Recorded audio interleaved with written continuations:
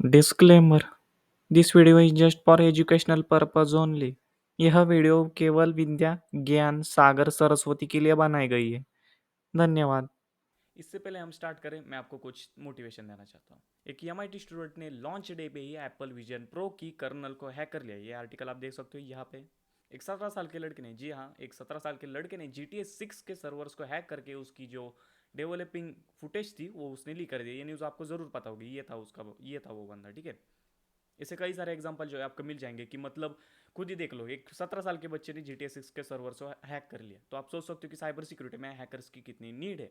तो ये मत बिल्कुल भी मत सोचना कि कोर्स काफ़ी मुश्किल होने वाला है, बिल्कुल भी नहीं, एकदम ईजी है हैकर बनना, ठीक है। याद रखना, कोडिंग की कोई ज़रूरत नहीं होती है हैकिंग में। अगर आती है तो बस उसका एडवांटेजेस थोड़ा सा हो सकता है आपको, समझ गए। तो बढ़ते आगे। तो बात करते कि पहले हम क्या क्या सीखने वाले हैं। तो इस कोर्स में हम सीखने वाले फुट प्रिंटिंग एंड रिकॉग्निशन, मतलब कि कैसे वेबसाइट की सारी हिस्ट्री वगैरह सब कुछ निकालते हैं। उसके बाद हम सीखेंगे स्कैनिंग नेटवर्क, उस वेबसाइट को स्कैन करना, उसका नेटवर्क स्कैन करना, कौन सा डोमेन कौन किससे जुड़ा है वगैरह वगैरह। और उसके बाद हम सीखेंगे इनोमरेशन वल्नरेबिलिटी एनालिसिस, कैसे एक वेबसाइट के ऊपर वल्नरेबिलिटी ढूंढते हैं। उसके बाद हम सीखेंगे सिस्टम हैकिंग, मतलब इसमें क्या होता है कि अगर मान लो कि कोई सिस्टम लॉक हो गई, उसका पासवर्ड आप भूल गए, तो उसे बाईपास कैसे करते हैं, ये उस मॉड्यूल में हम सीखने वाले हैं। उसके बाद हम सीखेंगे मालवेयर थ्रेड्स, मतलब वायरस ट्रोजन वगैरह वगैरह। उसके बाद हम सीखेंगे स्नीफिंग, मतलब कि बेवकूफ़ बनाना वगैरह वगैरह। और सोशल इंजीनियरिंग, दोनों एक ही टॉपिक है लेकिन बस दिखाने के लिए आपको सेपरेट दिखा रहा है। और डेनियल ऑफ सर्विस, मतलब डॉस अटैक क्या होता है इसमें कि कई सारी रिक्वेस्ट जो है हम एक वेबसाइट को भेजते हैं उसे डाउन करने के लिए, समझ में आ जाएगा। उसके बाद हम सीखेंगे सेशन हाईजैकिंग। सेशन हाईजैकिंग का मतलब होता है बिना पासवर्ड के, किसी के बिना पासवर्ड के आप डायरेक्ट उसका अकाउंट हाईजैक कैसे कर सकते, उसमें हम ये सीखने वाले। उसके बाद हम सीखेंगे UID IDS firewalls and honeypots. Firewall मुझे बताने की जरूरत नहीं, वो वाले टॉपिक में मैं एक्सप्लेन कर दूंगा। हैकिंग वेब सर्वर्स, अभी ये तो नाम है hacking web server. Hacking web application, web server and web application में डिफरेंस ये है कि वेब एप्लीकेशन एक ऐसी मोबाइल का ऐप होता है जो कि ऑनलाइन होता है। समझ रहे हो मैं क्या कर रहा हूँ वो। उसके बाद हम सीखेंगे एसक्यूएल इंजेक्शन। जिन्हें स्किल आता है, मतलब वेब डेवलपमेंट आती है, उन्हें पता होगा एसक्यूएल इंजेक्शन। जिन्हें नहीं पता है बस इतना समझ लो कि हम लॉगिन जो है वो बाईपास कर सकते हैं और कई सारे जो है डाटाबेस तक हम पहुंच सकते हैं एसक्यूएल इंजेक्शन से। उसके बाद हम सीखेंगे हैकिंग वायरलेस नेटवर्क, मतलब ब्लूटूथ हैकिंग, वाईफाई हैकिंग वगैरह वगैरह। उसके बाद हैकिंग मोबाइल प्लेटफॉर्म्स, मतलब मोबाइल या फिर iOS। उसके बाद हम सीखेंगे IoT एंड OT हैकिंग। उसके बाद हम सीखेंगे cloud IoT, by the way मतलब CCTV वगैरह ऐसे होते हैं ना, एलेक्सा फायर टीवी स्टिक, इन्हें IoT वो OT कहा जाता है, टीवी ऐसा सब कुछ सीखेंगे। उसके बाद हम सीखेंगे कि क्लाउड कंप्यूटिंग, मतलब कि क्लाउड के ऊपर कैसे कंप्यूटिंग करते, ये जो है जॉब में काम आता है। हाँ, स्किल्स में इतना मुझे तो नहीं लगता कि स्किल्स में इसका कोई यूज़ है, लेकिन मैं सिखा दूंगा। उसके बाद हम सीखेंगे क्रिप्टोग्राफी, कैसे हैकर्स एक सर्वर को हाईजैक करने के बाद उसे उनका जो डाटा है वो सब कुछ इनक्रिप्ट कर देते हैं, या फिर हम भी कैसे हमारा डाटा जो है वो इनक्रिप्ट करके रख सकते हैं, जिससे कि कोई भी अगर हमारा डाटा चोरा लेता है तो कैसे हम उससे सेफ रह सकते हैं, ये उसमें देखने वाले। अब बात ये सी कि इतने सारे जो टॉपिक है वो एक वीडियो में हम नहीं सीख सकते, सिर्फ 5 घंटे का होने वाला है। और ये पार्ट 1 है ना, मैंने बताया। तो इस सब कुछ एक ही वीडियो में नहीं हो सकता। अब मैं चाहता हूँ कि आपका जो बेसिक है वो क्लियर हो जाए। एक्चुअली मैं यहाँ पे सब कुछ वो कंटेंट है इसीलिए देख रहा हूँ, ओके।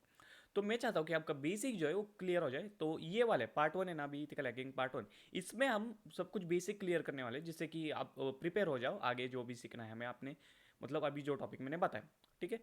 तो क्या अब इसमें क्या सीखने वाले ये देखते हैं। सबसे पहले हम सीखेंगे बेसिक ओएस, मतलब कौन सी ऑपरेटिंग सिस्टम होती है, जिसमें से हैकिंग के लिए कौन सी यूज़ करना है हमें ये। उसके बाद जो ऑपरेटिंग सिस्टम हमें यूज़ करनी है काली लिनक्स, उसका वर्चुअल इंस्टॉलेशन समझ में आ जाएगा। उसके बाद हम सीखेंगे उसका काली लिनक्स का लाइव बूट। उसके बाद हम सीखेंगे न्यूमरिक टू बाइनरी कन्वर्ट, कैसे कैसे भी एक नंबर को बाइनरी में कन्वर्ट किया जाता है, याद रखना ये नेटवर्किंग का हिस्सा है। उसके बाद computer memory basics, IP address part 1, IP address part 2, CIDR subnetting, IPv6, MAC address, समझ गए। And how to change MAC address, ports, UDP, TCP, URL, DNS server. याद रखना ये जो टॉपिक आ रहे हैं जो हाईलाइट हो रहे हैं यहाँ पे जहाँ पे भी है हाईलाइट जो टॉपिक हो रहे हैं, याद रखना ये नेटवर्किंग का हिस्सा है। अगर आपको नेटवर्किंग क्लियर है, अगर आपने मेरी पीली वाली वीडियो देखे, तो ये टॉपिक आप स्किप कर सकते हो, जो बचे वही आप टॉपिक कर सकते हो, आपकी मर्जी, ठीक है।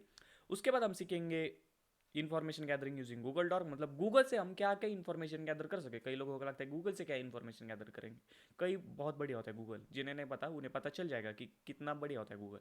उसके बाद हम सीखेंगे information gathering using a phone number, मतलब कि एक फ़ोन नंबर से उसका जीमेल एड्रेस हो गया, उसकी प्रोफाइल की पिक्चर हो गई, उसका नाम हो गया, एक्सेट्रा एक्सेट्रा, हम सब कुछ गैदर करेंगे। उसके बाद हम सीखेंगे VPN एंड प्रॉक्सी, एक्चुअली थोड़ा ऊपर नीचे हो गया, हाँ।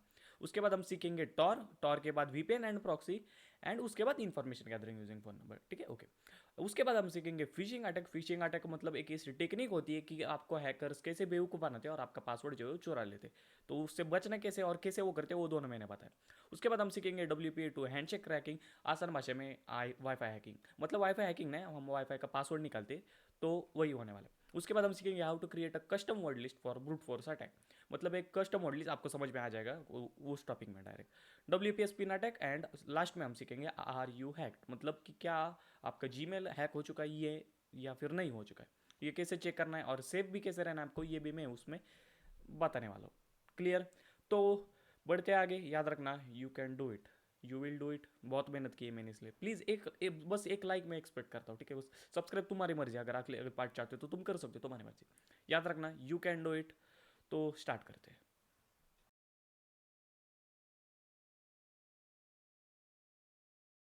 तो स्टार्ट करते हैं बेसिक ऑपरेटिंग सिस्टम्स के बारे में। तो क्या होता है बेसिक ऑपरेटिंग सिस्टम? जितनी भी ओएस पॉपुलर ओएस है ये मैं इसमें बताने वाला हूँ। बहुत ईजी टॉपिक है, कुछ भी नहीं है, लेकिन लिनक्स वाला जो पार्ट है वो इंपॉर्टेंट है, ठीक है। और ऐसा हो सकता है कि कभी कभी आपको फील हो कि भाई ये वीडियो मर्ज किया है, हाँ सही है। कुछ मेरे ख्याल से डीएनएस सर्वर के टॉपिक तक वीडियो जो है मेरे पहले वाली वो मैंने मर्ज किया है, लेकिन इंट्रो आउट्रो जो है मैंने खुद से रिकॉर्ड किया है बाद में। तो शायद कभी कभी फील हो जाए आपको कि मर्ज की वीडियो और कभी कभी ना हो, तो थोड़ा मतलब इतना भी कुछ आपको बुरा नहीं लगेगा। एक मिनट, बुरा क्या, मतलब थोड़ा फील हो सकता है, लेकिन थोड़ा एडजस्ट कर लेना उसके लिए, ठीक है। और हो सकता है मेरी आवाज़ कभी कभी जो है ऐसी आए और कभी कभी मेरी आवाज़ कुछ इस तरह से आए, समझ रहे हो ना क्या हो, मतलब एक काम करो, ऑफ कर देता हूँ। क्या होता है कभी कभी मैं AI एन आंसर यूज़ करता हूँ, तो उसकी वजह से थोड़ी आवाज़ आपको डिफरेंट डिफरेंट कहीं कहीं लग सकती है, तो एडजस्ट कर लेना, ठीक है। तो शुरू करते हैं। तो चलिए स्टार्ट करते हैं। हम इस वीडियो में सीखने वाले हैं बेसिक ऑपरेटिंग सिस्टम्स के बारे में। बहुत ईजी टॉपिक है, कुछ भी नहीं। अभी मैं कुछ आपसे कुछ सवाल पूछूंगा और आपको उनके जवाब देने हैं, ठीक है। बहुत ईजी है। तो ये क्या है? ये है विंडोज़, ठीक है। मैंने कहा था बहुत ईजी है, कुछ भी नहीं, लेकिन लिनक्स वाला पार्ट इंपॉर्टेंट है, तो उसे स्किप मत करना, ठीक है। तो ये है एंड्रॉयड, ठीक है। और ये है लिनक्स, आपको पता होगा। और ये है एप्पल। देखा, बहुत ईजी था, कुछ भी मुश्किल नहीं था। अब इस वीडियो में हम विंडोज़ और लिनक्स के वेरिएंट्स देखने वाले हैं, क्योंकि वो मोस्ट पॉपुलर है और वो हमारे लिए इंपॉर्टेंट है। एंड्रॉयड और एप्पल के नहीं दिखने वाले, क्योंकि वो इतने इंपॉर्टेंट है। एंड्रॉयड में पता होगा आपको, एंड्रॉयड 1 2 3 4, अभी लेटेस्ट जो है एंड्रॉयड 14 चल रहा है, ठीक है। और एप्पल में iOS होता है जो आईफोन के लिए, मतलब मोबाइल के लिए होता है। और मैक ओएस जो एप्पल के लैपटॉप के लिए होता है। समझ में आ गया? बहुत ईजी था, कुछ भी नहीं। तो चलिए अब आगे बढ़ते हैं। तो विंडोज़ के वेरिएंट्स देखते हैं अब सबसे पहले। तो ये क्या है? ये 90s के किड्स को पता होगा और शायद हो सकते हैं आपको भी पता हो, और मुझे तो पता है। ये है विंडोज़ 98, ठीक है। इससे पहले भी था विंडोज़, लेकिन जो मेन पॉपुलर, बहुत पॉपुलर जब विंडोज़ की एक्चुअल स्टार्टिंग हुई विंडोज़ 98 से, समझ गए। और ये मेरा फेवरेट है, ठीक है। विंडोज़ में ये आपका भी फेवरेट होगा, ये पता ही होना चाहिए आपको। प्लीज़ ये इसे बिल्कुल भी मत बोलना, इसके साथ बहुत सारी ऐड जुड़ी है, ठीक है। ये है विंडोज़ 7, बहुत ईजी। और ये है विंडोज़ 8। विंडोज़ 8 अगर आपको याद नहीं होगा तो उसका स्क्रीनशॉट छोटा सा मैंने नीचे लगा के रखा है, आप देख सकते हो। और ये है फिर से आप देख सकते हैं विंडोज़ 10, ठीक है। मुझे लगा ही था, ये देखो, ठीक है, विंडोज़ 10। समझ में आ गया? बहुत ईजी था। तो अभी हम क्या करते हैं, आगे बढ़ते हैं। हाँ, एक तो रह गई है सच, सबसे अभी जो चल रहा है अभी लेटेस्ट, ये क्या है? ये विंडोज़ 11 जो अभी लेटेस्ट चल रहा है, ठीक है। तो अभी आगे बढ़ते हैं। तो अब हम देखते हैं लिनक्स के वेरिएंट्स कौन कौन से। ये है काली लिनक्स, ठीक है। ये है पैरेट ओएस और ये है उबंटू। बहुत बहुत ईजी था। अब यहाँ पे सुनो मेरी बात। यहाँ पे जो काली लिनक्स और जो पैरेट ओएस है वो मेन इंपॉर्टेंट है हमारे हैकिंग के लिए, जिसमें से काली लिनक्स जो है आपका पहला प्यार होने वाला है, ठीक है, आपका क्रश होने वाला है। ये जिंदगी भर इसे हैकिंग के करियर में आपको याद रखना है, आप भूल ही नहीं सकते इसे। Most important. अब पैरेट ओएस क्या है? दोनों सेम ही है, लेकिन बस उनका जो इंटरफेस या थोड़े से फीचर जो है वो अलग अलग है, एकदम, बाकी एकदम बिल्कुल सेम है, कुछ भी डिफरेंस है। और उबंटू जो है वो नॉर्मल यूज़ के लिए, वो हैकिंग के लिए यूज़ नहीं करते हम लोग। समझ में आ गया? बहुत ईजी है, ठीक है। और मैं बताऊंगा सब कुछ इंस्टॉल वगैरह कैसे करना है, ठीक है। काली लिनक्स का बताने वाला हूँ। मोस्ट जो है हम काली लिनक्स यूज़ करेंगे। पैराटोज अगर आप चाहे तो यूज़ कर सकते हो, दोनों में सेम है, ठीक है। आगे बताता हूँ मैं। तो काली लिनक्स के, अभी काली लिनक्स के वेरिएंट्स नहीं देखने वाले हैं, हम देखेंगे कि उसे रन कैसे किया जाता है, मतलब हर ऑपरेटिंग सिस्टम करने के, रन करने के एक तरीके होते हैं, ठीक है। तो फर्स्ट है बूटिंग मेथड और दूसरा है वर्चुअल, समझा दो। तो जब आप लैपटॉप ऑन करते हो तो आपने देखा होगा कि लैपटॉप ऑन करते समय विंडोज़ शुरू होता है ना। मतलब जब आप पावर ऑन करते हो, ऐसे खोलते हो, पावर ऑन का बटन दबाते हो, तो क्या आता है, विंडोज़ का लोगो आता है, या अच्छा ठीक है, उससे पहले कोई भी ब्रांड होगा, उसका डेल पेल HP, ठीक है, और उसके बाद विंडोज़ का लोगो आता है, ठीक है, और वो लोडिंग स्क्रीन, समझ गए आगे। इसे कहते हैं बूटिंग मेथड, क्योंकि जब चालू करेगा तो बूट हो रहा है ना विंडोज़, तो उसी में काली लिनक्स भी आप ऐसे कर सकते हो। जब आप पावर ऑन करोगे तो आप काली लिनक्स वो इंस्टॉल करना मैं सिखा दूंगा कैसे करते हैं, ठीक है। और दूसरा होता है वर्चुअल, मतलब कि आप विंडोज स्टार्ट करो, एक सॉफ्टवेयर डाउनलोड करो, वर्चुअल में रन करने के लिए काली लिनक्स का एक सॉफ्टवेयर आता है, ठीक है, मैं आपको अगली वीडियो में सिखा दूंगा। उसमें क्या होता है कि मतलब वो सॉफ्टवेयर को रन करना होता है आपको, और उसके अंदर काली लिनक्स का जो सेटअप है वो करना होता है, जिससे कि वो वर्चुअल में चलता है। तो लेकिन फ़र्क क्या है, बूटिंग में क्या है, मान लीजिए कि आपके लैपटॉप में 8 GB रैम है, तो बूटिंग में क्या होगा, 8 GB रैम जो है काले लिनक्स को जाएगा, लेकिन वर्चुअल करेगा तो 4 GB जाएगा। क्यों? क्योंकि पहले से आपने विंडोज़ रन करके रखा है ना, विंडोज चालू है और उसमें वो वर्चुअल में आप रन करेगा, है ना। अगली वीडियो में समझ में आ जाएगा मैं क्या कह रहा हूँ वर्चुअल, ठीक है। अभी ये तो बहुत ही अभी भी समझ में आ गया, और क्लियर अगली वीडियो में हो जाएगा, ठीक है। आगे बढ़ते। तो बूटिंग के भी दो टाइप होते हैं, एक होता है इंस्टॉल्ड बूट और एक होता है लाइव बूट। क्या होता है बता दो। तो अभी अपने पावर ऑन किया तो विंडो स्टार्ट हो गए, है ना। तो जब आप पावर ऑन करोगे तो काली लिनक्स स्टार्ट होगा, समझ में आएगा, तो वो होगा इंस्टॉल्ड। लाइव क्या होता है, लाइव का मतलब ये होता है कि एक ऑपरेटिंग सिस्टम के अंदर OS इंस्टॉल करना, उसे लाइव बूट कहते हैं। मतलब जब आप लैपटॉप चालू करोगे तो विंडोज आएगा, ठीक है, लेकिन एंड्रॉइड लगा के जब चालू करोगे तो काली लिनक्स आएगा, और जब निकालोगे तो काली लिनक्स चला जाएगा, विंडोज जैसा था वैसा आएगा, कोई डाटा लॉस नहीं। और डाटा लॉस क्यों बोल रहे हैं मैं, क्योंकि क्या होता है कि जब लाइव बूट करते हो ना आप, आपका सिर्फ अपना काम करना होता है काली लिनक्स के अंदर, और फिर निकाल देना होता है पेन ड्राइव, और जो काम भी किया था आपने वो सब कुछ निकल जाता है, कोई प्रूफ वगैरह कुछ भी नहीं बचा चलता, लगाने का, काम करने का, निकालने का, बस इतना सिंपल होता है लाइव बूट, ठीक है। और ठीक है, बस इतना ही होता है। ओके, तो अगर आप यहाँ तक पहुँचे हो, इसका मतलब ये है कि आपको सब कुछ समझ में आ रहा है, अच्छा लग रहा है, तो सिर्फ एक लाइक करो और कुछ भी नहीं। अभी तक जैसा मैंने सिखाया है सेम उसी तरह से एकदम इजी तरीके से मैं आगे सिखाने वाला हूँ आपको, ठीक है। तो सिर्फ लाइक करो, बढ़ते हैं अगले टॉपिक की तरफ।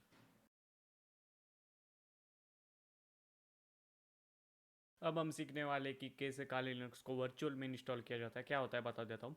कुछ लोगों के पास अगर ज़्यादा रैम है तो वो क्या करते हैं, विंडोज़ भी रखते हैं और विंडोज़ के अंदर एक ऐसा सॉफ्टवेयर इंस्टॉल करते हैं जो किसी ऑपरेटिंग सिस्टम को विंडोज़ के साथ ही चलाता है। मतलब आप विंडोज़ भी चला रहे हो और एक सॉफ्टवेयर के अंदर वो OS भी चला रहे हो जो आप चाहते हो। उसी तरह से हम काली लिनक्स का वर्चुअल इंस्टॉलेशन करने वाले हैं। तो देखते कैसे करते हैं। तो चलिए हम लोग स्क्रीन पे आ गए, तो मैं आपको बताता हूँ हमें क्या क्या करना है इसे इंस्टॉल करने के लिए। सबसे पहले अपना ब्राउजर खोल लीजिए, ठीक है, और एक न्यू टैब, अब आपको सर्च करना है, ठीक है, काली लिनक्स, ठीक है, काली लिनक्स सर्च कर लीजिए, और ये फर्स्ट वेबसाइट, समझ गए। अभी काली लिनक्स क्यों कर रहे हैं हम लोग, क्योंकि हैकिंग के लिए यूज़ किया जाता है, मैंने पिछली वीडियो में बताया, ठीक है। तो फिर आपको उसके बाद डाउनलोड्स पे क्लिक करना है, ठीक है। और एक आप देख सकते हैं दो टाइप है, एक है इंस्टॉलर इमेज और एक है वर्चुअल। इंस्टॉलर में बताया मैंने क्या होता है, इंस्टॉल्ड होता है, जैसे पावर ऑन करेंगे खाली इंस्टॉल हो जाएगा। और वर्चुअल का मतलब होता है कि विंडोज जैसा है वैसा है, और उसके अंदर एक सॉफ्टवेयर डाउनलोड करेंगे हम और वर्चुअल में चलाएंगे, ठीक है, जिससे कि जो रैम जो है वो ज़्यादा खाएगा वो। और नीचे आप देखोगे कि यार लाइव बूट में, लाइव बूट में अगली वीडियो में बता दूंगा। और अब ये मत पूछने के बाकी के क्या, बाकी के आपकी ज़रूरत नहीं है, वो एडवांस लेवल के आपको, जो एडवांस नहीं मतलब इंटरमीडिएट लेवल के आपको एक्सपीरियंस आ जाएगा। जब आपको एक्सपीरियंस आ जाएगा तो अभी ये समझ में आ जाएगा आपको क्या, ठीक है।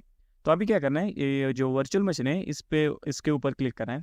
अभी अगर आपकी रैम जो है अगर आपकी रैम मतलब कम है थोड़ी, ठीक है, 8 GB से कम ना, आई मीन नहीं, 6 GB से कम है, तो 32 बिट पे क्लिक करना, और 60 वो मतलब 8 GB है या फिर 8 GB से ज़्यादा है तो 64 बिट पे क्लिक करना है।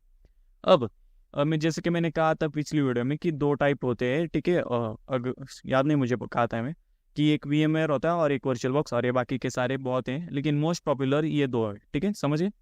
तो मैं आपको रिकमेंड करूंगा कि VMware यूज़ करो, ये बहुत बढ़िया वाला है। वर्चुअल बॉक्स इतना मुझे तो अच्छा नहीं लगता, आप यूज़ कर सकते हो अगर आप चाहो तो। मैं बस मेथड बता देता हूँ कि हमें इन वर्चुअल में इंस्टॉल कैसे करना है, ठीक है। तो इसके ऊपर सिंपली क्लिक कर देना है, ठीक है। जैसे क्लिक करोगे ये जो डाउनलोडिंग है ये स्टार्ट हो जाएगा, लेकिन मुझे डाउनलोड करने की ज़रूरत नहीं क्योंकि मैंने पहले से कर रखा है, आप डाउनलोड कर लेंगे। देख सकते हो इसकी साइज जो है बड़ी है। और सबसे मेन इंपॉर्टेंट चीज़, हैकिंग के लिए बहुत सारा नेट हमें चाहिए होता है, ठीक है, बहुत मतलब बहुत नेट चाहिए होता है, ठीक है।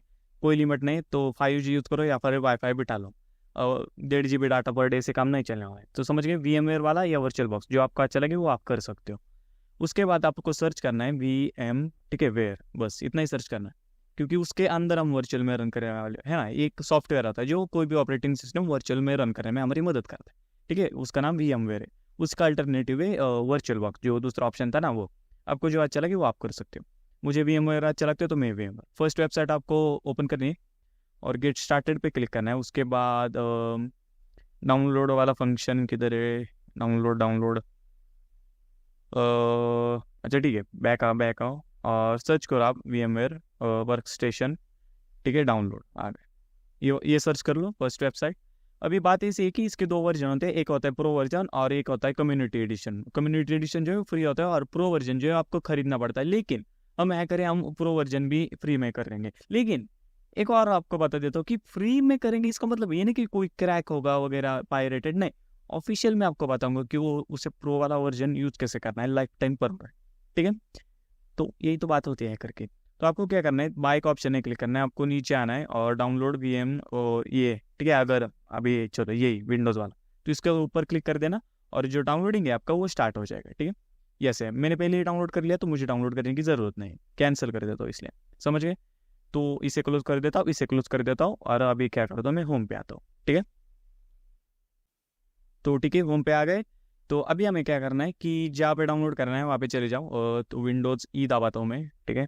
तो इससे खोल जाता है, कोई स्टाइल नहीं मारा, बस मुझे आदत है, ठीक है। तो जहाँ पे डाउनलोड किया मैंने, यहाँ पे किया था CH टूल्स, ठीक है। बहुत सारे टूल्स है, बाकी के मत देखो, जो मैंने वो देखो, ठीक है। एक है, ठीक है, VMware वाला ये कंप्रेस, ठीक है, ये मैंने एक डाउनलोड किया था। उसके बाद एक VMware का है, यहाँ पे नहीं, शायद डाउनलोड्स में होगा। डाउनलोड में कहा सर्च करना है तो वी वर्चुअल बॉक्स आप देख सकते हो, मैंने डाउनलोड कर लिया था, लेकिन मैं VMware में, ये देखो दिख रहा है VMware वर्क स्टेशन फुल, ठीक है। इसके ऊपर क्लिक करना है आपको और इसको इंस्टॉल कर लेना है, ठीक है। तो मैं बताता हूँ इंस्टॉल कैसे करते हैं। और यहाँ पे मैंने कहा था ना प्रो वाला डाउनलोड करना है आपको। आपको अभी मेरी स्क्रीन नहीं दिखेगी क्योंकि यहाँ पे वो एडमिनिस्ट्रेटर का जो रिक्वेस्ट आया, आपको यस कर देना है, ठीक है। और कुछ इस तरह से इंस्टॉलेशन ये स्टार्ट हो जाएगा। थोड़ा टाइम लगेगा क्योंकि ये मतलब बड़ा एक पूरी का पूरी ऑपरेटिंग सिस्टम हम रन करने वाले, तो इसको टाइम तो लगेगा, ठीक है। तो ये कुछ ऐसा आ जाएगा, देख सकते हैं आप। और नेक्स्ट करना है आपको, ठीक है। इस पर टिक कर दो, नेक्स्ट। और ये जो एनहांस कीबोर्ड ड्राइवर है ना, इसको टिक कर देना। ये बहुत बढ़िया होता है। क्या होता है कि अगर कुछ विंडो से आप कॉपी करते हो तो वो का मतलब वर्चुअल में भी पेस्ट हो जाता है, कुछ वर्चुअल से कॉपी करते हो तो मतलब बाहर भी वो पेस्ट हो जाता है, समझ गए। तो उसे टिक कर देना, वो बहुत बढ़िया। Next and check for update, जहाँ, हाँ नेक्स्ट। और ये ऑप्शन आपकी मर्जी, डेस्कटॉप पे चाहिए तो। और नेक्स्ट और इंस्टॉल, बस। और इसे इंस्टॉल होने देते, ठीक है। तो थोड़ा सा एक ब्रेक लेते क्योंकि इसे टाइम लगने वाला है, ठीक है। तो तब ये इंस्टॉल हो रहा है, तब मैं आपको कुछ बता देता हूँ कि आपको करना क्या है। सबसे जो मेन स्टेप है, आपको क्या करना है, इंस्टॉल, ठीक है। इंस्टॉल करने से पहले आपको क्या करना है, एक्चुअली पहले ही बताते देना चाहिए था, लेकिन कोई बात नहीं। अगर ये बाय चांस आपको एक एरर आता है कि Intel VTX not enabled, please enable it, कुछ ऐसा एरर जो अगर आपको आता है तो उसके लिए क्या करना है मैं बता देता हूँ, ठीक है। उसका प्रोसेस क्या है। तो अभी हम क्या करते हैं, स्क्रीन पे आते हैं।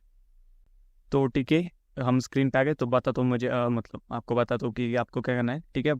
मतलब ऐसा नहीं करना है, ठीक है। सबसे पहले जो आपका ब्राउजर जो है वो खोल लीजिए और आप न्यू टैब में, तो बताता हूँ मतलब, ठीक है। सबसे पहले पावर ऑफ कर लो आप, ठीक है। इंटेल VTX सर्च करना है, इंटेल VTX, ठीक है।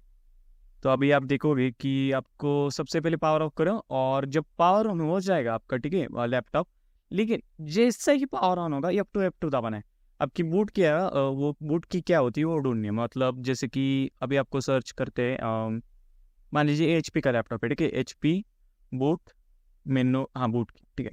तो अभी देखोगे कि HP के लिए एस्केप या ये अपना है। जैसे ही लैपटॉप चालू होता है, जैसे ही वो लोगो आता है ना, एकदम एकदम स्पीड से F2 एस्केप एकदम दबाते रहना है, ठीक है। उसके बाद क्या करना है, आपको ये सेटिंग्स में जाना है, ठीक है। आप देख सकते हो कुछ सेटिंग्स के सिक्योरिटी एंड रिलायबिलिटी में ये जो तीन ऑप्शन दिख रहा है ना, इसमें यस या हो सकता है आपके पास डिसेबल आ रहा हो तो उसे अनेबल करना है, ठीक है। ये सबसे मेन इंपॉर्टेंट पार्ट है, इसे बिल्कुल भी स्किप नहीं करना, समझ गए।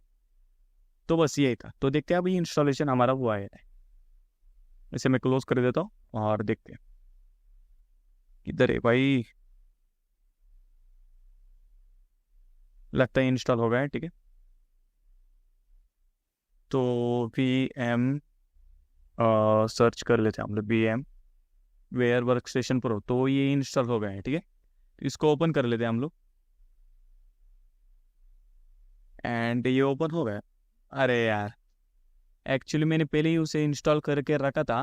लगता है मतलब वो जैसा था वैसे ही आएगा। तो फिर भी मैं आपको बता देता हूँ कि आपको क्या करना है। अगर आपको एक लाइसेंस की, ठीक है, अभी मैं इसे स्किप कर देता हूँ। और अगर आपको लाइसेंस की के लिए कुछ ऐसा पूछे तो मैं आपको बता देता हूँ कि आपको क्या करना होता है, ठीक है। तो सबसे पहले ब्राउज़र खोल लीजिए अपना और आपको सर्च करना है फाइल टाइप, ठीक है। File type is to PDF, ठीक है। ये गूगल हैकिंग के वजह से, मतलब ऐसा नहीं, कुछ हैक नहीं करते, बताता हूँ क्या करना है। तो फाइल टाइप PDF VMware, ठीक है, प्रो की, कुछ मैं डिस्क्रिप्शन में डाल दूंगा, यहाँ पे देख सकते हो, ठीक है। तो फर्स्ट वेबसाइट पे जाना है आपको और उसके बाद नीचे आए नीचे आए नीचे आए नीचे आए। अभी जो लेटेस्ट वर्जन है मेरे ख्याल से अभी वो 17 का है, ठीक है। तो ये जो दिख रहा है ना, ये उसमें से ये जो लाइसेंस के ना, ये आपको कॉपी कर लेना है, ठीक है, और वहाँ पे पेस्ट कर देना है और बस आपको प्रो वर्जन इंस्टॉल हो जाएगा ऑफिशियली, लाइफ टाइम फ्री में, वो भी, ठीक है जी, आपको खरीदने की ज़रूरत नहीं पड़ेगी। अब क्या करना है, आपको वापस आ जाए। तो अभी मैं क्या करता हूँ, आपके सामने इसको रिमूव कर देता हूँ, ठीक है। तो कि आपको पता चल जाएगा कि आपको करना क्या है, रिमूव। और ये मैंने रिमूव कर दिया। तो आपके पास सेम जैसे मुझे आ रहा है VMware वर्कस्टेशन प्रो 17 और कुछ ऐसे फीचर। तो आपको क्या करना है, ओपन करना है, ठीक है। क्रिएट न्यू नहीं करना है, ओपन करना है, ठीक है। ओपन करने के बाद जहाँ पे आपने वो डाउनलोड किया था ना, वो क्या बोलते हैं उसे, कालिनस का इमेज, ठीक है, वर्चुअल में, और उस फोल्डर में जाना है CH टूल्स में। तो अभी ये रहा, ठीक है, समझिए। इसको ओपन कर देता हूँ मैं। हाँ, अगर आपने एक्सट्रैक्ट नहीं किया, अगर कुछ आ रहा है ऐसा, तो एक्सट्रैक्ट कर लेना, बस इतना सिंपल प्रोसेस है, कुछ भी नहीं। और उसे एक्सट्रैक्ट करने के बाद ये उसके फोल्डर के अंदर जाना है और इस फाइल को सिलेक्ट करना है एंड देन ओपन करना है आपको, ठीक है। तो जैसे ही आप ओपन करेंगे कुछ इस तरह से आपको आ जाएगा, ठीक है। अभी यहाँ पे मैंने पहले से इंस्टॉल करके रखा था तो इसलिए आ रहा है, हो सकता है आपको पावर ऑन आ जाए। एंड देन आपको पावर ऑन पे क्लिक करना है एंड देन बस हमारा कालिनस का सेटअप जो है वो हो गया है। अगर जिसके मैंने कहा था वो इंटेल VTX का एरियर आ रहा है तो मैंने बताया क्या करना है आपको, ठीक है। तो वो वाला स्टेप इंपॉर्टेंट है। अभी आगे बढ़ने से पहले मैं बता देता हूँ कि इसका जो प्रॉपर्टीज़ में जाओ और, ठीक है, मैनेज।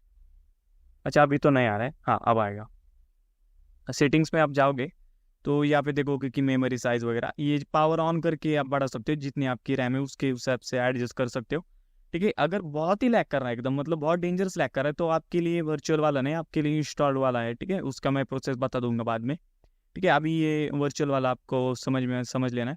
अभी क्या होता है कि कभी कभी जब हम वर्चुअल में क्या करते हैं कि वो आपका वाईफाई वर्क नहीं करता है, मतलब करता है, लेकिन ये देख सकते हो कि आप वाईफाई का मतलब वाईफाई का आइकॉन नहीं, ये ईथरनेट का आइकॉन, ठीक है, समझिए। इसको मैं क्लोज कर देता हूँ। अब देखोगे कि ये वायर्ड कनेक्शन दिखा रहा है, ठीक है, वाईफाई नहीं चलने वाले इसमें, आप वाईफाई हैकिंग नहीं कर पाओगे। क्यों, ये बात आते हैं।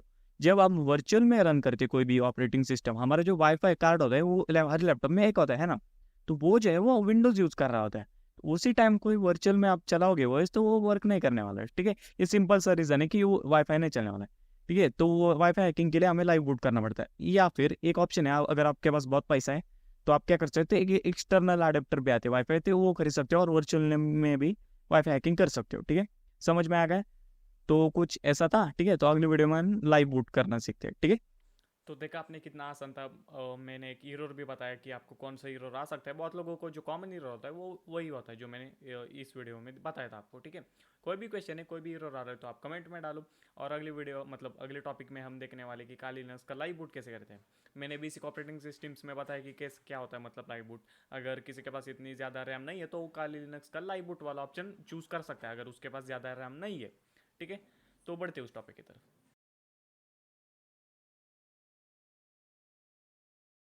अब हम सीखने वाले कि कैसे काली लिनक्स का लाइव बूट किया जाता है एक पेनड्राइव से। मतलब कि एक पेनड्राइव के अंदर एक छोटे से ऑपरेटिंग सिस्टम जिसमें मतलब आप कोई डाटा तो स्टोर नहीं कर सकते। अगर आप चाहे मतलब आप देखोगे वीडियो में कि स्टोर भी कैसे करते हैं और नहीं भी कैसे करते, एकदम अनोनिमस कैसे रहता है, उससे कोई भी सबूत कैसे नहीं छोड़ते, ये देखोगे आप। और क्यों करते हैं ये मैं बता देता हूँ। क्या होता है कि कुछ लोगों के पास ज़्यादा रैम नहीं होते कंप्यूटर में। मान लो कि अभी मेरा 16 GB है तो मैं आराम से वर्चुअल में चला सकता हूँ। कुछ लोगों के पास इतनी रैम नहीं होती या फिर होती है तो उनका प्रोसेसर खास नहीं होता है, तो जिसकी वजह से क्या होता है कि जो काली लिनक्स है उनका स्लो चलने लगता है, कुछ काम ठीक से नहीं करते। तो वो लोग क्या कर सकते हैं, लाइव बूट वाला ऑप्शन सिलेक्ट कर सकते, जो कि काफ़ी फास्ट भी होता है और मतलब स्टेबल होता है, ठीक है। उससे ज़्यादा तकलीफ भी नहीं आती है। और जो अगर आपको वाईफाई एक्सेस करना है, ठीक है, VM में नहीं होता है, मैंने बताया VM में, ठीक है, मतलब वर्चुअल मशीन में क्यों नहीं होता ये भी मैंने बताया। अगर आप चाहते हो कि वाईफाई एक्सेस करो, ब्लूटूथ एक्सेस करो, और आगे वाईफाई हैकिंग में भी मैं मतलब बताऊंगा कि लाइव बूट से कैसे करते हैं, ठीक है। तो उसके लिए लाइव बूट की ज़रूरत पड़ती है। तो चलिए शुरू करते हैं। तो देखो, सबसे पहले हमें एक चाहिए होता है पेन ड्राइव। आप देख सकते हैं मेरे पास सैनडिस्क का है, ठीक है। फोकस फोकस, ठीक है। हाँ सैंडिस्क, और ये जो है वो 32 GB का है, ठीक है। तो बस दिखा, हाँ ठीक है। तो देखो मैक्स रेंज क्या है बता दे, तो पेन की रिक्वायरमेंट क्या है, 8 GB या फिर 8 GB से ज़्यादा, उससे कम नहीं चलेगा, 8 GB से कम नहीं चलने वाला, हमें ज़्यादा चाहिए, ठीक है। और लाइव बूट क्यों करना है ये बता देता हूँ कि कभी कभी क्या होता है कि वर्चुअल में कुछ चीज़ें नहीं चलती है, मतलब जैसे कि मान लीजिए कि किसी का पीसी जो है या लैपटॉप जो है इतना मतलब हाई लेवल का नहीं है, ठीक है, उसके वर्चुअल जो है मशीन, वर्चुअल मशीन जो है वो लैग कर सकता है, हैंग हो सकता है, ठीक है। तो एक ऑप्शन है उसके पास लाइव बूट को, वो कर सकता है, ठीक है। और दूसरा है कि वाईफाई हैकिंग के लिए या फिर के लो कि कुछ वायरलेस चीज़ें करने के लिए वर्चुअल में वो चलता नहीं है, क्योंकि विंडोज जो है हमारा वाईफाई कार्ड या फिर ब्लूटूथ जो है वो यूज़ कर रहा होता है, ठीक है, तो वर्चुअल में वो चलता नहीं। तो लाइव बूट से हम वो कर सकते हैं। और तीसरी बात ये है कि उसमें परफॉर्मेंस, ठीक है, परफॉर्मेंस जो है वो ज़्यादा मिलती है, और उसमें प्राइवेसी भी ज़्यादा मिलती है as compare to virtual. Virtual में क्या होता है, सारा डाटा जो है वो सेव हो रहता है, और आप कुछ भी करते हो तो सब सब कुछ उसमें रहता है, ठीक है, क्लियर नहीं होता। लाइव बूट में सब कुछ क्लियर हो जाता है, बस काम करना होता है और पेन ड्राइव निकालना होता है, ठीक है। और चिंता मत कीजिए, इसमें कुछ आपका विंडोज़ वगैरह चले नहीं जाने वाले। जैसे आप पेन ड्राइव लगोगे, काली लिनक्स स्टार्ट होगा, शट डाउन करेंगे, पेन ड्राइव निकालना है और वापस स्टार्ट करेंगे तो विंडोज जैसा था आपका वैसा आ जाएगा, ठीक है, कोई चिंता वाली बात नहीं। तो अभी हम क्या करते हैं, स्क्रीन पे आते हैं। तो स्क्रीन पे आ गए, ठीक है। तो सबसे पहले फर्स्ट स्टेप ये है कि अपना ब्राउजर खोल लीजिए, ब्रेव, ठीक है।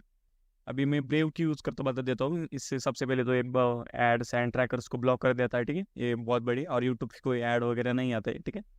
और आप देख सकते हैं कि मेरे कितने एड्स अब तक ब्लॉक किए, कितना डाटा मेरा सेव हुआ और कितना टाइम भी सेव हुआ, ठीक है। टाइम का छोड़ो, लेकिन एड्स देखो कितने ब्लॉक, बहुत यूज़ करता हूँ मैं। ये तो कुछ भी नहीं, मैं जो मुझसे भी पहले यूज़ करे उनका आप देख सकते हो, ठीक है। तो सबसे पहले हमें सर्च करना है, ठीक है, काली, एक मिनट, अरे अरे ये क्या होगा, ठीक है, काली लिनक्स जो ऑफिशियल वेबसाइट, उस पर जाना है, ठीक है, और मेरी सर्च हिस्ट्री में देखो, और डाउनलोड पे फिर से क्लिक करना है। और इस बार वर्चुअल पे नहीं, हमने ये पिछले वीडियो में किया है, आपको पता है। नीचे आना है और ये जो लाइव बूट है इस पर क्लिक करना है, ठीक है। लाइव बूट पे क्लिक करोगे तो इस जैसे कि मैंने कहा था, अगर आपकी रैम 6 GB से नीचे तो आप 32 से सिलेक्ट कीजिए, और अगर 6 GB से ज़्यादा है या फिर 8 GB या फिर उससे ज़्यादा है तो 64 बिट। एप्पल वाले वो आप देख लो तुम्हें क्या करना है, ठीक है।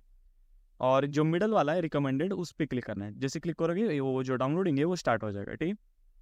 और मैंने पहले से डाउनलोड कर रखा है तो मुझे अभी डाउनलोड करने की ज़रूरत नहीं है, ठीक है, तो मैं इसलिए मैं कैंसिल कर रहा हूँ। और इसे क्लोज कर देना है। और दूसरा एक टूल आपको डाउनलोड करना है, रूफस, ठीक है, रूफस जो भी है, ठीक है। इस पर क्लिक कीजिए, फर्स्ट वेबसाइट, नीचे नीचे नीचे आओ, और ये जो है ना, इन दोनों में से कोई भी डाउनलोड कर लीजिए, ठीक है। इस पर क्लिक करना है सिंपल, और ये जो डाउनलोडिंग है वो स्टार्ट हो जाएगा। तो लेकिन मैंने पहले से डाउनलोड कर रखा है तो मुझे अभी डाउनलोड करने की जरूरत नहीं, इसलिए मैं इसे क्लोज कर देता हूँ, ठीक है। तो अभी आपको क्या करना है, ठीक है, अभी जो रूफस हमने अभी डाउनलोड किया था उसे हमें खोल लेना है, ठीक है, तो मैं उसे खोल लेता हूँ। हाँ, अभी जो आपको स्क्रीन है दिखेगी, नॉर्मल दिखेगी, क्योंकि अभी मेरे स्क्रीन पे एडमिनिस्ट्रेटर का जो रिक्वेस्ट है वो आया है, तो आपको यस कर देना है, ठीक है। तो जैसे ही आप यस करेंगे तो कुछ ऐसा ही इंटरफेस है इसका, ठीक है। तो अभी आपको क्या करना है, पैड्रो कनेक्ट करना है, ये मेरे हाथ में, अभी मैं क्या करता हूँ, इसे कनेक्ट करता हूँ, ठीक है। बाय द वे मेरा पैड्रो जो है एकदम एम्प्टी है, आपको दिखा देता हूँ, ठीक है। हाँ, उसमें कोई डाटा होगा तो वो निकाल लीजिए, क्योंकि ये फॉर्मेट होने वाला है पूरा पैड्रो, ठीक है, तो उसे निकाल लेना है। और ठीक है, एक देख सकते हो पूरा एम्प्टी है, ठीक है। ओके, तो इसे क्लोज कर देता हूँ, और ये कुछ अपडेट आ रहा है लगता है, ठीक है। तो इसे, ये मेरा मैक भी आ रहा है बीच में, निकल, हाँ, वो ये क्या है, नहीं मुझे नहीं करना क्लोज, ठीक है। तो देख सकते हैं ये डिटेक्ट कर लिया पेंट्री उसने। अभी क्या करना है, हमने जो लाइव बूट का फाइल डाउनलोड किया था, ठीक है, उससे सिलेक्ट कर लेना है, तो मैं उसे सिलेक्ट कर रहा था, ठीक है। कहाँ है लाइव, लाइव, ये, ठीक है। और वो लाइव जो हमने डाउनलोड किया था उसे सिलेक्ट कर लेना, और बस हो गए। अभी ये जो परसिस्टेंस का ऑप्शन दिख रहा है ना, मैं आपको समझा देता हूँ क्या होता है लाइव बूट में। जब भी आप कोई काम करते हो तो उसका डाटा रहता नहीं है, जैसे आप पेंड्राइव निकाल लेते हो, सब कुछ चला जाता है, कुछ भी नहीं रहता। तो परसिस्टेंस का ऑप्शन क्या होता है कि अगर आप चाहते हो कि पेंड्राइव में भी थोड़ा सा डाटा में रह जाए, मतलब इंपॉर्टेंट, ठीक है, तो परसिस्टेंस का जो ऑप्शन है, मतलब आपको कितना एक्स्ट्रा स्टोरेज चाहिए, मतलब डाटा से 1 GB 2 GB, तो मेरे लिए 4 GB बहुत है, ठीक है, इतना रख लेता हूँ। अभी ये जो MBR वगैरह ये है ना, ये आपको समझ आते हो, तो आपको सर्च करना है डिस्क, ठीक है, डिस्क, अरे चलना, अरे हाँ, डिस्क पार्टीशन वगैरह वो जो होता है ना, हाँ ये इसे ओपन कर दीजिए, और यहाँ पे ठीक है, जो मेन ये जो है ना, ये डिस्क जीरो, इस पे राइट क्लिक एंड प्रॉपर्टीज देखो, ठीक है। और वॉल्यूम में यहाँ पे देखोगे कि ये जीपीटी है, ठीक है। आपको भी ऐसा देखना है कि आपका क्या है, ठीक है, मेरा जीपीटी है, तो मैं इसलिए यहाँ पे जो है जीपीटी सिलेक्ट करने वाला हूँ, ठीक है। आपका क्या है देख लेना, और उसके बाद इसको सिलेक्ट नहीं करना है, ऑटोमेटिक है, ठीक है। और जो नाम देना चाहते हो आप दे सकते हो। और उसके बाद कुछ भी छेड़ना नहीं है, जस्ट सिंपली स्टार्ट कर देना है आपको, ठीक है। और ये जो आएगा उसको ओके कर देना। याद रखना डाटा सब कुछ चले जाने वाले, तो ध्यान से आपका डाटा जो है वो निकाल लेना, ठीक है। तो इसे होने में कुछ 15-20 मिनट लगती है, डिपेंड करता है आपके मतलब सिस्टम कैसा है या फिर पेन ड्राइव कैसा है, ठीक है। और वॉल्यूम नॉट कंटेंट करना है, प्लीज़ मेक श्योर। हाँ, ये मुझे एरर आया है, हो सकता है आपको ना आए, ठीक है, आपको नहीं आएगा। अगर आ भी जाए तो कोई भी बात नहीं, बस ओके कर देना, ठीक है। ये जो काम है वो हो रहा है, ठीक है। तो इसे जो है थोड़ा टाइम लगने वाला है, तो थोड़ा सा एक क्या करते हैं हम लोग, ब्रेक लेते हैं। तो जैसे कि आप देख सकते हैं ये हो गया है, ठीक है। तो इसको सिंपली क्लोज कर देना है, ठीक है। अगर कोई एरर आता है तो आप कमेंट कर सकते हो, इसमें कोई एरर आने वाली बात नहीं, बहुत ईजी स्टेप है, मैंने बता दिया। कोई आता है तो सिंपल ओके करना है और उसको होने देना है, ठीक है। तो इससे पहले हम लाइव बूट करें, मैं कुछ बताना चाहता हूँ। एक्चुअली क्या है कि मैं इंस्टॉल्ड वाला जो है ना, परमानेंट इंस्टॉल वो मैंने बताने वाला, क्योंकि वो बहुत बड़ा प्रोसेस है, लेकिन मैं आपको बता देता हूँ कि आपको करना क्या है, ठीक है। मतलब उसका प्रोसेस जो है एक मैंने बता देखा था एक, ठीक है। सिंपली सर्च करिए, ठीक है। अरे यार क्या हो रहा है, अरे काली, ठीक है, लिनक्स इंस्टॉल, ठीक है। एक काम करिए, इंस्टॉलेशन, ठीक है, हाँ। सिंपली ये, और देन ये किसका है, नहीं ये नहीं, ये भी नहीं, ये हाँ ये भाई साहब बहुत बढ़िया है, ठीक है। ये इसका वीडियो देख लेना, ये बहुत बढ़िया एक्सप्लेन किया इसने, ठीक है। परमानेंट अगर इंस्टॉल करना था, मैं तो रिकमेंड नहीं करूँगा, क्योंकि मुझे ज़रूरत नहीं है, ठीक है। मेरा वर्चुअल में सब कुछ काम हो जाता है। अगर आपका स्लो चल रहा है, ठीक है, मतलब आप कर बार बार लाइव बूट नहीं करना चाहते तो आप इंस्टॉल कर सकते हो, ठीक है। तो अभी क्या है, लाइव बूट करने के लिए मतलब पावर ऑफ करना पड़ता है, और स्क्रीन रिकॉर्डिंग तो होती नहीं, आपको पता है। तो अभी क्या करता हूँ, अभी मेरा फेस कैम नहीं दिखने वाला, और मैं क्या करता हूँ डायरेक्ट इसे स्क्रीन दिखाऊंगा लैपटॉप की, ठीक है। तो अभी मैं इसको ठीक है, अभी मैं क्या करता हूँ, इसे शट डाउन कर देता हूँ, ठीक है। तो ठीक है, शट डाउन कर लिया मैंने। अभी क्या करना है, आपको पेन ड्राइव लगा के रखना है, ठीक है। और सिंपली पावर ऑन करना है, ठीक है। तो जैसे ही पावर ऑन ना, आपको F2 दबाते रहना है, ठीक है, F2। तो अभी मैं दबा रहा हूँ, देख सकते हैं आप कुछ लोड हो रहा है, ठीक है। तो इसे लोड होने देना है, और देख सकते हैं ये बायोस की जो है आपकी खुल जाएगी, ठीक है। याद रखना है इसमें आपका मतलब कभी कभी क्या होता है, स्क्रोल वगैरह ऐसा चलता नहीं है, तो डरना मत, ठीक है। तो यहाँ पे थोड़ा सा रोटेट कर देता हूँ मैं, हाँ। तो ठीक है, तो ठीक है, कुछ ऐसा इंटरफेस है, याद रखना है ये बायोस और बूट मेनू की में फ़र्क होता है, ठीक है। तो आप सर्च करना है ना, आपका मेरा डेल है, तो इसलिए मेरा F2 था बायोस की का, ठीक है। तो अभी आपको क्या करना है, मेरा डेल है तो मैं जाऊँगा यहाँ पे बूट कॉन्फ़िगरेशन, ठीक है। तो नीचे स्क्रॉल करना है आपको।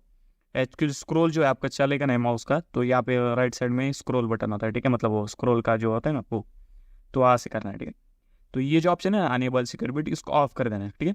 और बस और कुछ भी नहीं करना है, एंड दैट्स इट। और बाकी कुछ छेड़छाड़ मत करना, और एस्केप दबा देना, ठीक है, या फिर F10 देखना आपका कौन सा वर्क करता है। एस्केप दबाएंगे एंड दैट्स ये बंद हो जाएगा, ठीक है। उसके बाद F12 दबाऊंगा मैं, ठीक है। हाँ, तो F12 में दबा रहा हूँ, हाँ। और एक्चुअली मेरा डेल का जो है बूट की F12 है, एंड बायोस की जो है वो F2 है, ठीक है। तो जैसे आप F12 दबाओगे, आपके पास ऐसा कुछ सीक्वेंस आ जाएगा, जिसमें से आपको आपका पेन ड्राइव सेलेक्ट करना है, ठीक है।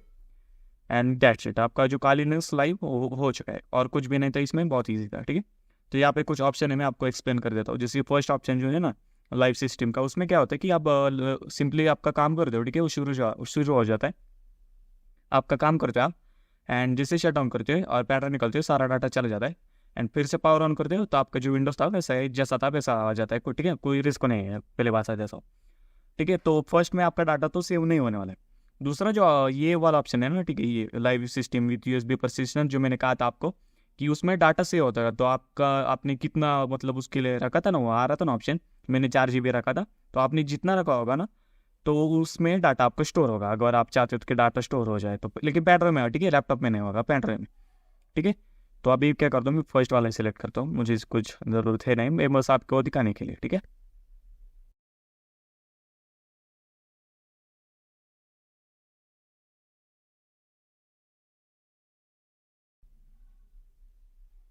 तो जैसे कि आप देख सकते हो ये जो है लाइव बूट हमारा हो गया है, ठीक है। तो आप पहले दिखा था, तो हमने पिछली वीडियो में देखा था वर्चुअल में वो वाईफाई का आइकॉन नहीं आ रहा था, इथरनेट का आ रहा था, ठीक है।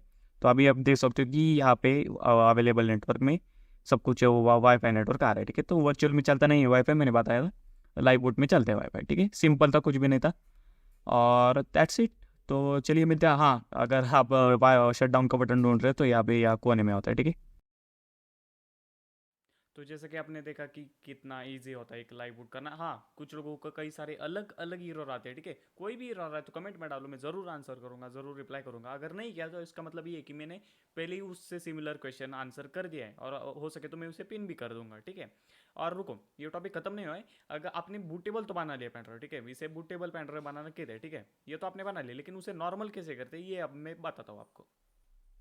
तो स्क्रीन पे आ गए, ठीक है। तो सबसे पहले अपना जो ये क्या बोलते हैं इसे, ये खोल लीजिए एक्सप्लोरर। अभी आप देखोगे कि ये जो लाइव है ना हमारा, मतलब देख सकते हो इसका आइकॉन भी बदल चुका है, और ये पेन ड्राइव मतलब आप इसे यूज़ नहीं कर सकते, मतलब कर सकते हैं इसमें भी आप डाटा सेव कर सकते हो, लेकिन आप चाहते हो कि एकदम पूरी तरह नॉर्मल हो जाए तो कुछ भी नहीं करना है। सिंपल ये जो फॉर्मेट है इसके ऊपर क्लिक करना है एंड स्टार्ट कर देना है बस, बाकी और कुछ छेड़ना मत, ठीक है। बस सिंपली स्टार्ट कर देना, ठीक है। और जैसे स्टार्ट हो जाएगा कुछ 30 सेकंड लगेंगे और उसके बाद वो कंप्लीट हो जाएगा, ठीक है। And that's it. तो देख लिया आपने कि कैसे नॉर्मल भी करते हैं, कैसे बूटेबल भी करते हैं, ठीक है। सबसे मेन इंपॉर्टेंट पॉइंट है वो सिक्योर बूट वाला, उसे ज़रूर ऑफ करना, तभी ये हो पाएगा, ठीक है। अगर कोई भी एरर आ रहा है तो एक मैं बता देता हूँ। कभी कभी क्या होता है, जैसे आप स्टार्ट बटन दबाते हो, उसके बाद बीच में कहीं पे ग्लिच हो जाता है, जिसकी वजह से ठीक से बूटेबल नहीं होता है। तो एक काम करो, अगर नहीं होता है तो फिर से ट्राई करो, और उसके बाद कमेंट करना फिर भी नहीं हुआ तो, ठीक है। और क्या एरर है वो भी मुझे बता देना। कोई भी क्वेश्चन है कमेंट में डालो, बढ़ते अगले टॉपिक की तरफ।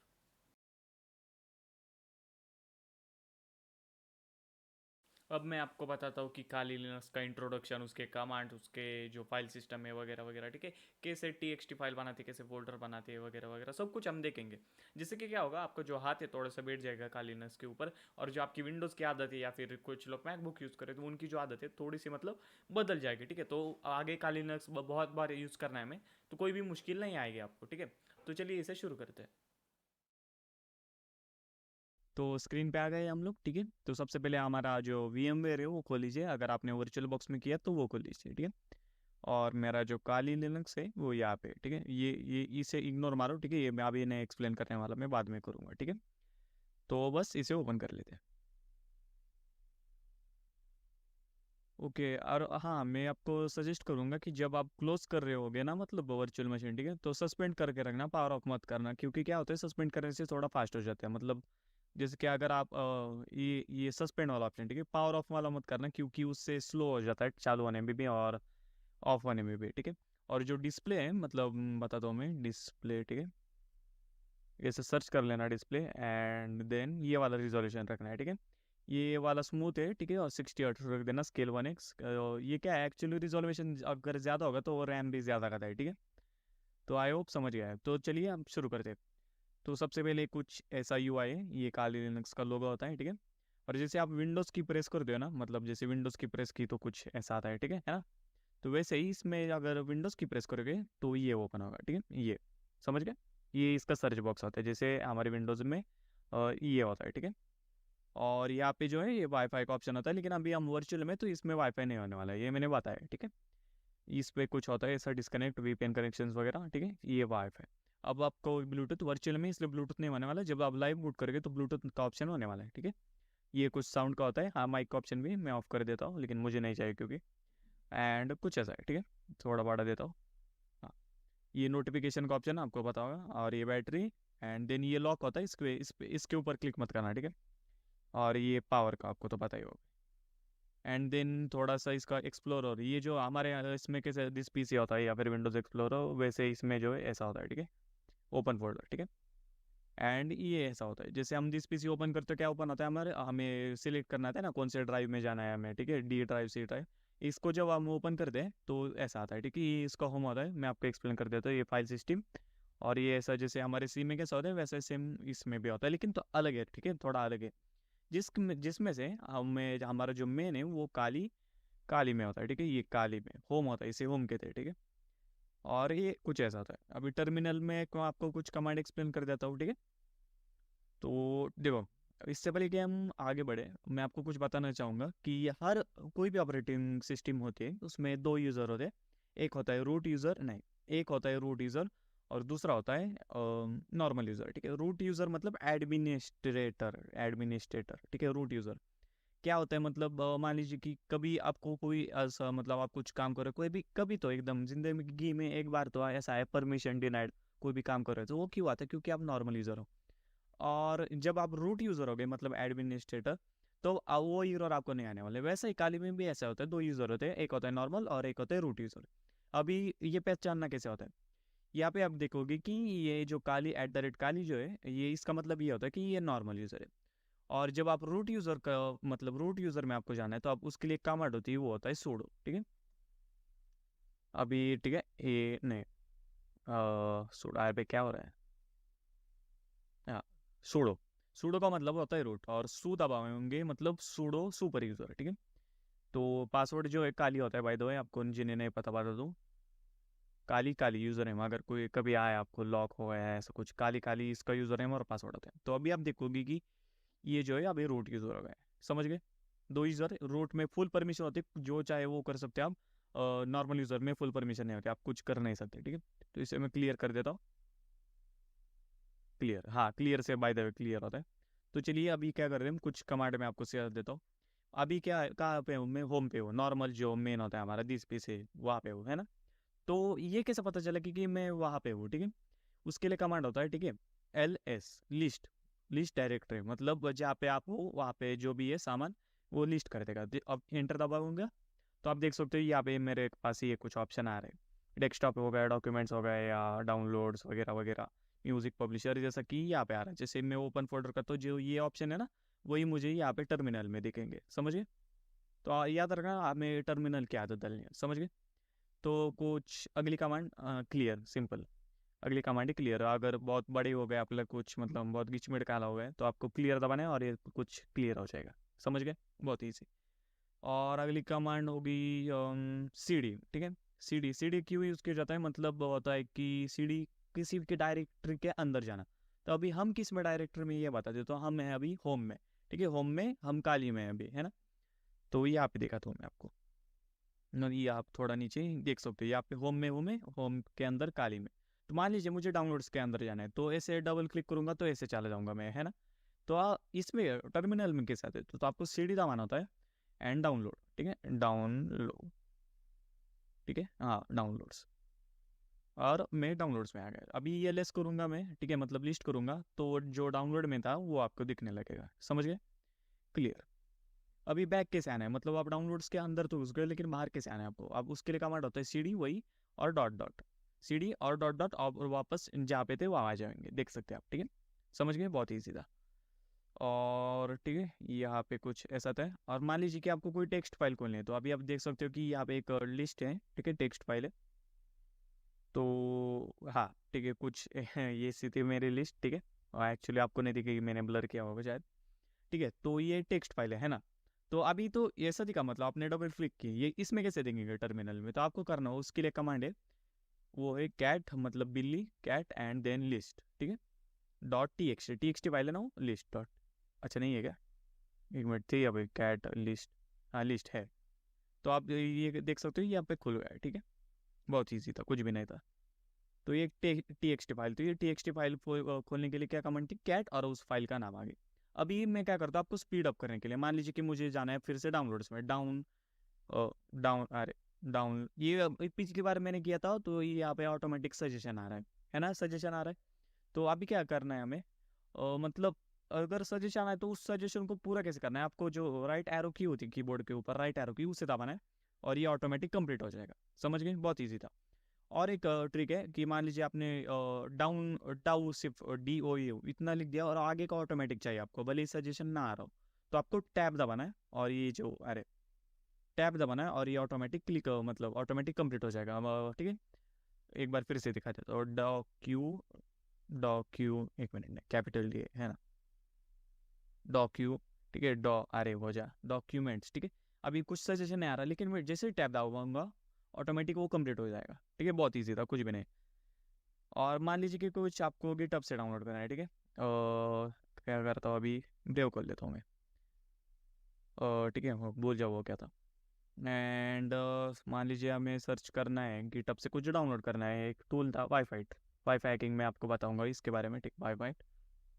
तो यहाँ पे आप देखोगे कि ये गिटहब का है, ठीक है। तो ये टूल जो मान लीजिए आपको काली में रन करना है, ठीक है, यहाँ पे इसने बताया तो नहीं, मतलब इंस्टॉलेशन, ठीक है। तो आपको क्या करना है, इसे इस जो URL होती है उसको कॉपी करना होता है, ठीक है। वापस मैं वाई पाए आ जाता हूँ, ठीक है, कहाँ है मेरा VM मेरा, हाँ, और यहाँ पे एक कमांड होती है git clone, ठीक है, एंड वो पेस्ट कर देना होता है, ठीक है। कंट्रोल शिफ्ट वी से पेस्ट होता है, याद रखना, कंट्रोल शिफ्ट वी से पेस्ट होता है।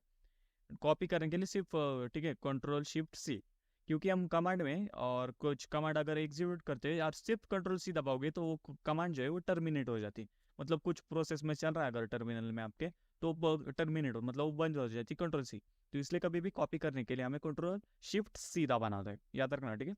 और जूम करने के लिए मान लीजिए अभी छोटा दिख रहा होगा तो control shift and plus plus, ठीक है। प्लस, एक मिनट क्या हुआ है यहाँ पे, click back back, actually delete, हाँ। कंट्रोल शिफ्ट प्लस प्लस दबाऊंगा तो आप देख सकते हो जूम हो रहा है, ठीक है। जूम जूम, हाँ कुछ इतना, ठीक है, ओके। नहीं थोड़ा बड़ा हो गया, थोड़ा छोटा कर दे तो, ठीक है। कंट्रोल शिफ्ट, अरे एक मिनट। और माइनस करने के लिए कंट्रोल शिफ्ट माइनस नहीं करना है, सिर्फ कंट्रोल माइनस। अभी डेल का कीबोर्ड ऐसा है, पता नहीं बाकी लैपटॉप का कैसा होता है, ठीक है। तो आप ढूंढ लेना, तो बहुत बहुत ईजी था, कुछ भी नहीं था, ठीक है। और बंद करते वक्त सस्पेंड करके रखना है, ठीक है। तो आई होप आपको जो आपका बेसिक है इन काली लिनक्स वो क्लियर हो चुका है। कुछ लोगों को काली लिनक्स यूज़ करना नहीं आता तो उन्हें भी अब आ चुका होगा, ठीक है। अभी क्या है, अब थोड़े बिगिनर हो तो आपको हो सकता है कि कुछ कमांड्स याद ना रहे, मतलब कुछ करते हो, ठीक है। तो चिंता मत करो, ऐसा कोई सब मेरे पास जब मैं बिगिनर था मेरे साथ भी ऐसा ही हुआ था। प्रैक्टिस करते करते ये सारी जो चीज़ें है वो ईजी हो जाती है, ठीक है। तो बाद में एकदम कुछ ऐसा बड़ा नहीं लगेगा, ठीक है। अभी आप बिगिनर हो तो हो सकता है आपके साथ थोड़ा कन्फ्यूजन वगैरह हो। तो अब बात इस है कि अब सब कुछ हमने सेटअप कर लिया है, ठीक है। और अब हमें नेटवर्किंग तरफ बढ़ रहा है।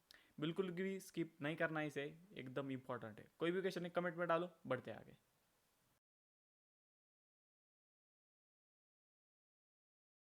अब हम सीखने वाले न्यूमरिक टू बाइनरी कन्वर्जन।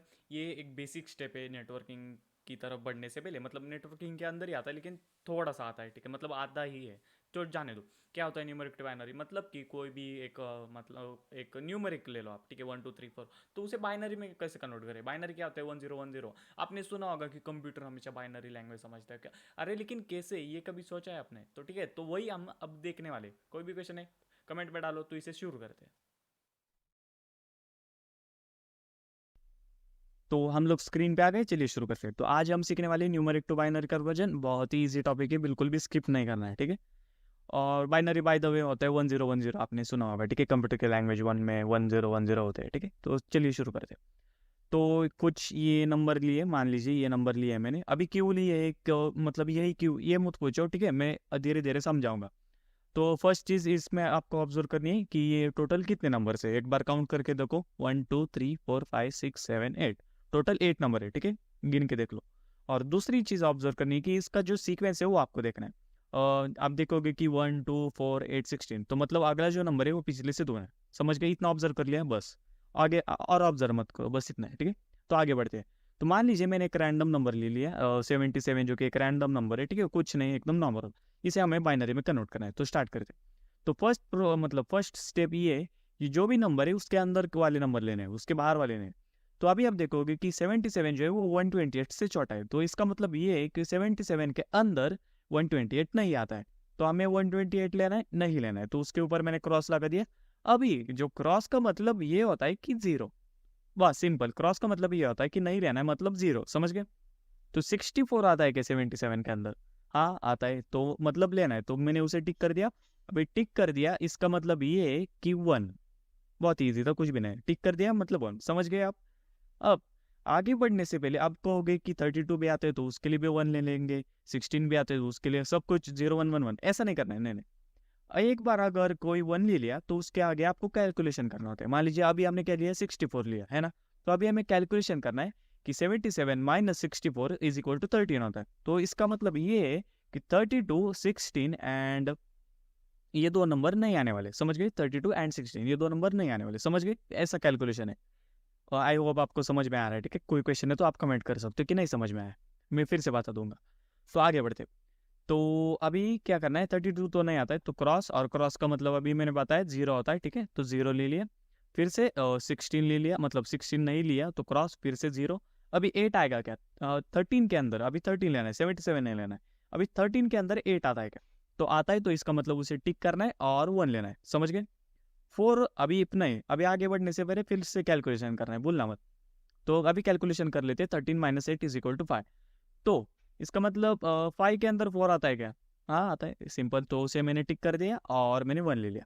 अभी क्लिक किया, इसका मतलब फिर से कैलकुलेशन, तो फिर से कैलकुलेशन कर लेता हूँ। 5 - 4 = 1, तो 2 आएगा क्या?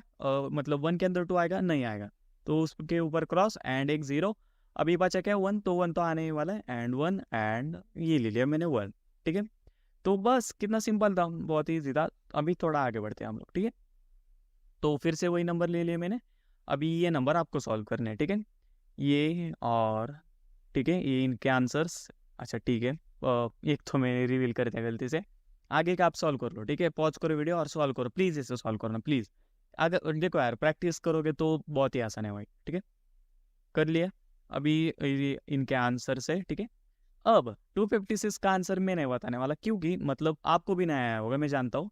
क्योंकि आपने देखा होगा कि जो मैक्स रेंज है इसकी 255 तक है ऊपर जो है। ठीक है, मतलब ये जो नंबर्स है हमारे दिख रहे हैं ना आपको, तो अभी देखोगे कि आप 111 लोगे तो मैक्स इसकी जो वैल्यू 255 तक ही जा रही है, उससे आगे नहीं जा रहे। समझ गए? मतलब 128 से लेकर 111 अगर आप 1 तक आते हो यहाँ पे लेफ्ट साइड पे, तो आप देखोगे कि मतलब 255 से आगे नहीं जा रहे, तो उसके आगे के नंबर कैसे ले, है ना? ये कंफ्यूजन है ना? तो इसका एक मेथड होता है कि अभी ये 8 बिट है, इसे 8 बिट कहते हैं। समझ गए? कितने नंबर है ये? टोटल 8 है ना, तो इसे 8 बिट कहेंगे। अभी नेक्स्ट स्टेप क्या होता है? अगर मान लीजिए कोई ऐसा नंबर आ गया जो लिमिट से ज़्यादा है, तो उसके लिए क्या करना होता है? उसके लिए और 8 बिट ऐड करना है, तो उसके आगे की रेंज कुछ ऐसे हो गई। और लॉजिक बताता हूँ, देखो 1 2 4 8 16 ऐसा है ना, तो 128 के बाद क्या आता है? 256 आता है ना? 256 के इंटू 2 करेंगे तो 5 12, और ऐसे करते करते लास्ट तक आप देख सकते हो 32 6 7 8 तक जा रही है।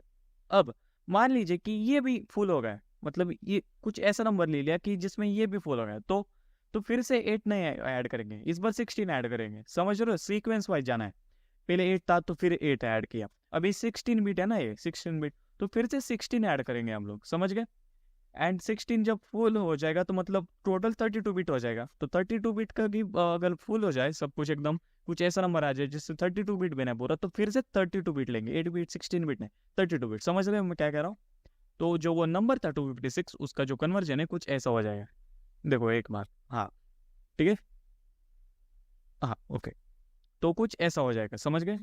हाँ, अगर आप चाहते हो कि वो मतलब एकदम डीप में अगर ये समझ में ना आया, तो इसका क्रॉस टिक से आपको समझ में आ जाएगा, ये इजी है। ठीक है, मैंने बताया। और कुछ ये क्रॉस टिक करेंगे तो आपको समझ में आ जाएगा क्लियर। ठीक है, बहुत इजी था।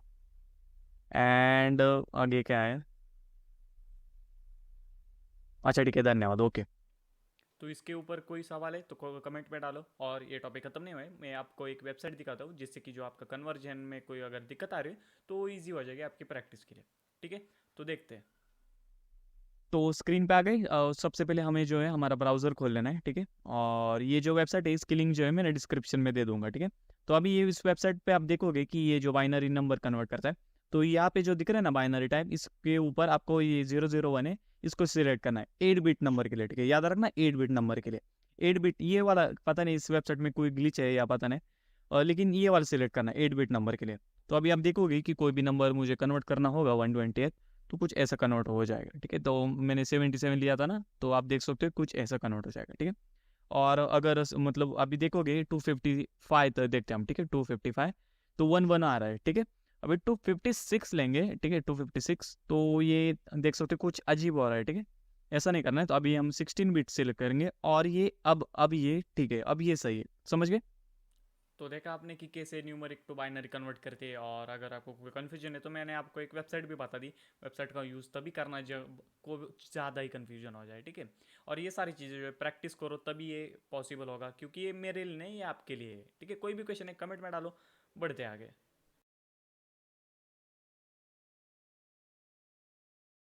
अब हम सीखने वाले कंप्यूटर मेमोरी बेसिक्स के बारे में। जो न्यूमरिक टू बाइनरी कन्वर्जन था ना, उसमें से 2-3% जो है वो ये है। ठीक है, कंप्यूटर मेमोरी बेसिक। इसमें से काफ़ी सारा जो आपको है वो आता होगा, जो इंट्रो में वो बताऊंगा, लेकिन एंडिंग में एक टिप दूंगा मैं आपको, बहुत बढ़िया वाली टिप है, वो आपके काम आने वाली है। ठीक है, तो उसे ज़रूर देखना। तो चलिए शुरू करते हैं।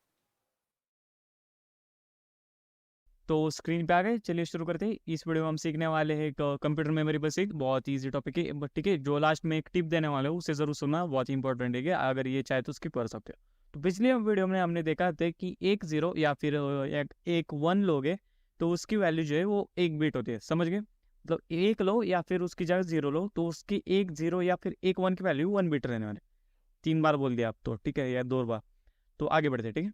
तो इसका मतलब 8 बिट लोगे, ठीक है, वो ऐसे करते करते 1 0 0 1 1 0, तो वो उसको हम 1 बाइट कहेंगे, समझ गए। एक 1 या फिर एक 0 की ये जो वैल्यू मतलब बोलते हैं उसे क्या बोलते हैं, 1 बिट बोलते हैं। या फिर और 8 बिट जो होता है, मतलब 8 बार लोगे ऐसे ही, तो उसकी वैल्यू जो है वो 1 बाइट हो जाएगी, समझ गए, बहुत ईजी। आगे बढ़ते हैं। और ये तो अभी हमने देखा, ठीक है, तो 8 bits is equal to 1 byte, समझ गए। और ये तो आपको पता ही होगा, यहाँ पे यहाँ तक तो मतलब बहुत ईजी है, ठीक है। 1024 बाइट्स इज इक्वल टू 1 की भी, ये आपको पता होगा। 1024 K B is equal to 1 megabyte, ये मतलब यहाँ से आगे आपको सब पता है, ठीक है। ये मतलब ये बहुत ईजी था, बस फर्स्ट 2 आपको नहीं पता होंगे, ठीक है। और ये कुछ ऐसा, एंड ठीक है, यहाँ तक आपने देखा होगा, इससे आगे भी होता है, तो वो कुछ ऐसा है। और बी में क्या कर दो, थोड़ा 1 मिनट के लिए स्टार्ट, देख लिया, ठीक है, हो गया। तो आगे बढ़ते हैं, ठीक है। तो आज मैं एक इम्पोर्टेंट, मतलब इस वीडियो में एक इम्पोर्टेंट टिप मैं आपको देने वाला हूँ, ठीक है। तो वो इम्पोर्टेंट टिप ये है कि 40 Mbps is not equal to 40 Mbps। समझा तो क्या है, बहुत मज़ेदार है, ठीक है, बहुत इंटरेस्टिंग टॉपिक है, ठीक है। तो टॉपिक ये मतलब ऐसा है कि जब हम वो जो 40 Mbps है लेफ्ट वाला, ठीक है, उसको जब एक्सपांड करते हैं तो उसको वो हो जाता है 40 मेगाबिट्स पर सेकेंड, ठीक है, 40 मेगाबिट्स पर सेकेंड। लेकिन अभी अभी हमने सीखा कि 8 bits is equal to 1 byte होता है, एकदम स्टार्टिंग में हमने सीखा, ठीक है। और ऐसे करते करते मतलब 40 bits is equal to 5 byte हो जाएगा। कैलकुलेशन मत समझ रहे हो ना आप, मैथ्स अगर आपका अच्छा है तो ये समझने में आसानी होगा, ठीक है। कुछ मुश्किल है, समझ गए। तो 40 megabits is equal to 5 megabyte हो जाएगा, समझ गए आप, ठीक है। कैलकुलेशन एकदम ईजी, कुछ भी मुश्किल नहीं है, लॉजिक समझो, ठीक है, पॉज करके एकदम शांति से समझ सकते हो, समझ गए। तो वो जो था ना 40 Mbps is equal to 40 Mbps, वो हो जाएगा 5 Mbps। लॉजिक समझ में आ रहा है ना आपको। तो कोई वाईफाई वाला अगर आपसे बोल रहा है कि मैं 800 रुपये में 40 MB की स्पीड दे रहा हूँ, और दूसरा बोल रहा है कि 8 MB में मैं, सॉरी 800 रुपये में मैं आपको 8 MB की स्पीड दे रहा हूँ, तो आपको 8 MB वाली लेनी है, क्योंकि वो ज़्यादा फास्ट होगा, कि उसका बी जो है वो कैपिटल। तो अगर मतलब इंक्वायरी के लिए आप उसका टेम्पलेट भी मांग सकते हो, ठीक है। और बस इतना ही।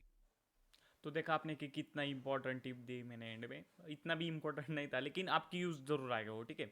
तो अगर मतलब आप समझ रहे हो ना कि कैसे आपको बेवकूफ़ बनाते हो वो, ठीक है, तो उसका फ़ायदा है। और कंप्यूटर में मेरे बेसिक्स तो पहले आपको आता था, लेकिन जिसमें जो स्टार्टिंग का था ना, वो 1 bit is equal to, sorry 1 byte is equal to 8 bit, ये आपको नहीं पता होगा, ये मैं जानता हूँ। और एंडिंग में जो था ना जीबी के टीबी के आगे जो होते हैं वो भी आपको नहीं पता होगा, ये भी मैं जानता हूँ। तो अब आगे जो है काफ़ी इंपॉर्टेंट है, तो बढ़ते उस टॉपिक की तरफ।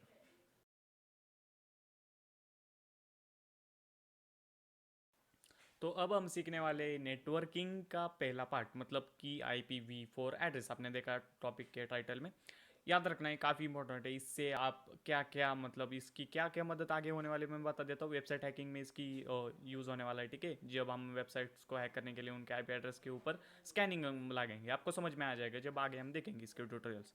और कंप्यूटर हैकिंग में भी, मोबाइल हैकिंग में भी, और कई सारे टॉपिक में नेटवर्किंग की ज़रूरत पड़ने वाली। तो अगर आपने स्किप किया तो आप ही का लॉस है, मुझे क्या, मैं सिखा रहा हूँ, आपको सीखना है। कोई भी क्वेश्चन है कमेंट में डालो, काफ़ी इंपॉर्टेंट है। और अभी IP एड्रेस का पार्ट 1 है, और इसे मैं बाय द वे से 2 पार्ट में बनाया था मैंने, ठीक है।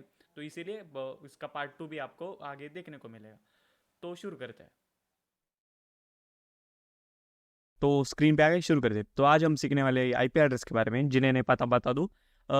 आईपी का फुल फॉर्म होता है internet protocol address, IP address, समझ गए, बहुत इजी। शुरू कर दे, धीरे धीरे सिखाऊंगा, कुछ पॉइंट्स बताऊंगा, आपको समझ में नहीं आएंगे लेकिन आगे जाके वो क्लियर हो जाएंगे, ठीक है। कुछ ऐसा लिंक करके रखा है मैंने, ठीक है, तो बस देखो, ठीक है। तो आईपी एड्रेस के 2 टाइप होते हैं, एक होता है IPv4 एंड IPv6। तो बाकी के कहा गए, IPv1 2 3, V4 मतलब वर्जन 4, ठीक है, एंड V6 मतलब वर्जन 6। तो बाकी के कहा गए, वो तेल लगाने गए, वो नहीं आएंगे, ठीक है। बस ये 2 है, बस इतना याद रखना कि दुनिया में बस ये 2 आईपी एड्रेस है अभी की, आज की डेट में। बाकी के वो सब छोड़ दो, वो नहीं है हमारे लिए, ठीक है, वो छोड़ के चले गए हमें, वो नहीं आने वाले। तो बस ये 2 टाइप है, IPv4 IPv6। इस वीडियो में हम IPv4 सीखने वाले, ठीक है। तो IPv4 ये एक 32 बाइट एड्रेस होता है, ये 4 ऑक्टेट से बना होता है। इसकी एक ऑक्टेट की साइज 8 बिट होती है। एंड एग्जाम्पल के लिए, मैं जानता हूँ कुछ समझ में नहीं आएगा, धीरे धीरे मैं समझाऊंगा और फिर आपका क्लियर हो जाएगा, ठीक है। तो एग्जाम्पल के लिए ये देख लो, अब ऑक्टेट का मतलब देखो, वो जो डॉट दिख रहा है आपको, डॉट 192 आगे के, फिर 168 के आगे, वो जो डॉट है ना, वो उनको सेपरेट कर रहा है। इतना बात मतलब इतनी बात आप ध्यान में रखो, ठीक है। वो डॉट सिर्फ सेपरेट करने के लिए, ठीक है। अब आगे बढ़ते, अब मैं क्या करूँगा, ये जो आईपी एड्रेस है इसको मैं बाइनरी में कन्वर्ट कर दूंगा, मुझे लगा ही था। और ये ठीक है, अभी के लिए मैं यहाँ पे हूँ। और ठीक है, तो देखो जिन्होंने बाइनरी देखा है उन्हें समझ में आएगा, ठीक है, मैंने कैसे कन्वर्ट किया, समझ गए। अब जो फर्स्ट दिख रहा है ना, वो डॉट के पहले का जो हिस्सा है ना, उसे हम ऑक्टेट कहते हैं। तो ये फर्स्ट ऑक्टेट हो गया, ये सेकेंड ऑक्टेट हो गया, और ये third octet, and this is fourth octet, ठीक है। समझ गए ऑक्टेट क्या होता है। और एक ऑक्टेट की साइज 8 बीट होती है। मैं ये सब समझाया है मैंने, ठीक है, पिछली वीडियो कंप्यूटर मेमोरी बेसिक्स में 8 बीट बाइट क्या होता है, ठीक है। तो ऐसे 4 ऑक्टेट्स कितने हो गए, 32 बिट एड्रेस। तो इसीलिए IPv4 32 बिट एड्रेस होता है, समझ गए। अभी ये कहाँ यूज होता है, आगे आगे आपको धीरे धीरे पता चल जाएगा, ठीक है। तो अब आगे बढ़ते हैं, और मैं वापस आ जाता हूँ। तो वापस आ गए, ठीक है, एंड क्लियर, ओके। तो इसकी जो रेंज होती है वो होती है 0.0.0 से लेकर 255.255.255.255। क्यों? क्योंकि जिन्होंने हो न्यूमेरिक बाइनरी या फिर हाँ कंप्यूटर मेमोरी बेसिक्स की वीडियो देखी, उन्हें पता होगा कि 8 बिट की रेंज मैक्स 255 तक की होती है, उससे आगे नहीं जाता। जैसे उससे आगे जाता है वो 16 बिट में हमें उसे कन्वर्ट करना पड़ता है, ठीक है। तो उन्हें ये समझ में आ जाएगा कि इसकी रेंज यहाँ तक क्यों है, ठीक है। और इसके कॉम्बिनेशन हम देखेंगे, 2 2 रेस टू 32 है, ठीक है, मतलब कि 4 बिलियन से ज़्यादा। और एकदम एग्जैक्ट जो है नंबर वो आप स्क्रीन पे देख सकते हो, ठीक है, 400 करोड़ से ज़्यादा, ठीक है। अब आगे बढ़ते, तो इसको जो है हमने क्लासेस में डिवाइड किया है, class A, class B, class C, class D, class E, समझ गए। क्योंकि बहुत सारे, तो थोड़ा सा मतलब उसे ऑर्गेनाइज करने के लिए हमने उसे क्लासेस में डिवाइड किया, समझ गए। आगे बढ़ते, तो क्लास ए में कुछ यहाँ से लेकर यहाँ तक आईपी एड्रेस है, क्लास बी में ये सी डी एंड ई, ठीक है। 1 मिनट, या ठीक है, ठीक है, तो ठीक है, समझ गए। ये क्लासेस क्यू है, ठीक है, मतलब क्यू नहीं है, आगे बताऊंगा मैं। अभी या बस इतना देख लो कि क्लासेस के है। ये सारी चीज़ें आप नोट कर सकते हो, हालांकि मैंने खुद कभी नोट्स नहीं बनाए, मतलब कोई ऐसा ये नहीं कर रहा, मतलब स्टाइल नहीं मार रहा, बस मैं बता रहा हूँ कि आप अगर चाहे तो बना सकते हो, ठीक है। ताकि ये मतलब बाद में अगर कोई भूल जाओगे तो याद आ जाएगा, ठीक है, वीडियो देखने की जरूरत नहीं पड़ेगी, नोट्स से देखकर याद आ जाएगा, ठीक है। आगे बढ़ते, तो क्लास ए बी सी जो है वो लैंड एंड वैन के लिए यूज़ किया जाता है। आगे मैं बताऊंगा क्या होता है लैंड एंड वैन, जिन्हें आता है वो बहुत बड़ी, जिन्हें नहीं आता उन्हें मैं बता दूंगा। तो अभी के लिए ये चीज़ बस नोट करो। क्लास डी जो है वो रिजर्व किया गया है मल्टीकास्टिंग के लिए, एंड क्लास ई जो है वो रिसर्च एंड डेवलपमेंट के लिए रिजर्व किया गया है। ये देख लो भाई, कितनी बार करना पड़ेगा, ठीक है। रिसर्च एंड डेवलपमेंट समझा तो क्या है। तो क्लास डी जो होता है वो होता है मल्टीकास्टिंग के लिए। एग्जांपल देता हूँ, मान लीजिए कि कोई सैटेलाइट है, और आपका जो टीवी सेटअप होता है ना, वो टाटा स्काई होगा, एयरटेल होगा या डिश टीवी, उसका जो सैटेलाइट है वो क्या करता है, एक साथ एकदम मतलब सभी सेटअप बॉक्स को इलेक्ट्रोमैग्नेटिक वेव्स छोड़ रहा है, वो स्ट्रीमिंग के लिए यूज़ किया, मल्टीकास्ट कर रहा है वो, है ना, एक साथ सभी डिवाइस के लिए। तो वो मल्टीकास्ट के लिए, समझ गए, वो आईपी एड्रेस मल्टीकास्टिंग के लिए कि उस डिवाइस को क्लास डी के आईपी एड्रेस मिलेंगे, समझ गए। एंड क्लास ई जो है वो गवर्नमेंट के लिए किया गया, या फिर कोई कंपनी जो सॉफ्टवेयर डेवलपमेंट कर रही है, तो उनके लिए वो आईपी एड्रेस, मतलब अगर डेवलप कर रहे हैं ना, तो ऐसे डायरेक्ट उनका कुछ डाटा लीक वगैरह हो सकता है, तो वो ऐसे डायरेक्ट कोई भी आईपी एड्रेस यूज़ नहीं कर सकते, तो इसलिए उन्हें क्लास ई दिए गए, या फिर गवर्नमेंट के लिए होगा, मिलिट्री के लिए होगा, समझ गए। तो क्लास ई उसके लिए। आगे बढ़ते हैं, तो IPv4 के 2 टाइप होते हैं, पब्लिक एंड प्राइवेट। मान लीजिए कि कोई फल है, तो उसके भी 2 टाइप होंगे, भले मतलब फल, बहुत सारे फल, आम, सॉरी क्या बोलते हैं उसे, आम, प्याज, सॉरी प्याज फल नहीं है, आम हो गया, या फिर मुझे हिंदी में पता नहीं, द्राक्ष, आपको मुझे मराठी, एक्चुअली में मराठी हिंदी में तो थोड़ा सा ये हो सकता है, ठीक है। आम, द्राक्ष, सेब, ठीक है, ये सारे फल है, लेकिन हर फल में 2 टाइप होते हैं, एक होता है पका हुआ और एक होता है कच्चा, समझ गए। तो वैसे ही IPv4 में भी बहुत सारे टाइप है, लेकिन हर एक टाइप के मतलब 2 टाइप होते हैं, एक पब्लिक एंड प्राइवेट, समझ गए। पब्लिक जो है वो पेड आईपी एड्रेस होता है, एंड प्राइवेट जो है वो फ्री आईपी एड्रेस होता है, ठीक है। ये देखो, ठीक है, फ्री, ठीक है, फ्री। तो समझ गए इतना। मैं समझाता हूँ क्या होता है पब्लिक आईपी एड्रेस, क्या होता है प्राइवेट, समझाऊंगा सब मैं, ये अभी बस नोट कर लो या फिर ध्यान में रखो, ठीक है। आगे बढ़ते, तो प्राइवेट आईपी एड्रेस की जो रेंज होती है वो क्लास ए में, क्लास बी में और सी में होती है। क्लास डी और ई मैंने बताया वो अलग, मतलब स्पेशल कैटेगरी के, और क्लास ए बी सी वो नॉर्मल कैटेगरी के लिए, आम जनता के लिए वो, समझे, ठीक है। तो और उसमें मैंने कहा था ना 2 टाइप होते हैं हर फल के, तो क्लास ए बी सी में वो टाइप है, ठीक है। क्लास ए में यहाँ से लेकर यहाँ तक प्राइवेट आईपी एड्रेस, यहाँ से लेकर यहाँ तक प्राइवेट, एंड क्लास सी में ये, ठीक है, समझ गए? समझा तो क्या होता है प्राइवेट आईपी एड्रेस, पब्लिक, ये आपको एकदम क्लियर हो जाएगा आगे, ठीक है, मैं जब लैन वैन बताऊंगा, ठीक है। आगे बढ़ते हैं। तो ये एक राउटर है, ठीक है। जिनके पास राउटर नहीं है, मतलब जिनके घर वाईफाई नहीं है, तो मैं उन्हें बता दूं, ये जो राउटर है ना, उसकी जगह आप एक कोई मोबाइल ले सकते हो जिसका हॉटस्पॉट चालू है, बस, ठीक है। अगर राउटर, मतलब जिन्हें राउटर के बारे में ज़्यादा नहीं पता है, ठीक है। तो ये मेरे डिवाइसेस से एक काम करता हूँ मैं क्या करता हूँ, यहाँ पे आ जाता हूँ, ठीक है। थोड़ा एडजस्ट करो थोड़ी देर के लिए, ठीक है। तो अभी के लिए ऐसा एडजस्ट कर लो क्योंकि आपको कुछ दिखेगा नहीं, समझ गए? तो ये डिवाइसेस है और ये सब कुछ कनेक्ट है, एक 3 वाईफाई से कनेक्ट है और एक ईथरनेट केबल से कनेक्ट है, समझ गए? वो आपको पता होगा ईथरनेट केबल, ठीक है। तो समझ गए ये। अब ऐसे डायरेक्ट कनेक्ट करके कम्युनिकेशन नहीं हो सकता, इन्हें आईपी एड्रेस की जरूरत है। तो मैंने मान लीजिए कि मैंने इन्हें ये सब आईपी एड्रेस दे दिया, जो 192.168.0.1 है वो राउटर का आईपी एड्रेस है, वो मैंने, एंड बाकी क्या आप देख सकते हो सीक्वेंस वाइज मैंने दिए। अब थोड़ा सा सिनारियो मैं आपको बता देता हूँ कि क्या होता है। मान लीजिए कि जो लैपटॉप है हमारा 192.168.0.2, उसे कनेक्ट करना है, मतलब कनेक्ट या फिर वो लोग कम्युनिकेट करना है, कुछ भी करना है, डाटा शेयर करना है उस मोबाइल के साथ, जो कि जिसका आईपी एड्रेस है 192.168.0.5, समझ गए? तो वो क्या करेगा, वो डायरेक्ट नहीं जाएगा वहाँ, ठीक है, वो डायरेक्ट नहीं जाएगा उस मोबाइल पास, पहले वो राउटर के पास जाएगा और राउटर से वो मोबाइल के पास जाएगा, क्योंकि राउटर उन दोनों में कॉमन है, इसे डायरेक्ट कम्युनिकेट नहीं कर सकते, कोई कॉमन चीज होनी चाहिए, समझ गए? तो कुछ ऐसा सिनेरियो, और इसे हम कहते हैं लैन, लोकल एरिया नेटवर्क, समझ गए? बहुत ईजी था, कुछ भी नहीं था, समझ में आ गया, ठीक है, लोकल एरिया नेटवर्क। अब मैं वैन सिखाता हूँ, ठीक है, आगे बढ़ते हैं। तो हाँ, आगे बढ़ने से पहले एक काम करता हूँ, मैं साइड हो जाता हूँ यहाँ पे यार मैं तो यहाँ वहाँ घूम रहा हूँ, तो ठीक है। एंड अभी मान लीजिए कि हर घर में ये सिनेरियो, अभी इसका भी जो है इस एक्सप्लेनेशन में देता हूँ। मान लीजिए कि हाउस 1 में वो जो लैपटॉप है उसको टीवी से कनेक्ट करना है उस, ठीक है, जिसका एड्रेस 0.3 है, समझ गए? एंड वो क्या कह रहे हैं, उस राउटर के पास जाएगा क्योंकि वो उस घर के राउटर से कनेक्ट है, एंड उससे वो टीवी के पास जाएगा, तो उसका कम्युनिकेशन उस घर। हाउस 2 में कुछ अलग सिचुएशन होगी, हाउस 3 में कुछ अलग सिचुएशन होगी। अब लैपटॉप, हाउस 2 का लैपटॉप हाउस 1 के लैपटॉप से कनेक्ट क्यों नहीं कर सकता, क्या आप बता सकते? या फिर हाउस 1 का जो लैपटॉप है वो हाउस 3 के टीवी से क्यों कनेक्ट नहीं कर सकता? एक्सप्लेनेशन देता हूँ, देखो। हाउस 1 का जो लैपटॉप है वो कनेक्ट है उस हाउस 1 के राउटर से, एंड हाउस 1 के राउटर से उसी हाउस 1 का टीवी कनेक्ट है, तो वो हाउस 3 के टीवी से कनेक्ट नहीं होने वाला, समझ गए? क्योंकि उनका जो सेंट्रलाइज कोई भी जो चीज़ है वो उनका राउटर है, समझ गए? तो इसीलिए हाउस 1 का लैपटॉप हाउस 1 के टीवी से ही कनेक्ट होगा, एंड हाउस 3 में सेम यही सिचुएशन, एंड हाउस 2 में, तो ये इनका कुछ गड़बड़ नहीं होगा। और सबसे मेन चीज ये देखोगी कि सारे के सारे same to same IP address use करें, फिर भी इनका कम्युनिकेशन कुछ भी नहीं बिगड़ा, क्योंकि ये प्राइवेट आईपी एड्रेस है, ये घर में, ठीक है। ये तो इसे कहते हैं प्राइवेट आईपी एड्रेस, जो घर में ये लोकल एरिया में यूज किए जाते हैं उसे प्राइवेट आईपी एड्रेस कहा जाता है, समझ गए? एकदम क्लियर होगा, तो आगे एकदम क्लियर होगा, ठीक है। आगे बढ़ते हैं हम लोग, तो आगे बढ़ लेते। एंड ये जो मान लीजिए कि हाउस 2 एंड हाउस 3 के राउटर मैंने ले लिया, हाँ, नीचे जो भी है वो सब कुछ है, उनके नीचे लैपटॉप वगैरह सब डिवाइसेस है, तो मैंने ये डिवाइसेस, मतलब वो हाउस 2 एंड हाउस 3 के राउटर ले लिए, समझ गए?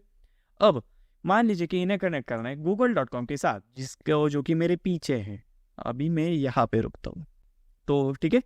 और अभी हमें क्या करना है, ये जो 2 राउटर है उन्हें करना है google.com के पास कनेक्ट, समझ गए? लेकिन ये कनेक्ट नहीं कर पाएंगे क्योंकि जो नीचे वाला आईपी एड्रेस है वो प्राइवेट आईपी एड्रेस है, पब्लिक में जाने के लिए हमें एक पब्लिक आईपी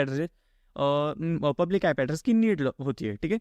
अब आप कहोगे कि क्यों नहीं जा सकते, क्या सिंपल तो करना है, कनेक्ट तो करना है, आईपी एड्रेस तो है ना। देखो, google.com के पास 2 रिक्वेस्ट आएगी कि 192.168.0.1 से एक रिक्वेस्ट आई है कि उसे आपका वेब पेज एक्सेस करना है, मतलब जो google.com हमारे स्क्रीन पे आता है ना, वो एक्सेस करना है उस राउटर को, है ना।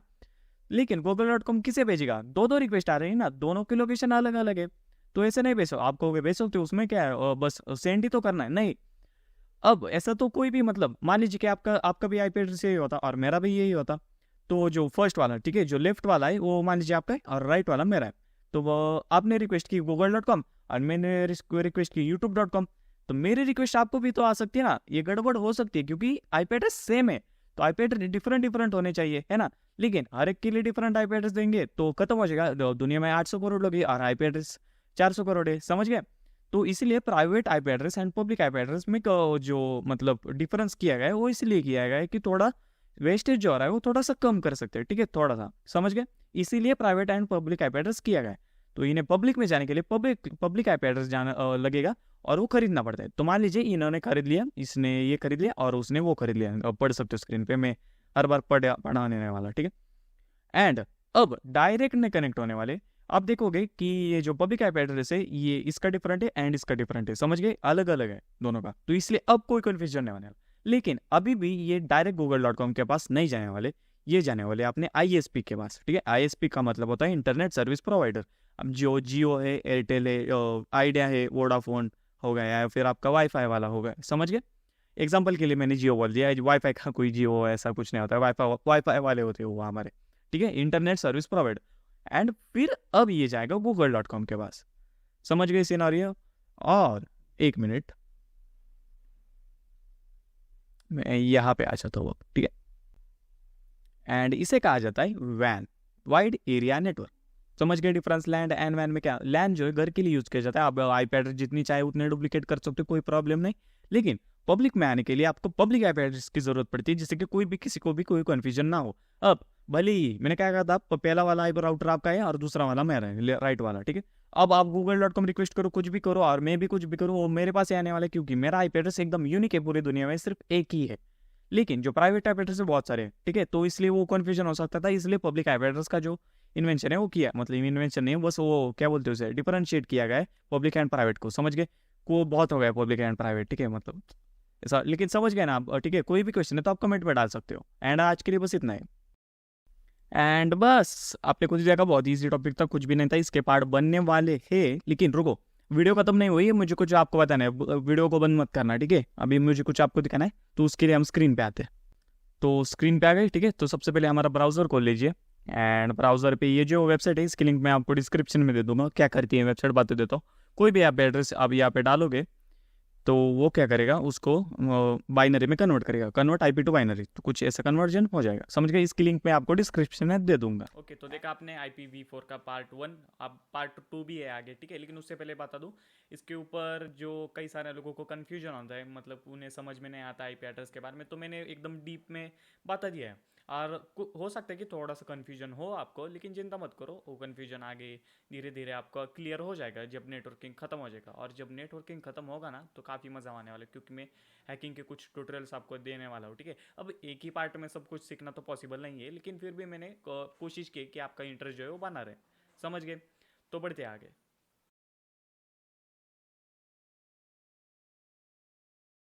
अब हम देखते हैं इसका पार्ट 2, मतलब IPv4 एड्रेस का पार्ट 2, ठीक है। काफ़ी इंपॉर्टेंट है ये, उसका 50% है। और हो सकता है कि थोड़ा कॉम्प्लिकेटेड हो, क्योंकि ये जो टॉपिक है ईजी है लेकिन थोड़ा बड़ा है, ठीक है, जिसकी वजह से इसकी जो इन्फॉर्मेशन, इसके जो डाटा, इसका जो नॉलेज है वो भी बड़ा होने वाला है। तो कन्फ्यूज मत होना, और प्रैक्टिस के साथ ये चीज़ें आपको ईजी हो जाएगी, मैंने पहले भी बताया। कोई भी क्वेश्चन है कमेंट में डालो, तो शुरू करते हैं। तो इससे पहले कि हम आगे बढ़े, पहले कुछ रिवीजन कर लेते हैं जो हमने पिछली वीडियो में सीखा, ठीक है। तो revision of IPv4 internet protocol version 4, ठीक है।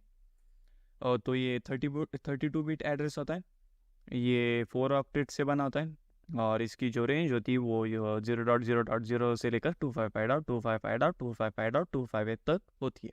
क्यों होती है मैंने बताया।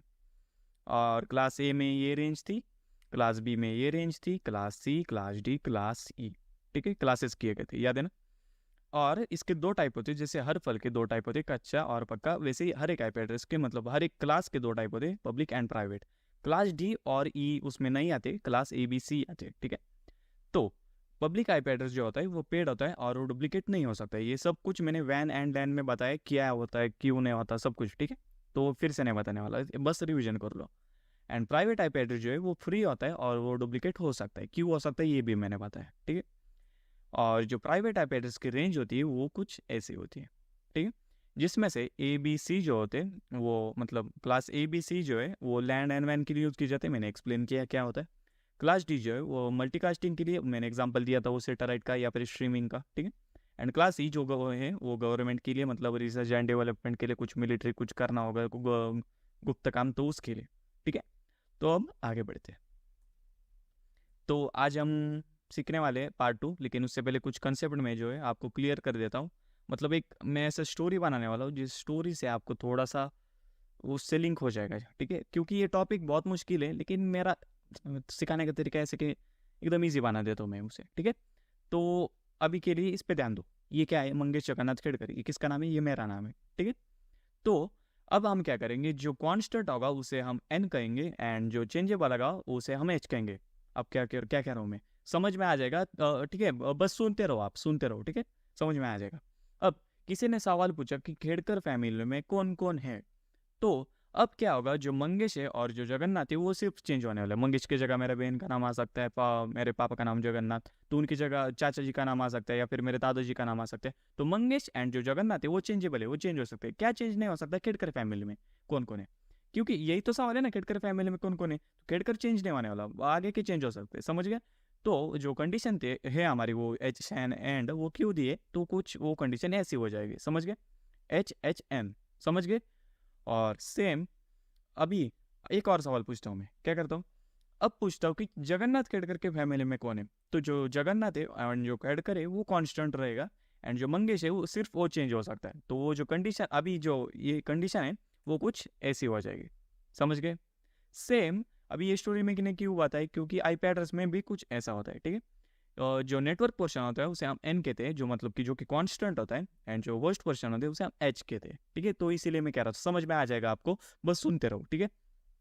तो जो worst portion changeable and outer portion constant, इसे हमेशा याद रखना, ठीक है। एंड जो क्लास ए में वो कंडीशन ऐसी होती है, क्लास बी में ऐसी होती है, क्लास सी में ऐसी होती है, ठीक है। अब आपको क्लास डी एंड ई में, क्योंकि वो स्पेशल है उसके लिए वो कुछ ऐसा किया गया नहीं है, क्योंकि आप देखोगे कि इसमें एक सीक्वेंस है, क्लास ए में एक नेटवर्क पोर्शन है, क्लास बी में 2 नेटवर्क पोर्शन है, क्लास सी में 3 है, तो क्लास डी में 4 हो गए, है ना। तो कुछ लॉजिक नहीं बन रहा है ना, सब कुछ कॉन्स्टेंट। एंड क्लास सी का क्या होगा फिर, तो इसीलिए उसमें नहीं किए गए वो, उसको जब बस इग्नोर मारो, इस पे ध्यान दो, ठीक है। आगे बढ़ते हैं। तो एक आईपी एड्रेस है ये, क्या बता सकते हैं कौन सी क्लास का है, ये क्लास सी का आईपी एड्रेस है। आई होप कि आपको अब आता है, क्योंकि फर्स्ट मतलब वो जो क्लास मैंने बताया सिर्फ फर्स्ट ऑक्टेट देखना होता है, उससे पता चल जाता है कि कौन से क्लास का है, तो ये क्लास सी का है, ठीक है। अब जो क्लास सी में अभी हमने देखा है यहाँ पे, ठीक है, यहाँ पे देखना कि क्लास सी में जो है मुझे लगाया था, यहाँ पे मैं एक काम करता हूँ, यहाँ पे रुकता थोड़ी देर, ठीक है। तो अभी क्या करता हूँ, यहीं पे रुकता हूँ मैं एंड आगे बढ़ते। तो ये जो आईपी एड्रेस था हमारा, ठीक है, तो ये क्लास सी का है ना, तो इसलिए इसकी जो कंडीशन है कुछ ऐसी हो जाएगी, ठीक है, एन एन एंड एच। तो जो एन एन है वो कांस्टेंट रहने वाले, सिर्फ एच चेंज हो सकता है, ठीक है। तो ऐसे करते करते मतलब मान लीजिए कि मैं ऐसे आगे आगे हर एक डिवाइस को एक एक आईपी एड्रेस असाइन कर रहा हूँ, तो ऐसे करते करते 3 एंड लास्ट तक मैं पहुंच गया 255। अब इसके आगे का आईपी एड्रेस को क्या है, कौन सा आईपी एड्रेस इसके आगे आता है, ठीक है, तो थोड़ा गेस करो, ठीक है। तो 192.168.2.0 ये इसके आगे का आईपी एड्रेस है, ठीक है। आया वो आपको, मतलब ये बहुत ईजी है, इसमें कुछ नहीं है, ठीक है, आगे का आईपी एड्रेस कौन सा है, ठीक है। तो लेकिन अभी अभी हमने देखा कि एन एन जो होते हैं वो कांस्टेंट होते हैं, उसे हम चेंज नहीं कर सकते, उसकी वैल्यू वो कांस्टेंट रहेगी, सिर्फ एच चेंज कर सकते। तो 255 के आगे कैसे जा सकते हैं हम, जैसे हम जाएंगे तो वो एन जो है उसकी जगह 2 आने वाला है, लेकिन एन तो चेंज होता नहीं, समझ गए। तो इसीलिए नेटवर्क एंड होस्ट पोर्शन जैसे ही हम आगे जाएंगे वो एक सेपरेट नेटवर्क बन जाएगा, समझ रहे हैं आप। मतलब कि एक राउटर में अगर कुछ ऐसी कंडीशन लगाई है मैंने, तो एक राउटर में सिर्फ 255 डिवाइसेस ही ऐड कर सकते हैं आप, उससे ज़्यादा डिवाइस ऐड नहीं कर सकते, उसके लिए आपको एक नया राउटर खरीदना पड़ेगा, ठीक है। अभी ये रुको, अभी ये कंसेप्ट जो है, ये कंसेप्ट है बहुत पुरानी, 1980 के आसपास, मुझे याद नहीं एक्चुअली में भूल गया वो डेट वहाँ की है, लेकिन आगे थोड़ी सी इसमें मतलब प्रोग्रेस की गई है। मैं अगली जैसे आप वीडियो देखेंगे आपको सब कुछ समझ में आ जाएगा, ठीक है। तो ज़्यादा मतलब डीप में जाओ, जो मैं कह रहा हूँ उसे ही सुनो, ठीक है, जो बाकी सब चीज़ें इग्नोर मारो। तो जैसे ही ये आगे जाएगा तो ये सेपरेट नेटवर्क पर जाएंगे, आते हैं हम, ठीक है। एंड आप देख सकते हो कि इसमें भी वही सेम कंडीशन होने वाली। तो मान लीजिए कि इसका भी मैंने वैसे ही किया, इसके लास्ट तक पहुंच गए, तो जैसे आगे जाऊंगा मैं ये एक और सेपरेट नेटवर्क बन जाएगा, समझ गए, और इसकी भी कंडीशन वही, एंड सो ऑन, ये भी आगे बढ़ते बढ़ते ऐसे सेपरेट सेपरेट सेपरेट नेटवर्क बनते जाएंगे, ठीक है। अब आप कहोगे कि ये क्यों किया गया है, इसे ये जो है सब कुछ ऑर्गेनाइज करने के लिए किया गया है, ठीक है। मतलब कि देखो, अगर एक ही राउटर में हम 1000 डिवाइसेस ऐड कर देंगे तो कितना कन्फ्यूजन हो जाएगा, कौन सा डिवाइस क्या है क्या कर रहा है, बहुत कन्फ्यूजन हो जाएगा। अगर ये जो network host portion, network operation, ये सब हम कंडीशन वगैरह लगाएंगे तो मैनेज करने के लिए भी एंड समझने के लिए बहुत ईजी हो जाएगा। तो ये सब ऑर्गेनाइज करने के लिए, थोड़ा सा ईजी बनाने के लिए किया गया है, ठीक है। आगे बढ़ते हैं। तो जो सबनेट मास्क, हाँ सबनेट मास्क क्या होता है बता देता हूँ। Differentiation of network portion and host portion, एक एक चीज़ें जहाँ धीरे धीरे धीरे आपको समझ में आ जाएगी। मतलब कि क्या, अभी मैं दिखा रहा था कि सबनेट मतलब नेटवर्क पोर्शन के लिए एन यूज़ कर रहे थे हम, एंड होस्ट पोर्शन के लिए एच, लेकिन रियल में ऐसे यूज़ नहीं करते, उसके लिए हम सबनेट मास्क यूज़ करते हैं। जो कि उसमें जो डिफरेंस है, मतलब डिफरेंस या फिर ये कह लो कि कौन सा हिस्सा नेटवर्क पोर्शन है एंड कौन सा हिस्सा होस्ट पोर्शन है, ये दिखाने के लिए NH ये यूज़ नहीं करते, नंबर्स यूज़ करते हैं। ठीक है, आगे बढ़ते हैं।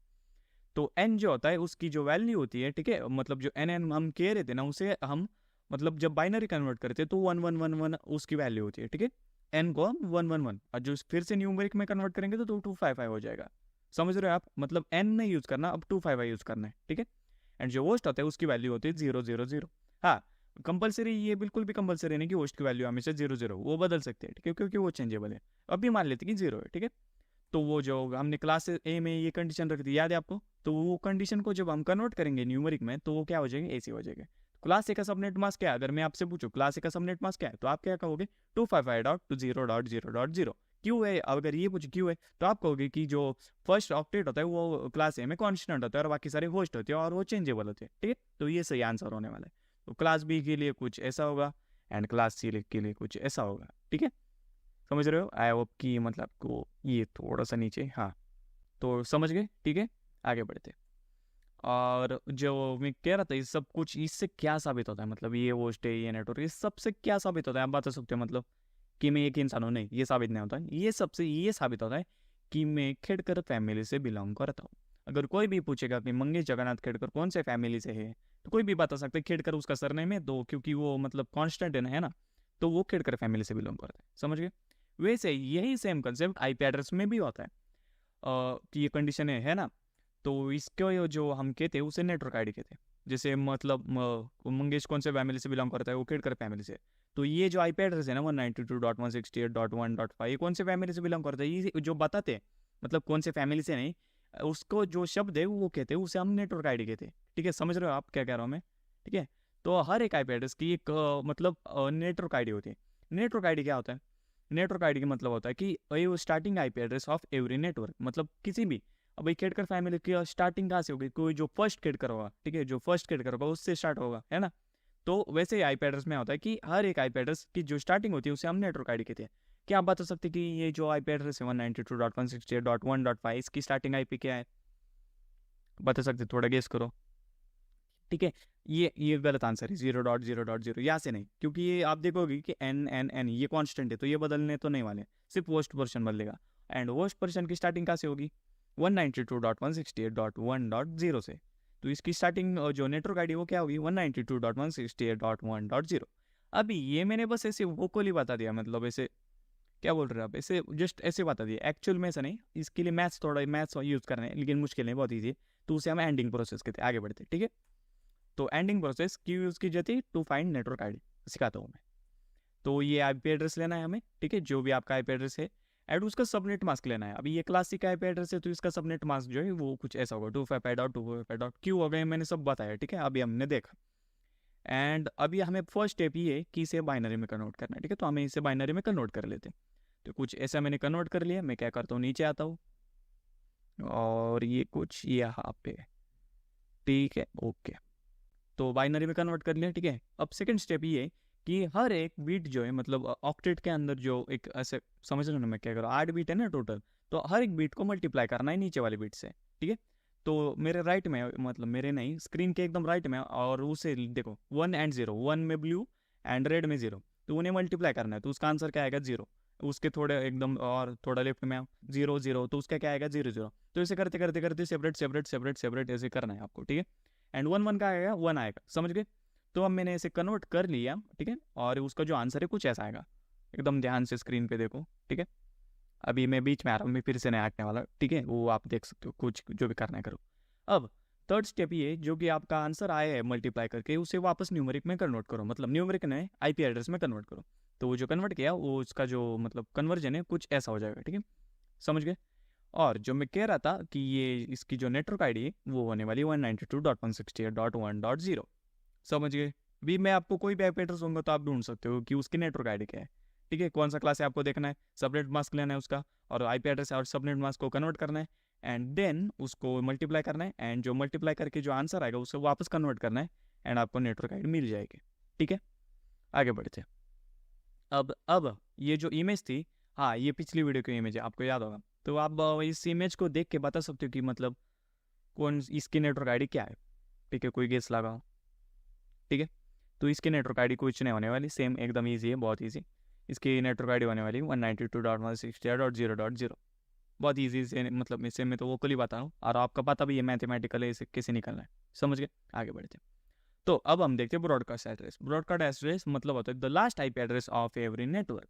ठीक है, अब आपको कि यार कितना एक एक एक एक बढ़ रहा है, देखो मैं सब कुछ समझा रहा हूँ तो आपको मतलब यूजलेस नहीं लगेगा, ये यूजफुल है। ब्रॉडकास्ट एड्रेस में एक एग्जांपल देता हूँ। मान लीजिए एक रूम में 10 लोग बैठे, और आप रूम में आए, आपको सबको बताना है कि बाहर जाने के लिए। तो आप हर एक बंदे को तो नहीं कहोगे बाहर जाओ बाहर जाओ बाहर जाओ, 10 लोगों को ऐसे नहीं करोगे। आप क्या कहोगे, थोड़ा सा आवाज़ बढ़ोगे और सबको कहोगे कि सब लोग बाहर जाइए, ये कहोगे ना। तो वैसे ही कंप्यूटर नेटवर्किंग में भी सेम यही चीज़ अप्लाई की है कि मान लीजिए कि एक राउटर में भी 10 डिवाइस कनेक्ट है, तो एक इमेज, एक मोबाइल है, उसको एक इमेज सारे डिवाइस के पास भेजनी है। ठीक है, तो एक मतलब एक स्पेसिफिक आईपी एड्रेस लेगा, फिर एक स्पेसिफिक एक स्पेसिफिक एक स्पेसिफिक, ऐसे कर करके वो इमेज नहीं भेजेगा। वो क्या करेगा, एक ब्रॉडकास्ट एड्रेस यूज़ करेगा। ब्रॉडकास्ट मतलब द लास्ट आईपी एड्रेस, जो कि राउटर ने रिजर्व किया है सिर्फ ब्रॉडकास्टिंग के लिए। वो क्या करेगा, उस मोबाइल से वो इमेज लेगा, एंड उस आईपी एड्रेस को एक साथ सब ईमेल मतलब सब डिवाइसेस के पास भेजेगा। समझ गए ब्रॉडकास्ट एड्रेस का, ये बहुत ईजी था। तो ये जो है, ठीक है, ये यहाँ से लेकर यहाँ तक इसकी रेंज है। ठीक है, और जो लास्ट आईपी एड्रेस वो होता है ब्रॉडकास्ट एड्रेस, जो कि किसी के लिए यूज़ नहीं, वो रिजर्व किया गया है। एंड फर्स्ट होती है नेटवर्क आईडी, जो किसी के लिए नहीं, वो एक नेटवर्क आईडी होती है, एक मतलब समझ रहे हो ना, पूरा एक नेटवर्क आईडी, वो किसी के लिए यूज़ नहीं की, वो बस एक फैमिली, उस फैमिली का नाम है। ठीक है, समझ रहे हो ना। एंड जो बचे कितने फिर 254 बचे ना, देखो जीरो को भी काउंट करना होता है, इसलिए 256 होते। एंड नेटवर्क आईडी हमने निकाल ली तो 255 बचे, एंड ब्रॉडकास्ट आईडी भी मतलब ब्रॉडकास्ट आईपी भी हमने निकाल लिया, तो सिर्फ 254 बचे। समझ गए, एंड ये 254 एड्रेस का हम वैलिड आईपी एड्रेस कहते हैं। समझ गए, वैलिड आईपी एड्रेस मतलब कोई भी डिवाइस है इसको आप दे सकते हो। ठीक है, आगे बढ़ते। तो वो जो इमेज थी वो कुछ ऐसी थी अभी अभी तक। अब ब्रॉडकास्ट एड्रेस की भी जरूरत है, तो वो हमने दे दिया। समझ गए, एंड जो बीच के आईपी एड्रेस जो हमने डिवाइसेस को दिए वो है वैलिड आईपी एड्रेस। समझ गए, एंड दैट्स इट। तो IPv4 का पार्ट 2 जो है वो ख़त्म हो चुका है, और मैं जानता हूँ सबनेटिंग के आसपास का जो पार्ट था वो आपको कन्फ्यूजन लग सकता है, लेकिन बाकी सब क्लियर, नेटवर्क आईडी हो गया, ब्रॉडकास्ट वगैरह वगैरह एक्सेट्रा एक्सेट्रा। कुछ कोई भी क्वेश्चन है तो कमेंट में डालो, और हाँ जो सबनेटिंग है वो आगे है तो एकदम 100% क्लियर हो जाएगा, चिंता मत करो। तो बढ़ते आगे।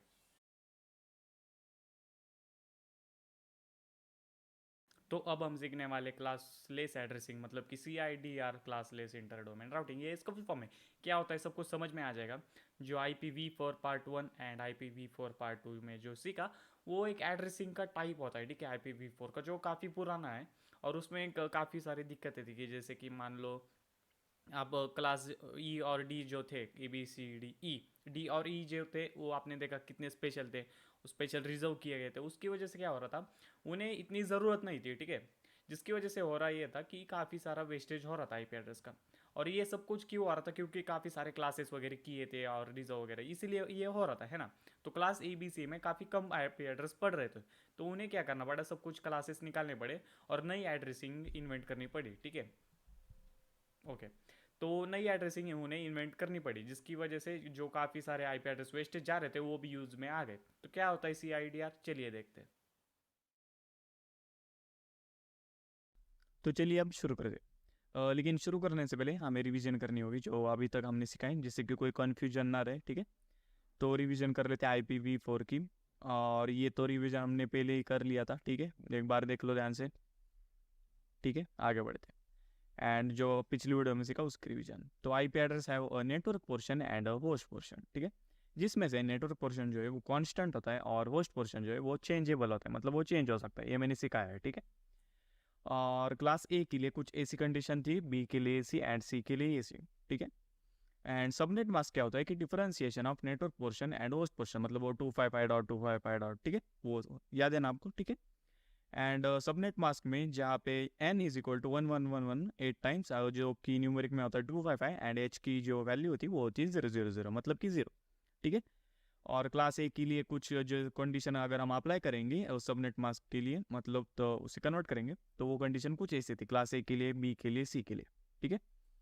और नेटवर्क आईडी क्या होती है कि basically starting IP address of every network, और सर नेम, अगर वहाँ पे नेम भी है या फिर सर नेम भी बोल सकते हो आप, पूरा मतलब एक नेटवर्क है तो उस नेटवर्क आईडी होनी चाहिए ना कुछ एकदम, जिससे उसकी पहचान हो, ठीक है। तो नेटवर्क आईडी और क्या हुआ, हाँ, नेटवर्क आईडी फाइंड करने की एक प्रोसेस थी जिसे हम एंडिंग प्रोसेस कहते थे। सबसे पहले हमें क्या करना था, कन्वर्ट करना था वो आईपी एड्रेस और सबनेट मास्क को वो मतलब बाइनरी में, एंड जो बाइनरी पे कन्वर्ट किया उसे बिट्स बाय बिट्स हम मल्टीप्लाई करते थे, एंड जो आंसर आता था उसे वापस रिकन्वर्ट करते थे न्यूमेरिक में, और हमें नेटवर्क आईडी मिल जाती थी, ठीक है।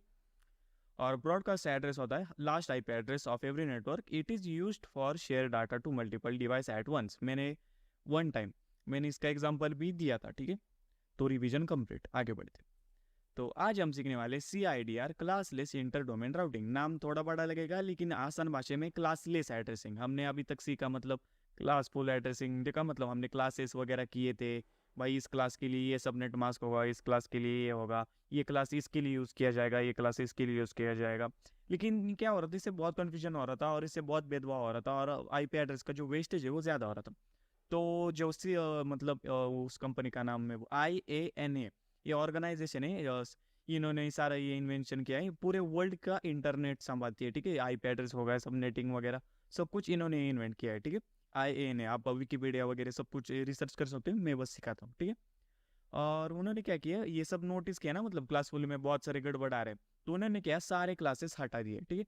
एंड एक नया मतलब नया क्या बोलते हैं उसे, एक नया मेथड अप्लाई किया, CIDR। आज के डेट में हम CIDR यूज करते हैं, ठीक है।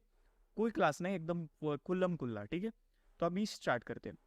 तो पहले कुछ ऐसे क्लासेस थे कि क्लास ए की रेंज यहाँ से लेकर यहाँ तक, क्लास बी की रेंज यहाँ से लेकर यहाँ तक। अब ऐसा कुछ भी नहीं, एकदम कोई क्लास ही नहीं है, बस रेंज, कोई क्लास नहीं, ठीक है। और जो रेंज है हमारी यहाँ से यहाँ पे, और इसमें क्या रखा गया है, सिर्फ प्राइवेट आईपी एड्रेस की रेंज रखी गई है। हाँ भाई, यहाँ से लेकर यहाँ तक ये प्राइवेट आईपी एड्रेस, यहाँ से लेकर यहाँ तक, यहाँ से लेकर यहाँ तक, बस इतना रखा गया है, ठीक है। और एक नोटेशन चीज़ ऐड की गई, आपको याद है ना सबनेट मास्क हम क्या यूज करते थे, 255.255.255, ठीक है। तो ये आईपी एड्रेस है, ठीक है, ये क्लासिक आईपी एड्रेस था, ये मतलब हम क्लासलेस से सीख रहे हैं, बस अभी के लिए मान लो कि ये क्लासिक है, तो उसका सबनेट मास्क कुछ ऐसा होता था, है ना। तो अभी क्या किया, CIDR में इतना कुछ लिखने की जगह हम क्या करेंगे, सिर्फ /24 यूज करेंगे। अब आपको होगी कि /24 की यूज करना है, तो वो जो सबनेट मास्क है उसे हम बाइनरी में जब कन्वर्ट करते हो तो वो कुछ ऐसा आता है। अब नोटेशन कैसे यूज करते हैं, हमें कैलकुलेट करना है कि लेफ्ट टू राइट कितने कंटिन्यूस वंस है, कंटिन्यूस, कोई भी बीच में जीरो नहीं आना चाहिए। जितने कंटिन्यूस वंस होंगे उतने स्लैश मतलब जितने होंगे उतना नोटेशन हमें देना है। तो अभी हम काउंट करते /24 है total left to right one, ठीक है। तो इसीलिए /24। एक और एग्जाम्पल लेते, ये कौन सा था, क्लास ए का था, अभी कोई क्लास नहीं है, बस इतना ध्यान में रखो कि ए का था, है ना। तो इसका सबनेट मास्क ये होगा, एंड उसको कन्वर्ट करेंगे कुछ बाइनरी में, एंड अब अगर हम कैलकुलेट करेंगे तो ये आता है 8, तो /8। समझ गए नोटेशन कैसे यूज करना है, ठीक है, आगे बढ़ते। एंड CIDR, हाँ। एंड सबनेटिंग फ्रीडम, सबनेटिंग जो है मैं अगली वीडियो में सिखाने वाला, बहुत ही इंपॉर्टेंट टॉपिक है, मोस्ट इंपॉर्टेंट टॉपिक।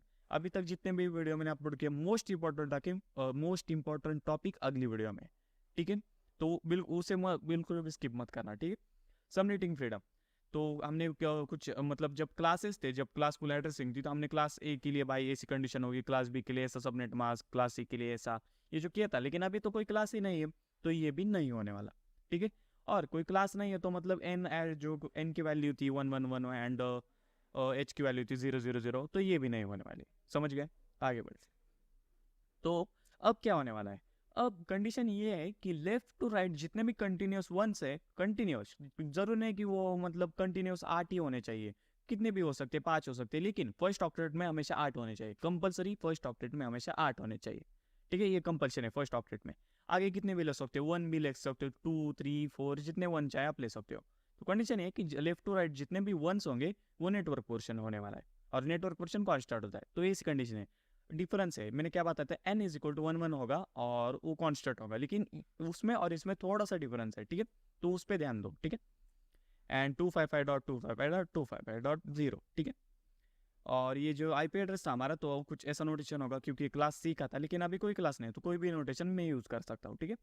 तो लेकिन कंडीशन ये है कि कहाँ से, /8 से, ठीक है। /8 क्यों गए? क्योंकि फर्स्ट ऑक्टेट में हमेशा मैंने क्या कहा, फर्स्ट ऑक्टेट में हमेशा कंटिन्यूस 8 होने चाहिए, इसलिए /8 से।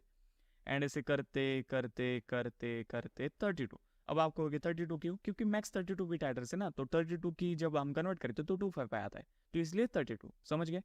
एंड आपके लिए एक इमेज मैंने यहाँ पे ली है, देख सकते हो कि कौन से नोटेशन के लिए कौन सा सबनेट मास्क है, ठीक है। और दैट्स इट। समझ में आ गया। देखा आपने CIDR क्या होता है, क्लासलेस इंटर डोमेन राउटिंग, सब कुछ समझ में आ गया।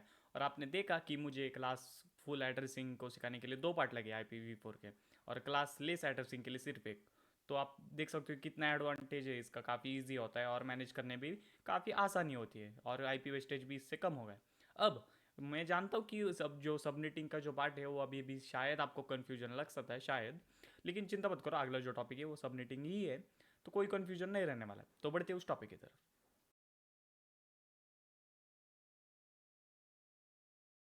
अब हम सीखने वाले सबनेटिंग के बारे में, देखते क्या होता है सबनेटिंग।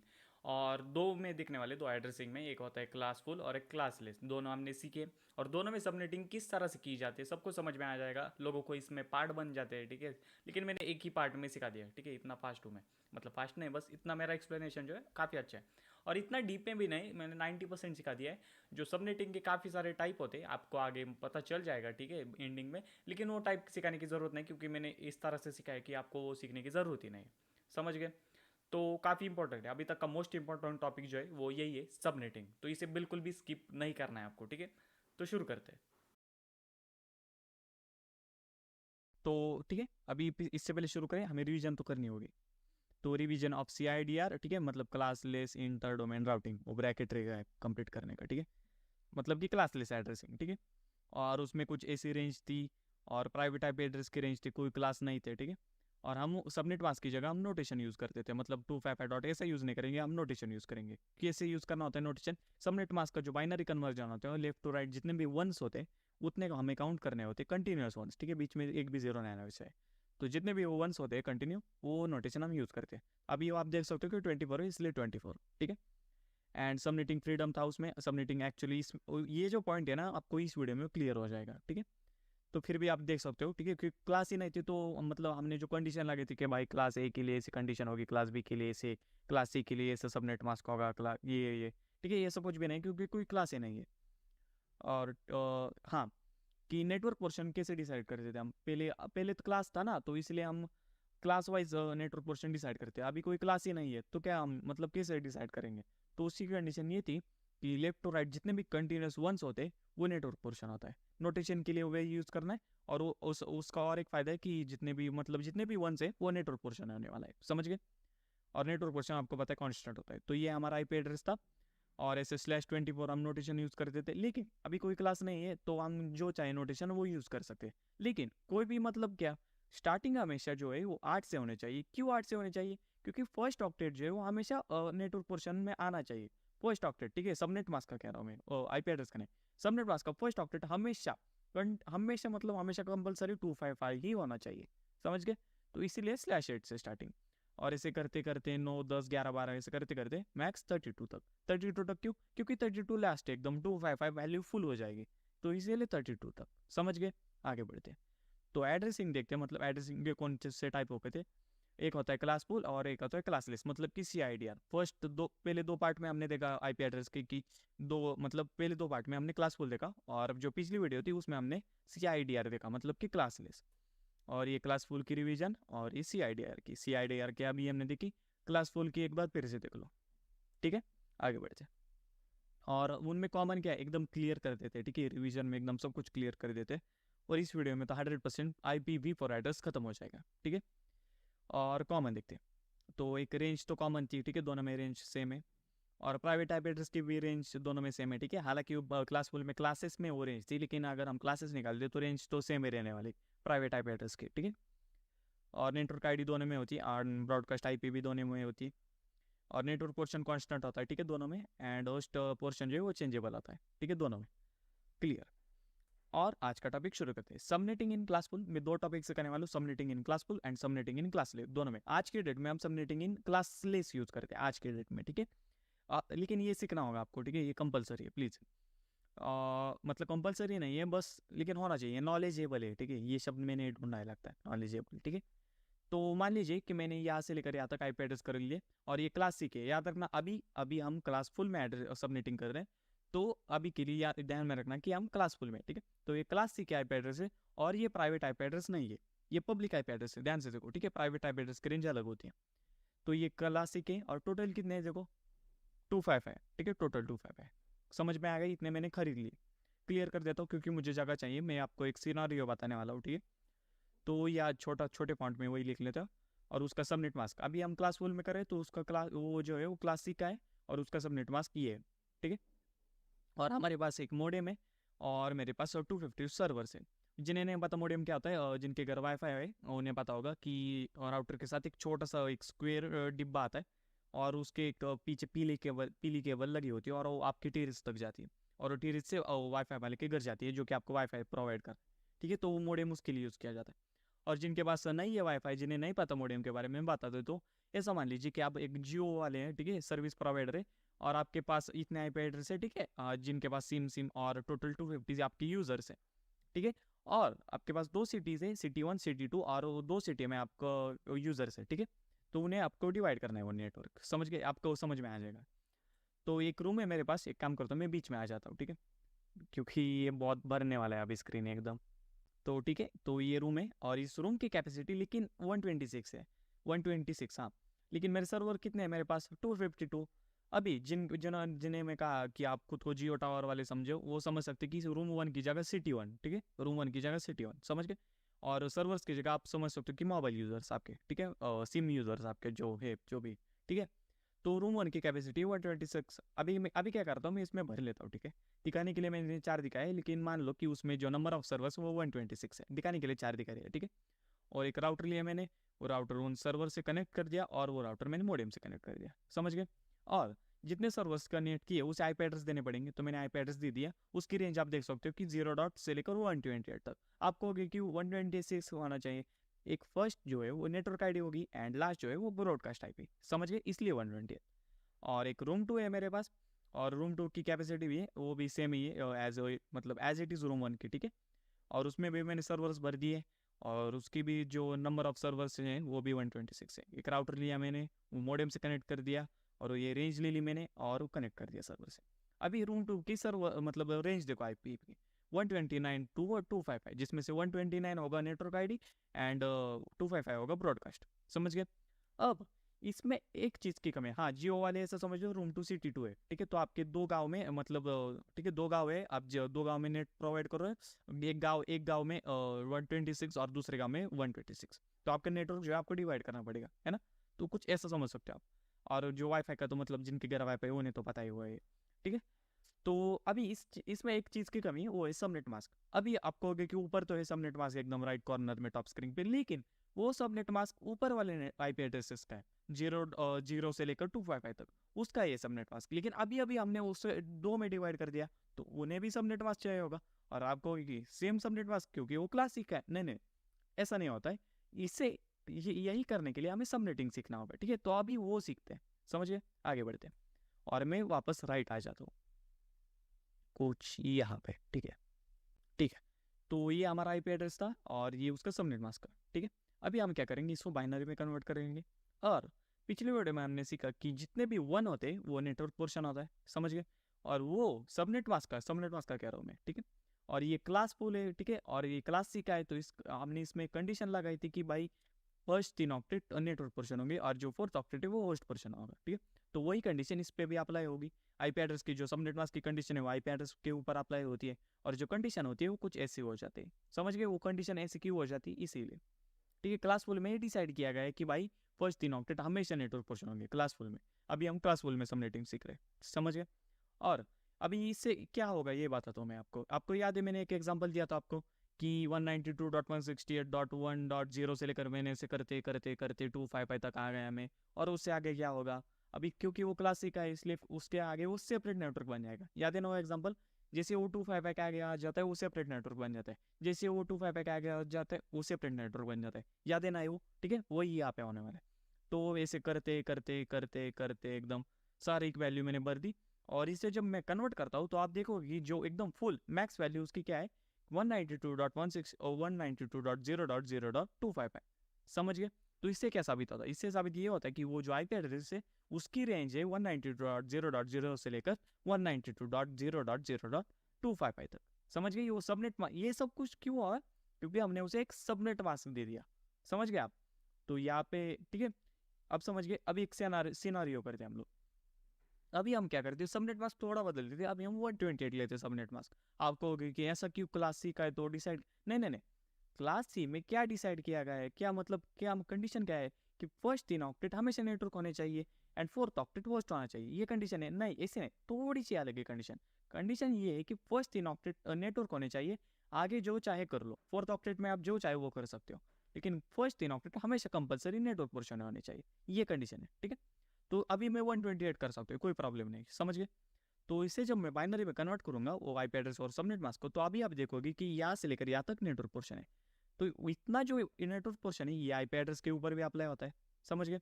तो इसका मतलब ये है कि फोर्थ ऑक्टेट में जो फर्स्ट बिट है वो नेटवर्क पोर्शन के अंदर आ गया है। अभी थोड़ा सा कंफ्यूजन लग रहा है ना आपको? थोड़ा कंफ्यूजन हो रहा है भाई, थोड़ा सा मतलब समझ में आ जाएगा मैं क्या कह रहा हूँ। तो ऐसे ठीक है, और जो कंडीशन आप देख सकते हो, कुछ थोड़ा सा नेटवर्क पोर्शन भी होता है फोर्थ ऑक्टेट में, थोड़ा सा होस्ट भी आ गया है। समझ में आ जाएगा आपको, क्लियर हो जाएगा, मैं बताता हूँ। तो ऐसे करते करते करते मान लीजिए कि मैंने एक मैं असाइन करते जा रहा हूँ, तो एकदम लास्ट में पहुंच गया। अब इससे आगे मैं नहीं जा सकता। क्यों नहीं जा सकता? क्योंकि वो जो फर्स्ट बिट है हमारा फोर्थ ऑक्टेट का फर्स्ट बिट, वो नेटवर्क पोर्शन के आगे आता है, मतलब नेटवर्क पोर्शन के अंदर आता है, तो वो तो चेंज नहीं वाला है। ठीक है, वो चेंज नहीं होने वाला है।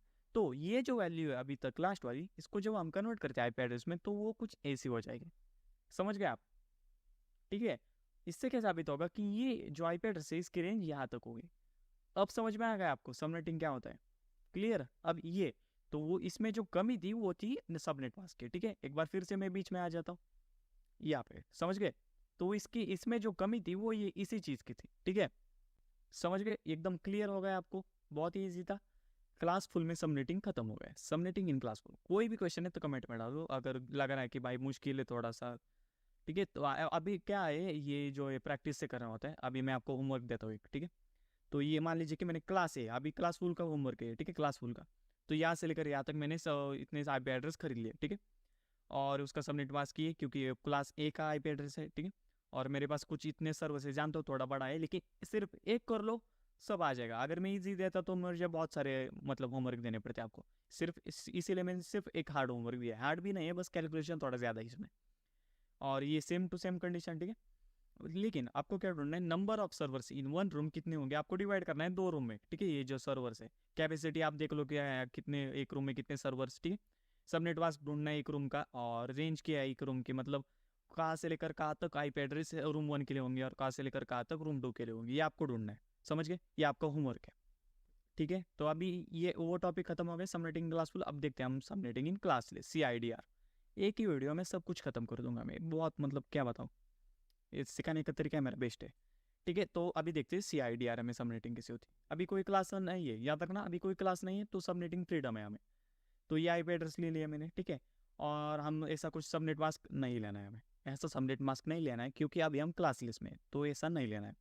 अभी हमें क्या करना है, हमें नोटेशन यूज़ करना है। नोटेशन की कंडीशन क्या थी, /8 से। ठीक है, तो इसलिए /8 और उसका सबनेट, हाँ /8 को मैंने कन्वर्ट कर दिया सबनेट मास्क में। ठीक है, मतलब कि जो नोटेशन है। ठीक है, तो ऐसे मैं कर सकता हूँ ना /9, ठीक है, /32 तक मैक्स। समझ गए आप?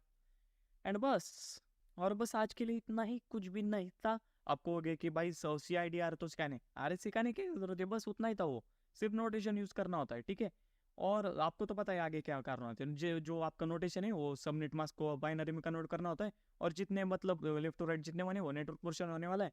और आपको ढूंढना है बस कि लास्ट जो नेटवर्क पोर्शन छोड़ के जो होस्ट में लास्ट क्या आ रहा है, और जो लास्ट आ रहा है उसको आईपी को आपको कन्वर्ट करना होता है। ठीक है, मतलब वो बाइनरी को आपको आईपी में कन्वर्ट करना होता है, और जो आईपी आ रहा है वो उसका लास्ट होगा। तो जो भी आपने आईपी एड्रेस लिया था वहां से लेकर जो आपका आंसर आया है वहां तक उसकी रेंज होने वाली है। बस यही होता है CIDR में। ठीक है, और वीडियो खत्म नहीं हुई है, वो कुछ लोग यहाँ पे छोड़ गए, लेकिन क्योंकि मुझे कुछ दिखाना है आपको, हो सकता है कुछ लोग यहाँ पे छोड़ के जाए वीडियो। ठीक है, तो अभी हम देखते हैं।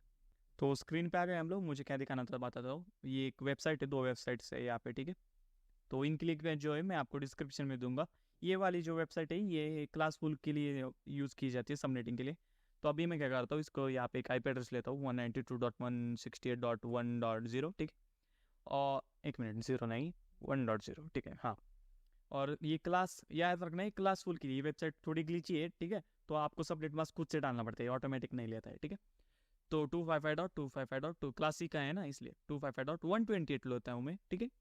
और इसको कैलकुलेट करता हूँ तो आप देखोगे कि मैक्सिमम होस्ट ऑटोमेटिकली इससे 126, ये एक्चुअली कैलकुलेटर है, ठीक है, सबनेट मास्क।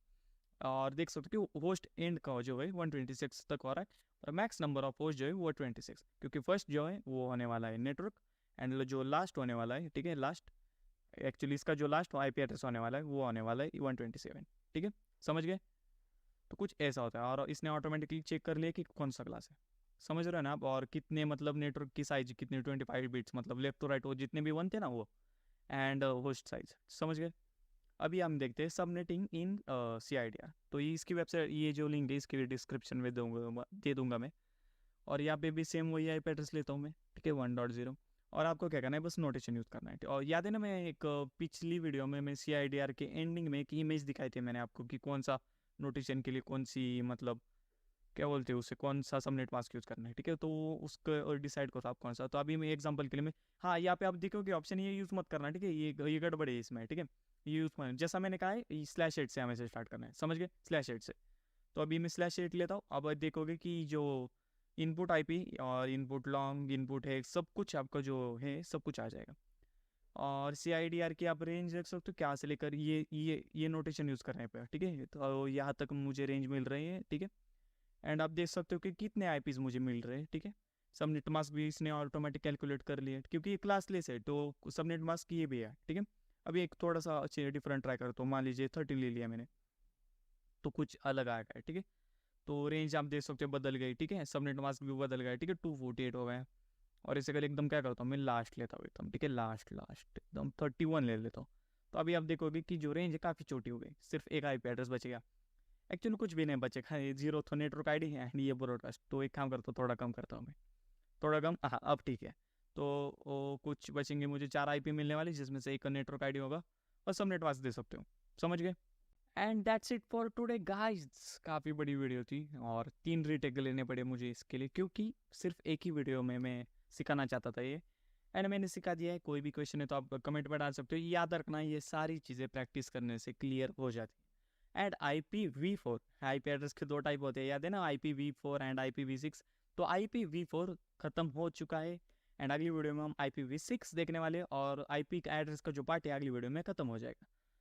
तो 100% IPv4 खत्म हो चुका है, 100%, समझ गए, 100% खत्म हो चुका है। कोई भी क्वेश्चन है कमेंट में डालो, मिलते हैं अगली वीडियो में, नमस्ते।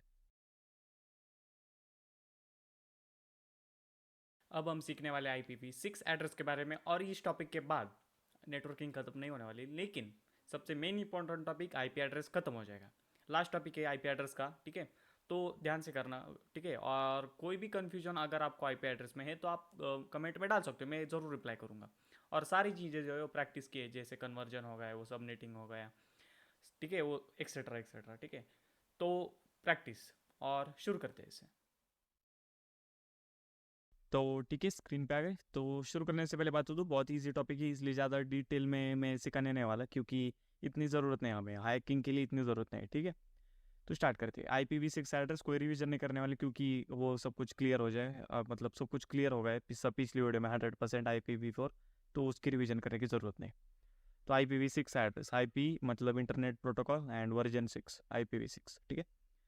एंड एक 128 बिट एड्रेस होता है, और इसमें 8 ऑक्टेट होते हैं, एक ऑक्टेट की साइज 16 बिट होती है, समझ गए। एंड पहले हम क्या करते कि न्यूमरिक कुछ ऐसा होता था हमारा IP एड्रेस IPv4 में, और उसका जो बाइनरी कन्वर्जन था वो कुछ ऐसा था। इसमें ऐसा नहीं होता है, ठीक है, इसमें ऐसा नहीं होता है। इसमें होता है हेक्साडेसिमल टू बाइनरी। अब आप कहोगे हेक्साडेसिमल क्या होता है, बताता हूँ। हेक्साडेसिमल मतलब होता है कि 0 1 2 3 4 5 6 7 8 9 ABCDEF, इसे हेक्साडेसिमल कहते हैं। एंड एक हेक्साडेसिमल की साइज 4 बिट होती है, समझ गए, ठीक है। और कन्वर्जन बता देता हूँ, ये चार्ट आप देख सकते हो स्क्रीन पे, कैसा कन्वर्जन आता है। अभी सिखाने की ज़रूरत नहीं है, बहुत ईजी है, बस ये चार्ट ध्यान में रख लो, ठीक है। ठीक है, आगे बढ़ते हैं।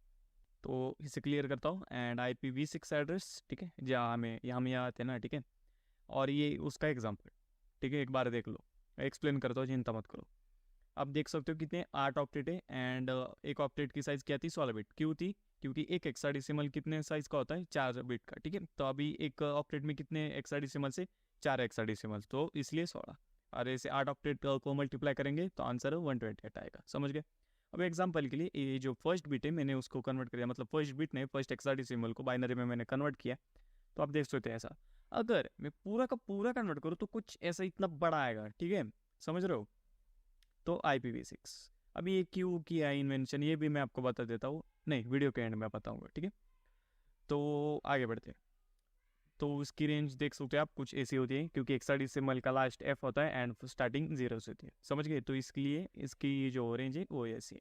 एंड कॉम्बिनेशन देखेंगे तो 2 128, क्योंकि 128 बिट है ना, इसलिए। और 340 trillion trillion trillion addresses, exact number देख सकते हो एकदम उसका फुल मैं खुद बीच में आ रहा हूँ, इतना बड़ा नंबर है वो, ठीक है। तो देख सकते हैं बहुत सारे हैं। और शॉर्ट रनिंग देखते हैं, मतलब इतना बड़ा IP एड्रेस है, अभी हमने देखा कि बहुत कितना बड़ा IP एड्रेस है ना। तो उसमें क्या किया है शॉर्ट रनिंग, मतलब कि ऐसे हम कुछ शॉर्ट करते किसी चीज़ को, देखो मतलब कि शॉर्ट फॉर्म में ऐसे समझ लो, क्या कहते हैं उससे। अभी IPv6 से ले लो ना, उसका फुल फॉर्म क्या है, इंटरनेट प्रोटोकॉल वर्जन 6 है ना। तो ऐसा ही किया है जो उसके जो IP सिखाया देता हूँ, चलो एक्सप्लेन नहीं करता।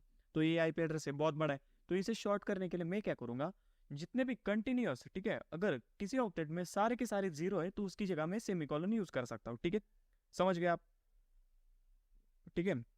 तो ऐसा सेमीकोलन डबल सेमीकोलन, ठीक है, तो ये IP एड्रेस कुछ ऐसा दिखेगा, समझ गए। अब जरूरी नहीं कि ये मतलब एक ऑक्टेट में हो या दो, अगर कंटिन्यूअस 2 3 ऑक्टेट में भी होगा तो भी मैं डबल सेमीकोलन सिर्फ एक बार ही यूज करूंगा, समझ गए। कंप्यूटर ऑटोमेटिक डिटेक्ट कर लेगा कि कहाँ है वो, मतलब उसकी जगह 0 है, कंप्यूटर ऑटोमेटिक डिटेक्ट कर लेगा, ठीक है। आगे बढ़ते। तो और एक, हाँ, 2 तरीके होते शॉर्ट करने के, एक अभी मैंने बताया, अभी दूसरा देखते हैं। दूसरा तरीका ये है कि कोई भी ऑक्टेट में स्टार्टिंग के कंटिन्यूअस 0 आप हटा सकते हो, ठीक है। तो मतलब हाँ, हाइडिंग स्टार्टिंग 0, तो मतलब यहाँ पे एक है, यहाँ पे एक है, यहाँ पे एक है, ठीक है, और यहाँ पे एक, तो ये मैं हाइड कर सकता हूँ, ठीक है, लिखने की जरूरत नहीं। तो ये IP एड्रेस कुछ ऐसा दिखेगा, समझ गए। शॉर्टनिंग से बस वो छोटा हो रहा है, ठीक है, बस इतना है और कुछ नहीं। और ये दोनों मेथड, मतलब कि एक थी कंटिन्यूस, अगर किसी ऑक्टेट में सारे के सारे 0 होंगे तो उसकी जगह हम डबल सेमीकोलन यूज करेंगे। और दूसरी मेथड ये है कि स्टार्टिंग के कंटिन्यूस 0, एक एक, ठीक है, कंटिन्यूस 0 स्टार्टिंग के एक एक डिजिट रहने देना है हमें, भले वो 0 और 3 हो, कुछ फर्क नहीं पड़ता, एक रहने देना है, ठीक है। तो ये 2 मेथड हम एक साथ भी यूज कर सकते हैं, तो मतलब अगर ये स्टार्टिंग का ले लूँ मैं, और यहाँ का स्टार्टिंग का, और ये बीच में दोनों ऑक्टेट में सारे के सारे 0, तो उसकी जगह में सेमीकोलन भी यूज कर सकता हूँ। तो ये IP एड्रेस कुछ ऐसा दिखेगा, समझ गए। आगे बढ़ते। तो इसकी एक क्वेश्चन है, तो वो जो मेथड है ना कि अगर किसी ऑक्टेट में सारे के सारे 0 होंगे तो उसकी जगह हम सेमीकोलन यूज कर सकते हैं। तो उसका एक रूल है कि सिर्फ एक बार यूज कर सकते हो, मतलब ये जो IP एड्रेस है ये मतलब अलग वाला है, ठीक है। तो अभी आप देखोगे कि इसमें 4 बार है, ठीक है, ठीक है, सारे ऑक्टेट में 0 4 बार है, 2 लेफ्ट साइड है एंड 2 राइट साइड है। तो आप ऐसा IP एड्रेस नहीं लिख सकते, ठीक है, उसको शॉर्ट ऐसा नहीं कर सकते, क्यों, ये भी मैं आपको बता देता हूँ। क्या होता है कि जब कोई भी कंप्यूटर इसे रीड कर रहा है तो उसे कन्फ्यूजन हो जाता है कि भाई इसने 2 बार यूज किया, अभी वो मुझे क्या पता कि वो कहाँ है, मतलब समझ आता हो। देखो अगर 2 यूज किए तो लेफ्ट वाले 2 हो गए, तो वो कंप्यूटर को थोड़ी पता चला कि वो वहीं पे है, क्योंकि कंप्यूटर को तो नहीं पता है ना कि आपने लेफ्ट साइड वाला 0 लिया या फिर राइट साइड वाला, समझ रहे हो ना ये कन्फ्यूजन क्या है, समझ रहे हो। अभी राइट का अगर मान लीजिए कि उसने राइट वाला पढ़ लिया तो उसे थोड़ी पता कि एकदम 1 2 3 4 5th ऑक्टेट में ही 0 है या फिर 6th ऑक्टेट में ही 0, उसे नहीं पता ना। तो इसीलिए हम सिर्फ एक बार यूज कर सकते हैं, अगर 2 बार करेंगे तो उसे कन्फ्यूजन हो जाएगा कि कौन से ऑक्टेट में भाई 0 है, समझ रहे हो ना आप मैं क्या कह रहा हूँ, ठीक है। तो ये IP एड्रेस ऐसा नहीं लिख सकते हम, समझ गए। अब लिखना भी कैसा है ये भी मैं बताता हूँ। अगर ऐसी सिचुएशन आपको आए तो हमेशा लेफ्ट साइड, ठीक है, हमेशा लेफ्ट साइड, अगर ऐसी सिचुएशन आए तो हमेशा लेफ्ट साइड की जगह सेमीकोलन आप यूज कर सकते हो। और अगर ऐसे डबल है ना तो आप क्या कर सकते हो, स्टार्टिंग की 0 भी हटा सकते हो, ठीक है, वो वाले ट्रिक आप इस्तेमाल कर सकते हो। तो ये IP एड्रेस कुछ ऐसा दिखेगा, समझ गए। और हाँ, इसमें भी 2 टाइप होते हैं, एक होता है पब्लिक एंड प्राइवेट, ठीक है। यहाँ पे इसे ग्लोबल यूनिकास्ट कहा जाता है या फिर पब्लिक IP एड्रेस भी आप बोल सकते हो, ठीक है। तो या उसकी जो रेंज होती है, कोई आया था, ठीक है, वो पीरू देखे हुए हैं बहुत अच्छे होते हैं। तो मैं कहा था हाँ global unicast and public IP address, उसकी रेंज कुछ यहाँ से लेकर आते हैं, समझ गए, पब्लिक आईपी एड्रेस के लिए। एंड दूसरा होता है यूनिक लोकल, जिसे हम प्राइवेट आईपी एड्रेस भी कहते हैं, और उसकी रेंज कुछ यहाँ से लेकर यहाँ तक। एंड दैट्स इट, आज के लिए बस इतना ही। और देखा बहुत ईजी टॉपिक था, इतना हालांकि इतना डिटेल में नहीं गए हम, सिर्फ ऊपर ऊपर मैंने बताया, थोड़ी सी इन्फॉर्मेशन दी थी कि मतलब कोई कन्फ्यूजन ना रहे आगे। एंड हैकिंग के लिए इतने ही ज़रूरत है, हमें ज़्यादा डीप में जाने की ज़रूरत नहीं है। कोई भी क्वेश्चन है तो आप कमेंट में कर सकते हो, और मिलते हैं अगली वीडियो में। नमस्ते।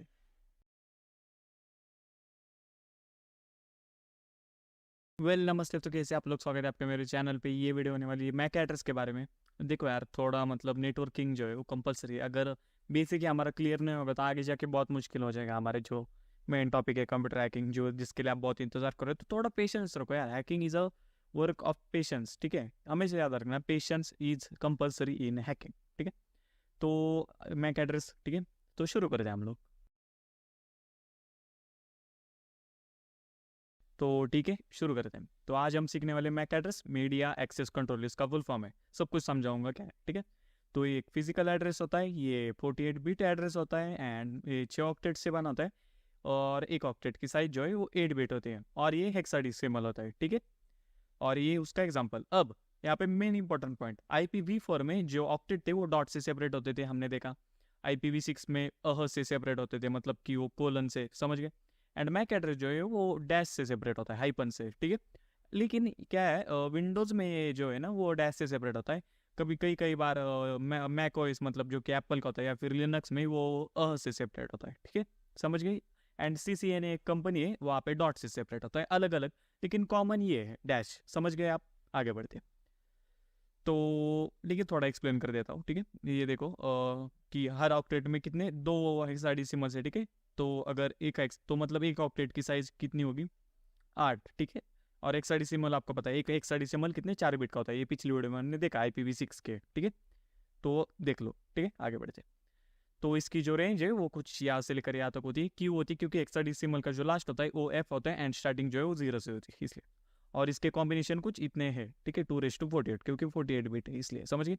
एंड एग्जैक्ट नंबर जो है आप स्क्रीन पे देख सकते हो, ठीक है। और home address is equal to IP address, and person living in the house is equal to MAC address. मतलब एक एग्जांपल देता हूँ जिससे कि मैक एड्रेस जो है एकदम डीप आपका एक्सप्लेन हो जाए।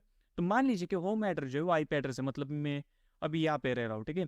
एंड जो मेरा घर का पता है, मेरा जो होम एड्रेस है वो आईपी एड्रेस है, और मैं जो हूँ, मेरा जो नाम है, मैं जो हूँ, मैं पर्सन, वो है मैक एड्रेस। अब मैं कहीं दूसरे घर में गया तो आईपी एड्रेस बदलेगा, मतलब होम एड्रेस बदलेगा, लेकिन मैं तो वही रहने वाला हूँ, मैं तो नहीं बदलने वाला। तो मैक एड्रेस जो है वो परमानेंट होता है, समझ गए, पॉइंट समझ गए आप। आई होप कि क्लियर, वो स्टोरी से क्लियर हो गया है ना। तो इसीलिए मैक एड्रेस जो है वो परमानेंट होता है, वो डिवाइस के ऊपर परमानेंट होता है, वो उसे आप बदल नहीं सकते, ठीक है। एंड आईपी एड्रेस जो है वो परमानेंट नहीं होता, वो चेंज हो सकता है कहीं पर भी, समझ गए। बहुत ईजी था, क्लियर, आगे बढ़ते।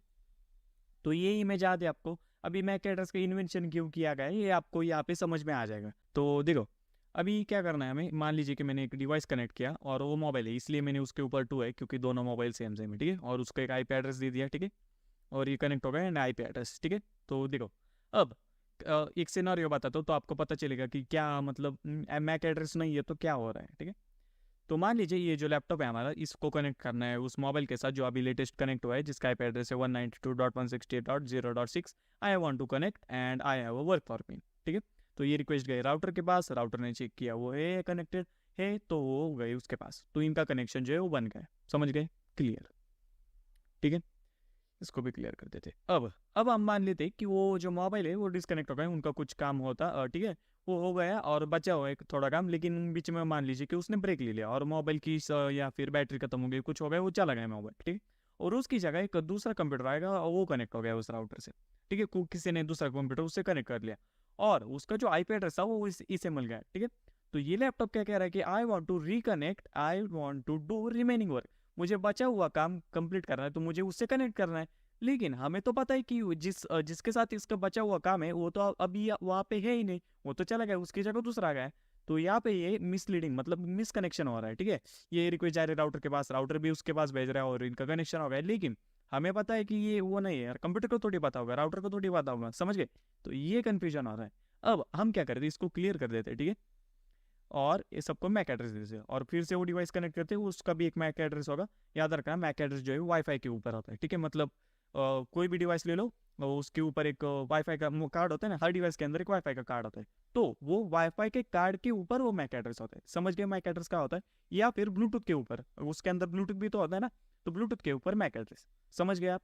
तो कोई भी वायरलेस चीज़ के लिए मैक एड्रेस की हमें ज़रूरत होती है। समझ गए? ठीक है। अब क्या होगा कि ये जो डिवाइस कह रहा था कि आई वांट टू कनेक्ट, अब ये ऐसा नहीं करेगा, क्योंकि अभी हमने मैक एड्रेस दे दिया, तो ये ऐसा नहीं करने वाला।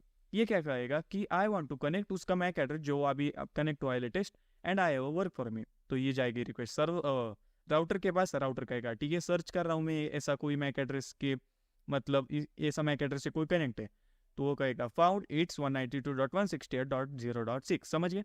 और फिर ये रिक्वेस्ट जाएगी उसके पास। समझ गए? क्लियर करते थे। मान लीजिए कि वो अभी फिर से डिस्कनेक्ट हो गया, ठीक है, और ये लैपटॉप कह रहा है I want to reconnect, I want to do remaining work, तो ये रिक्वेस्ट जाएगी राउटर के पास। तो अभी तो वो कनेक्ट नहीं है, तो राउटर कहेगा not found, okay searching not found. क्यों? क्योंकि वो कनेक्ट ही नहीं है।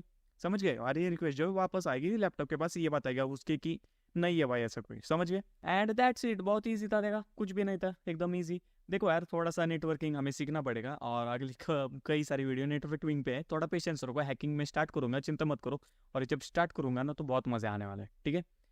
और कोई भी क्वेश्चन है तो आप कमेंट में डालो इसके ऊपर, ठीक है। और हाँ, बाय द वे, मेरा इंस्टाग्राम जो है, मेरे वो चैनल के जो ऊपर है ना बायो, मतलब क्या बोलते हैं उसे, अबाउट चैनल, ठीक है, वहाँ पे मेरा इंस्टाग्राम मिल जाएगा। अभी कम सब्सक्राइबर है, कम फॉलोवर है, तो मैं आपके मैसेज से पढ़ सकता हूँ, अगर आप चाहते हो मैसेज करना, ठीक है। तो मिलते हैं अगले वीडियो में। नमस्ते।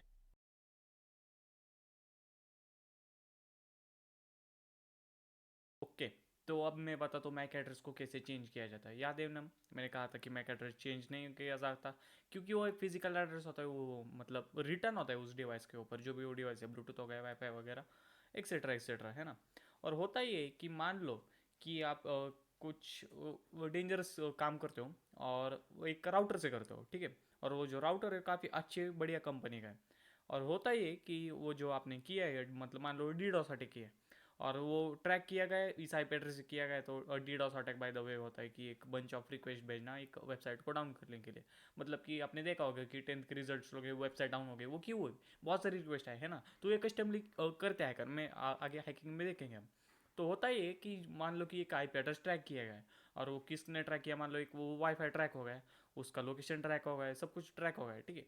और अब कि पता कैसे करते हैं कि किसने ट्रैक किया? मान लो कि आप पड़ोसी के वाईफाई से भी कर सकते हो आप, है ना।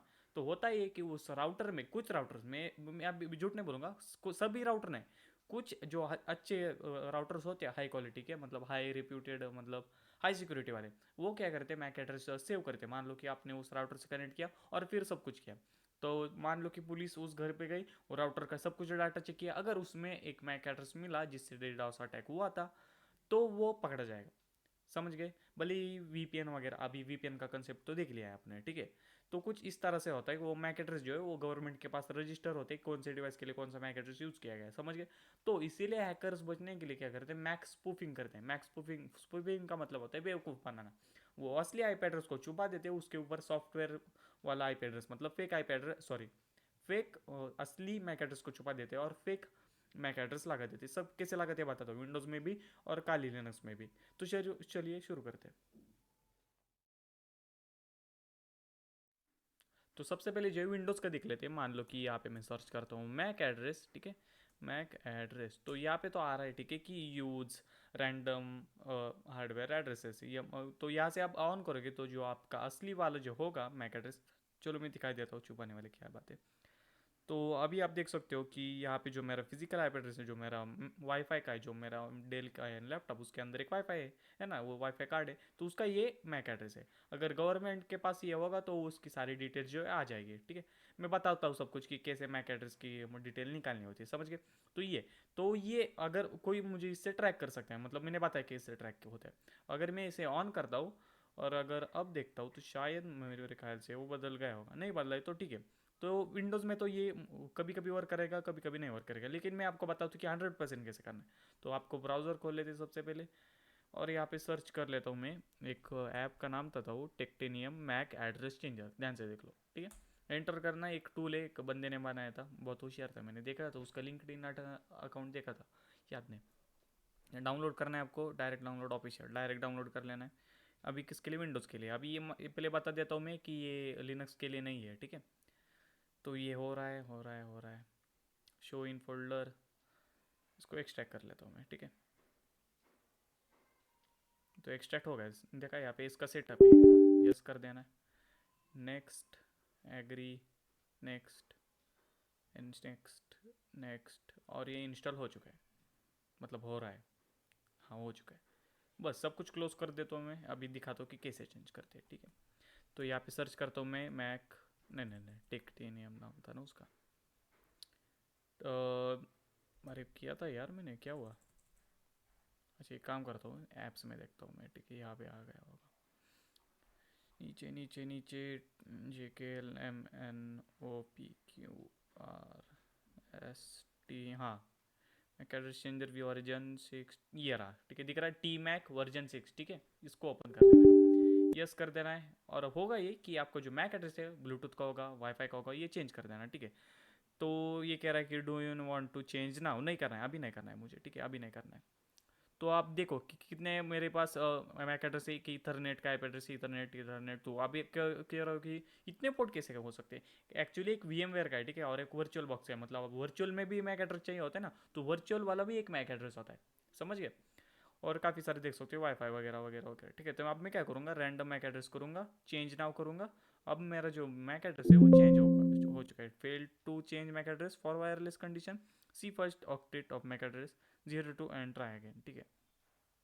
अब मैं करता हूँ अब चेंज नाउ, ठीक है। तो अब देख सकते हो कि ओरिजिनल मैक एड्रेस, अरे कब रहे, ओरिजिनल मैक एड्रेस ये है, और चेंज करने के बाद जो है ये वाला हो चुका है, ठीक है।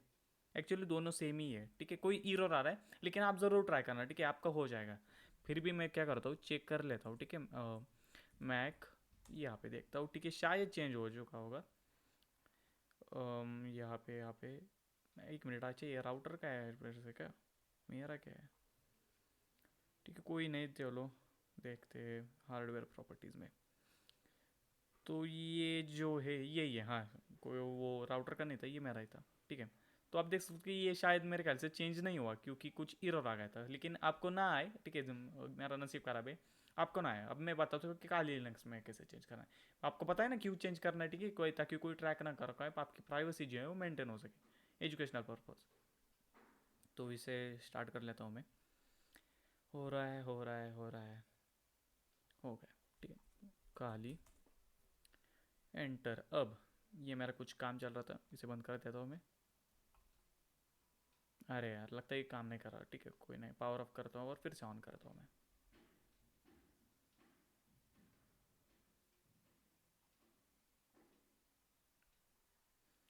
ओके, तो इसे थोड़ा सा टाइम लगने वाला है, मैं क्या करता हूँ, थोड़ा सा जो है इसे फास्ट फॉरवर्ड कर देता हूँ।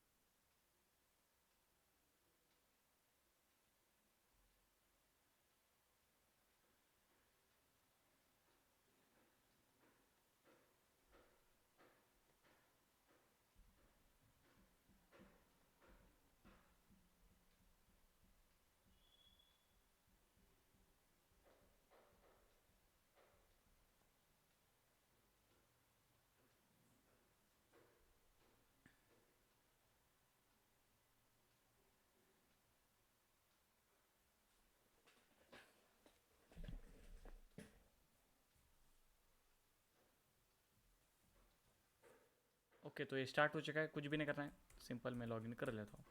तो कभी कभी क्या होता है, मेरा हैंग पड़ने लगता है, ठीक है, तो उसे अपडेट नहीं किया मैंने बहुत दिन हो गए। तो टर्मिनल ऑटोमेटिक टर्मिनल आ गई, ठीक है।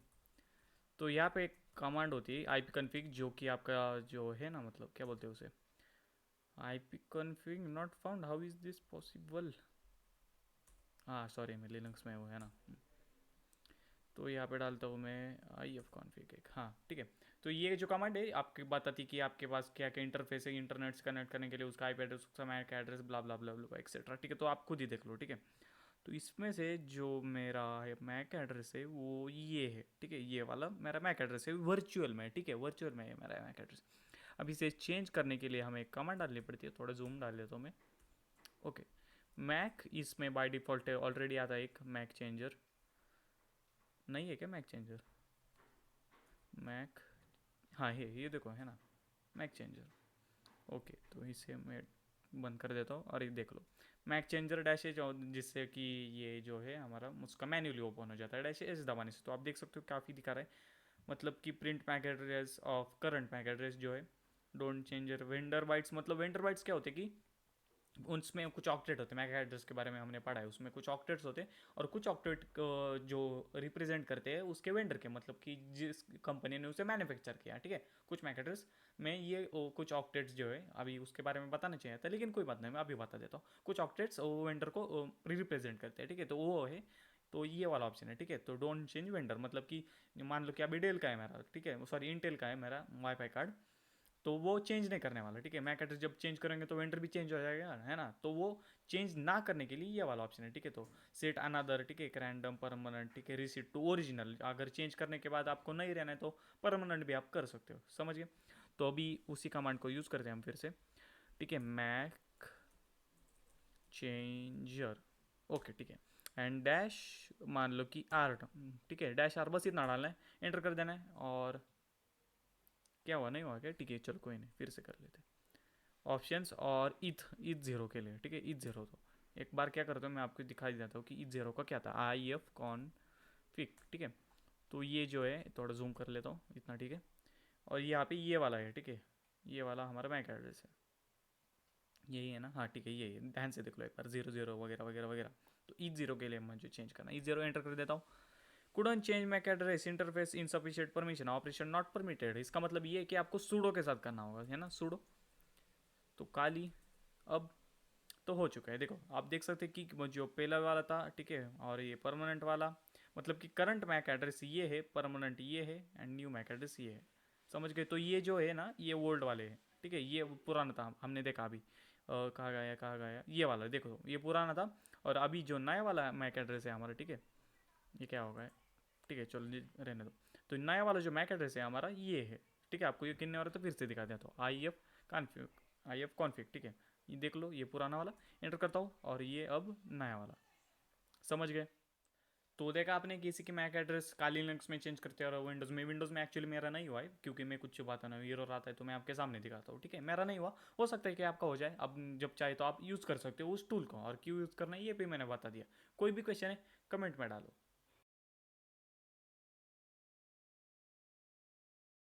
नमस्ते। तो कैसे आप लोग, स्वागत है आपका मेरे चैनल पे। ये वीडियो होने वाली है पोर्ट्स इन कंप्यूटर नेटवर्क्स के बारे में, क्या होता है सब कुछ पता चलेगा। देखो, ये मैं जो टाइम बोलूँगा, मैं कहूँगा कि मीडियम टू हार्ड के बीच में का टॉपिक है, ठीक है, जो लेवल इसका मीडियम टू हार्ड थोड़ा सा। तो मैं इसीलिए मैं इसका 75% सिखाने वाला हूँ, जो कि ईजी है 75%। आगे का जो है थोड़ा सा मीडियम लेवल का है, ठीक है, और वो मैं नहीं सिखाने वाला क्योंकि उसकी ज़रूरत भी नहीं है हमें, और वो लेवल थोड़ा बड़ा है, और अभी आप बिगिनर्स हो, ठीक है। तो इतना ही सिखाऊंगा जितना हैकिंग के लिए हमें चाहिए, ठीक है। तो इसे हम शुरू करते हैं, तो स्टार्ट करते हैं। तो आज हम सीखने वाले पोर्ट्स इन कंप्यूटर नेटवर्क, ठीक है। और देखो, मेरे सिखाने का तरीका आपको पता है, मैं कुछ स्टोरी बनाता हूँ और उसको लिंक करता हूँ जो हमारा टॉपिक है, ठीक है। तो ऐसा है। और मान लीजिए कि ये बॉक्स जो है हमारा कंप्यूटर है, ठीक है, और उसका जो रास्ता है, बॉक्स जहाँ से खुलता है, वो IP एड्रेस है, ठीक है, जाने का रास्ता वो IP एड्रेस है, समझ गए। आगे बढ़ते। तो मान लीजिए मैंने वो बॉक्स खोल लिया, ठीक है, और एक वेबसाइट मैंने उस पर लोड कर दी। वेबसाइट को कौन सी सर्विस पे लोड होती है, HTTPS। URL की एक वीडियो मैं बनाऊंगा आगे, ठीक है, अगली या शायद अगली उसकी अगली वीडियो में, तो आपको समझ में आ जाएगा, एकदम डीप में हम सीखेंगे HTTPS वगैरह क्या होता है सब कुछ, ठीक है। अभी मान लीजिए कि एक वेबसाइट लोड कर दी मैंने, ठीक है, तो वो वेबसाइट आ गई मेरे कंप्यूटर के अंदर और वो लोड हो गई। अब कुछ चीज़ें हमें यहाँ पे ऑब्जर्व करनी है। देखो फर्स्ट देखो कि बॉक्स जो है काफ़ी बड़ा है और उसका जो रास्ता है जाने का वो भी बड़ा है, लेकिन जो चीज़ जा रही है वो काफ़ी छोटी है, समझ गए। HTTP बस काफ़ी छोटी है। तो ये फर्स्ट प्रॉब्लम है कि कैपेसिटी वेस्टेज हो रहा है, ठीक है, चीज़ छोटी लेकिन रास्ता बड़ा है तो वेस्टेज हो रहा है। सेकेंड प्रॉब्लम ये है कि एक बार सिर्फ एक ही चीज़ जा सकती है, एक साथ दो चीज़ नहीं जा सकते। तो अभी मैंने HTTPS लोड कर दिया वेबसाइट, अब मैंने FTP लोड कर दिया। FTP क्या होता है, फाइल ट्रांसफर प्रोटोकॉल, कोई भी फाइल शेयर करते हो, कुछ फाइल आप डाउनलोड करते हो वगैरह वगैरह, तो उसे FTP सर्विस यूज़ करते हैं, ठीक है। तो सेकंड प्रॉब्लम है कि मतलब एक साथ सिर्फ एक ही चीज़ कोई लोड हो सकती है, तो इसीलिए हमने पोर्ट्स का इन्वेंशन किया है, समझ गए। तो मान लीजिए ये बॉक्स जैसा था वैसा ही, अब IP एड्रेस भी जैसा था वैसा ही है, समझ गए। अब क्या कर दो, मैं इसे फेड कर देता हूँ। अब इस बार हम बॉक्स नहीं खोलेंगे, ठीक है, बॉक्स नहीं खोलेंगे। हम क्या करेंगे, उसमें छेद कर देंगे छोटे छोटे छोटे जितने हमें चाहिए, समझ गए। दिखाने के लिए मैं 6, आगे देखेंगे हम कितने टोटल कितने पोर्ट्स होते हैं। छेद मतलब पोर्ट्स, समझ गए।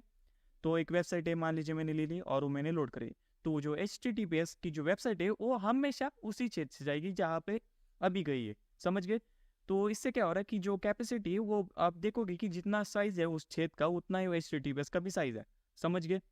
एंड मान लीजिए एक और वेबसाइट मतलब एक कोई फाइल मैंने डाउनलोड कर रहा हूँ मैं FTP की और फाइल ट्रांसफर प्रोटोकॉल की, तो वो भी उस पोर्ट से ही लोड होगा, समझ गए। तो आप देखोगे कि सब कुछ एकदम परफेक्ट हो गया है। एक साथ मल्टीपल फाइल्स भी जा सकते हैं क्योंकि छेद ज़्यादा है, ठीक है। एंड जिसमें जाना चाहिए वो फाइल उसी में जाएगी, समझ गए। तो सब कुछ हमारा ठीक हो गया है, तो इसीलिए पोर्ट्स का इन्वेंशन किया गया है, समझ गए आप। आगे बढ़ते हैं। तो टोटल कितने पोर्ट्स होते हैं, ठीक है, एक कंप्यूटर नेटवर्क में 0265535 65,525, ठीक है। अभी आपको कहोगे इतना है कि उसका कोई लॉजिक है क्या, कोई रिलेशन है, कोई रिलेशन कोई लॉजिक नहीं है। ये एक कंपनी है IANA, मैंने पहले भी बताया था, उन्होंने ये सब कुछ इन्वेंशन किया है, ठीक है, इंटरनेट प्रोटोकॉल और सब कुछ जो इंटरनेट का जो है सब कुछ उन्होंने इन्वेंट करके रखा है। तो पोर्ट्स भी उन्होंने डिसाइड किए कि भाई इतने ही होंगे, समझ गए, कोई क्वेश्चन नहीं। और वीडियो के एंड पे आपको थोड़ा दिखाता हूँ उनकी वेबसाइट वगैरह, ठीक है। आगे बढ़ते हैं। तो दो टाइप के प्रोटोकॉल्स होते हैं। प्रोटोकॉल्स क्या होता है बता देता हूँ। प्रोटोकॉल मतलब होता है कि कोई भी काम करने का तरीका। अभी आप इसका एग्जांपल देता हूँ, थोड़ा सा आपको थोड़ा एक्सप्लेन कर देता हूँ। मान लीजिए कि आपको आपके दोस्त को एक मिठाई देनी, ठीक है, मिठाई देनी है। और वो मिठाई आप कैसे भी दे सकते हो, ये लो भाई, हाथ में रख के भी दे सकते हो, मिठाई ले लो, या फिर कोई बॉक्स में दे सकते हो, मिठाई ले लो, या फिर लोहे के बॉक्स में दे सकते हो, मिठाई ले लो, या फिर सोने के बॉक्स में ले सकते हो, मिठाई ले लो, कुछ भी दे सकते हो। या फिर एक आदमी को बोल सकते हो कि इस आदमी को बताए कि वो उस आदमी को दे कि भाई इस आदमी को मिठाई देने के लिए। तो ऐसे ऐसे ऐसे करते करते आप दे सकते हो। प्रोटोकॉल, समझ गए। तो ये सब क्या करना है, प्रोटोकॉल से कोई भी डाटा ट्रांसफर करने की। वो मिठाई क्या है, डाटा है, और ट्रांसफर क्या है मतलब प्रोटोकॉल क्या है, जैसे आप दे रहे हो जिस तरीके से आपको दे रहे हो, समझ गए, तो उसे प्रोटोकॉल्स कहते हैं।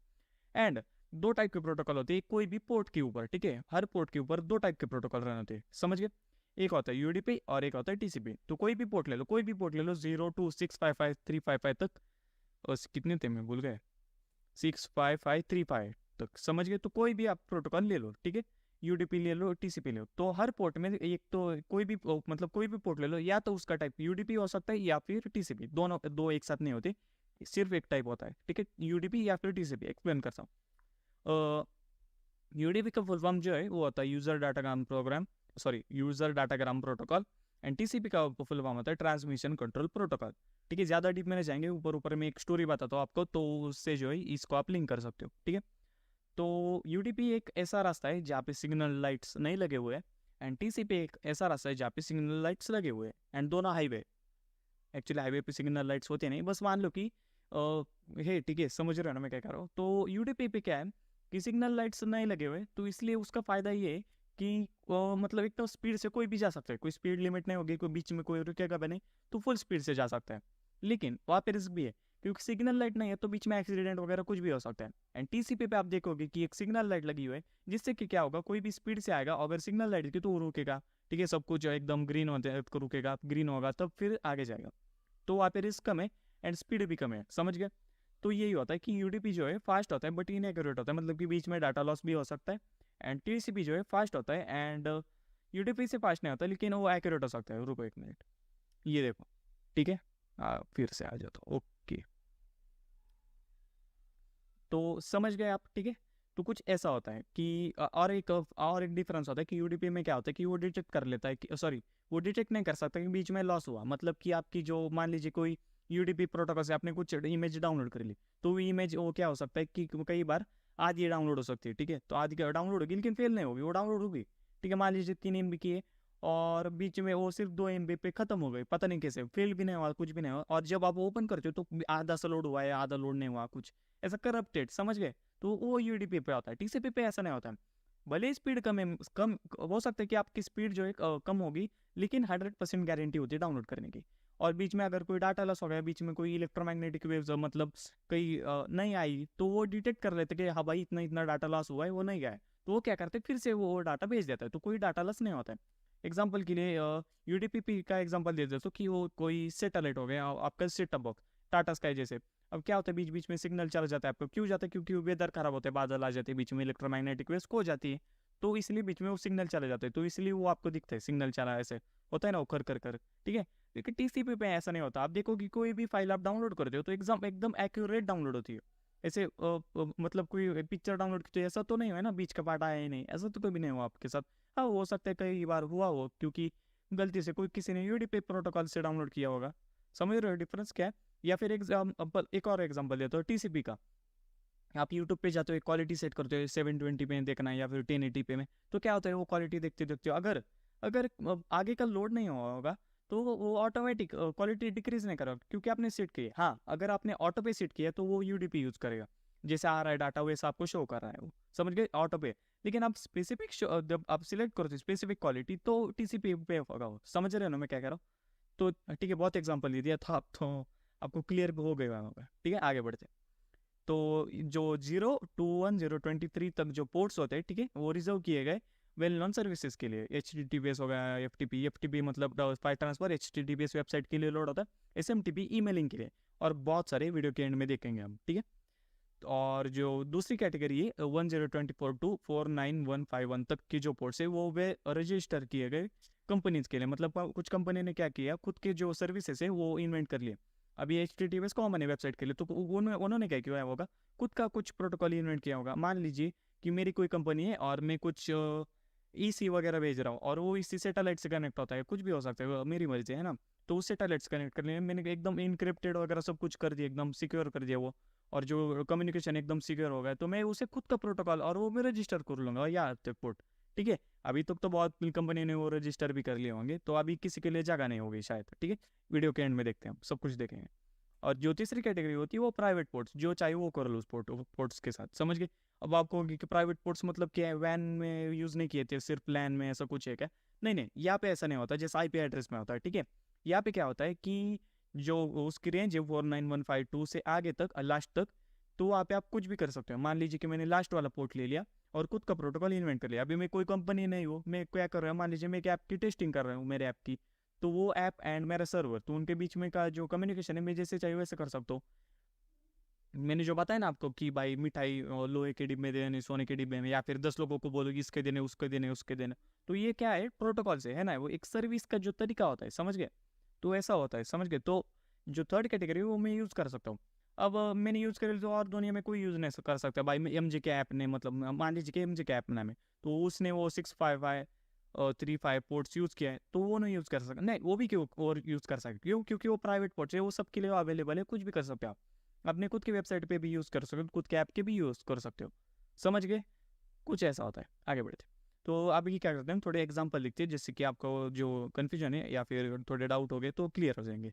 तो मान लीजिए ये मेरा मोबाइल है और ये google.com का सर्वर है, और इन्हें कनेक्ट करना है, तो इन्हें कनेक्ट करने के लिए क्या चाहिए होता है हमें, एक IP address, public IP address, ठीक है। तो ये उसका पब्लिक और ये google.com का, समझ गए। अब बीच में इंटरनेट सर्विस प्रोवाइडर है वगैरह, मैं उसे ऐड कर रहा हूँ और डायरेक्ट कम्युनिकेट, ठीक है। तो पहले क्या करते थे हम, ऐसे डायरेक्ट कम्युनिकेट करते थे, ठीक है। हाँ बीच में वो सब कुछ है, ठीक है, बस देखो मत, ठीक है, वो ISP वगैरह था ना, तो वो है, बस अभी मत देखो। तो इससे पहले डायरेक्ट कम्युनिकेट होता था, समझ गए। लेकिन अभी तो हमने पोर्ट्स का इन्वेंशन कर लिया, तो ये ऐसा नहीं होने वाला है, समझ गए, कैंसिल। अब क्या होने वाला है, google.com क्या है, एक वेबसाइट है, और वेबसाइट के लिए क्या यूज़ करा जाता है, HTTPS, समझ गए। तो HTTPS का जो पोर्ट नंबर होता है वो होता है 443, समझ गए। एंड उसका जो टाइप होता है प्रोटोकॉल का वो होता है TCP। इसका मतलब क्या, अभी ऐसा नहीं होने वाला ना, आज ही वेबसाइट लोड गया आज ही वही नहीं, 100% पूरी वेबसाइट लोड होगी, तो इसीलिए TCP, समझ गए। तो ये जो पोर्ट है यहाँ पे भी लगाएंगे हम IP एड्रेस के, हाँ ऐसे लगाते हैं, ठीक है, ईस्ट टू करके, मतलब लगा के, समझ गए। मतलब कि कोलन लगा के आगे पोर्ट लिखना होता है, समझ गए। एंड यहाँ पे उस सर्वर पे भी वही, सिर्फ हमारे हमारे ऊपर नहीं, सर्वर के ऊपर भी वही लगेगा। एंड अब ये कनेक्शन जाएगा, समझ गए। बहुत ईजी था। आगे बढ़ते एक और एग्जांपल देखते हैं। मान लीजिए ये एक मोबाइल है और उसका आईपी एड्रेस ये है, और एक दूसरा मोबाइल है। 1 मिनट में बीच में आ रहा हूँ, थोड़ा यहाँ पे रहता हूँ मैं, ठीक है। तो ठीक है, तो ये दूसरा मोबाइल है और उसका आईपी एड्रेस ये है। तो मान लीजिए मुझे एक फाइल ट्रांसफर करनी है, कोई वीडियो ट्रांसफर करना है, कोई वीडियो ट्रांसफर कर रहा है। 1 मिनट, 2 बार बोल दिया क्या वीडियो मैंने? एक कोई इमेज ट्रांसफर करनी है, कोई, ठीक है, कोई सॉन्ग, ऐसा कुछ करना है। तो फाइल ट्रांसफर प्रोटोकॉल है ना। फाइल ट्रांसफर प्रोटोकॉल के लिए 20 भी यूज़ कर सकते हैं, 21 भी यूज़ कर सकते हैं, और उसका जो टाइप होता है वो होता है टीसीपी, मतलब कि एग्जैक्ट जाएगा एकदम 100%, ठीक है। तो अब ये इसके भी ऊपर पोर्ट लगेगा ये, और इसके ऊपर भी ये पोर्ट लगेगा, समझिए। एंड ये अभी ये जाके ट्रांसफर होगा, समझ गए। ये हो गए टीसीपी के एग्जाम्पल, टीसीपी प्रोटोकॉल के, समझ गए। अभी यूडीपी के देखते हैं। यूडीपी एंड ये उसके एग्जांपल्स, बस और कुछ भी नहीं है।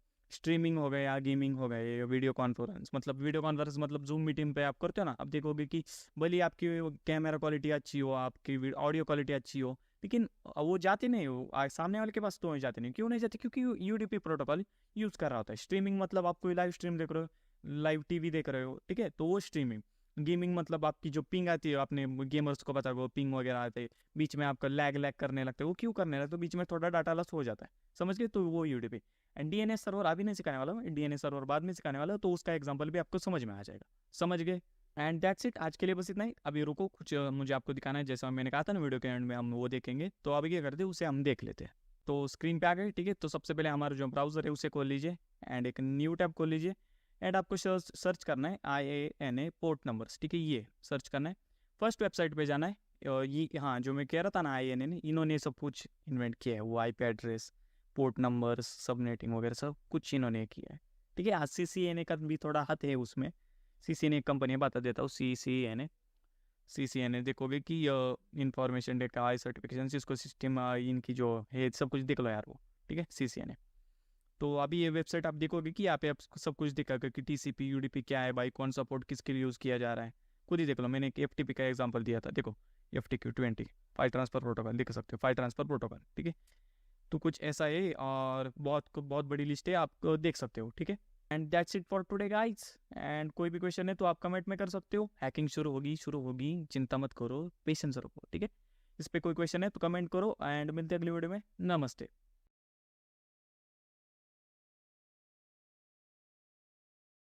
अब हम सीखने वाली यूआरएल के बारे में कि यूआरएल एक्चुअल में क्या होता है और कैसे हैकर्स को उसका फ़ायदा होता है। बहुत से सारे लोगों को यही लगता है कि यूआरएल क्या होता है, सिर्फ www.google.com यही होता है यूआरएल। नहीं, यूआरएल में काफ़ी इंटरेस्टिंग होता है और हैकिंग में भी इसका यूज़ किया जाता है। जी हाँ, यूआरएल का यूज़ हैकिंग में भी होता है। कैसे होता है बताऊँगा आगे, तो चलिए शुरू करते हैं।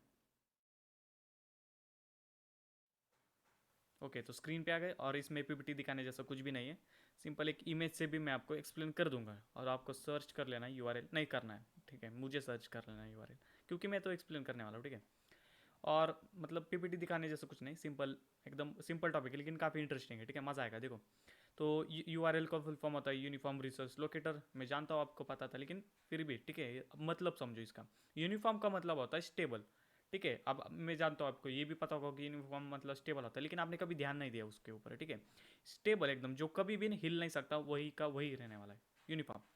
रिसोर्स का मतलब होता है कि किसी चीज़ का रिसोर्स, मान लो कि अब आप सेब खा रहे हो तो उसका रिसोर्स क्या है, वो सेब का पेड़, ठीक है। तो आप वेबसाइट दिख रहे हो तो उसका रिसोर्स क्या है, वो यूआरएल है, ठीक है, समझ रहे हो, रिसोर्स। और लोकेटर की उस रिसोर्स का लोकेशन क्या है, URL, ठीक है। इतना ज़्यादा कुछ समझाने की ज़रूरत नहीं, सिंपल है URL, ठीक है, कि जो HTML के पेज को रिप्रेजेंट करती है, समझ गए। अब एक बढ़िया वाली एक इमेज लेता हूँ मैं और आपको एक्सप्लेन कर देता हूँ, ठीक है। ये, हाँ, ठीक है, परफेक्ट, ओके। थोड़ा जूम जूम, थोड़ा जूम आउट, ओके, परफेक्ट, ठीक है। तो स्टार्ट करते ही यहाँ से, ठीक है। HTTP ये क्या है, एक स्कीम है, प्रोटोकॉल, सर्विस, कुछ भी बोल सकते हैं। पोर्ट्स वाले टॉपिक में हमने देखा है, कवर किया है इसे। एक्सप्लेन करता हूँ। HTTP मतलब होता है हाइपर टेक्स्ट ट्रांसफर प्रोटोकॉल। अब आप कहोगे कि ये क्यों लगाया जाता है, क्या रीज़न है, ये भी मैं बता देता हूँ। ये आपको रिप्रेजेंट करता है कि कौन से प्रोटोकॉल से आपके वेब पेज जो है वो ट्रांसफर होने वाला है, कौन से प्रोटोकॉल से आपका डाटा ट्रांसफर होने वाला है, वो रिप्रेजेंट करते हैं वो स्कीम, मतलब HTTP। अब क्यों HTTP ही क्यों? क्योंकि वो HTML लैंग्वेज है, HTML लैंग्वेज को रिप्रेजेंट करने के लिए हमेशा HTTP ही यूज़ किया जाता है। अब आप कहोगे HTTPS भी होता है, वो क्या होता है? HTTP जो है वो प्लेन टेक्स्ट में डाटा ट्रांसफर करता है, और HTTPS जो है वो इनक्रिप्टेड डाटा ट्रांसफर करता है। इनक्रिप्शन के ऊपर एक सेपरेट वीडियो बनाता हूँ मैं, फिर एकदम डीप में समझ में आ जाएगा। लेकिन अभी के लिए इतना ही समझो कि HTTPS सिक्योर है, HTTP सिक्योर नहीं है, एस का फर्क है सिर्फ, ठीक है? वो एस का फॉर्म सिक्योर होता है, समझ गए? तो ये तो होगा प्रोटोकॉल सर्च करने के लिए, और ये इस टू स्लैश स्लैश मतलब उसको बस डिफरेंट करने के लिए वो आगे डोमेन से, ठीक है? और ये जो www डॉट होता है, एक्चुअली आप इसे पूरा जो है ना, इसे डोमेन नेम भी कह सकते हो, और इसको एकदम डिफरेंट करेंगे तो इसे जो www डॉट है इसे डोमेन सॉरी सब डोमेन कहा जाता है। ये जो बीच का इसे डोमेन कहा जाता है, और ये .com जो है वो ALD कुछ कहा जाता है मेरे ख्याल से। ALD यहाँ पे नीचे है क्या कुछ, ALD अच्छा ठीक है, कोई नहीं है, रहने दो, मेरी बात मानो, ALD कहा जाता है उसे, ठीक है? ये जो .com है ना, .in.org, उसे ALD कहा जाता है। अब रीज़न नहीं मत पूछो, ठीक है? बस है वो है, ठीक है? इतना डिटेल में बचा। और डोमेन तो आपको पता है, www डॉट का मतलब होता है कि वर्ल्ड वाइड वेब, सब डोमेन। सब डोमेन एंडिंग में आपको एकदम डिटेल में एक्सप्लेन करता हूँ, चिंता मत करो, ठीक है?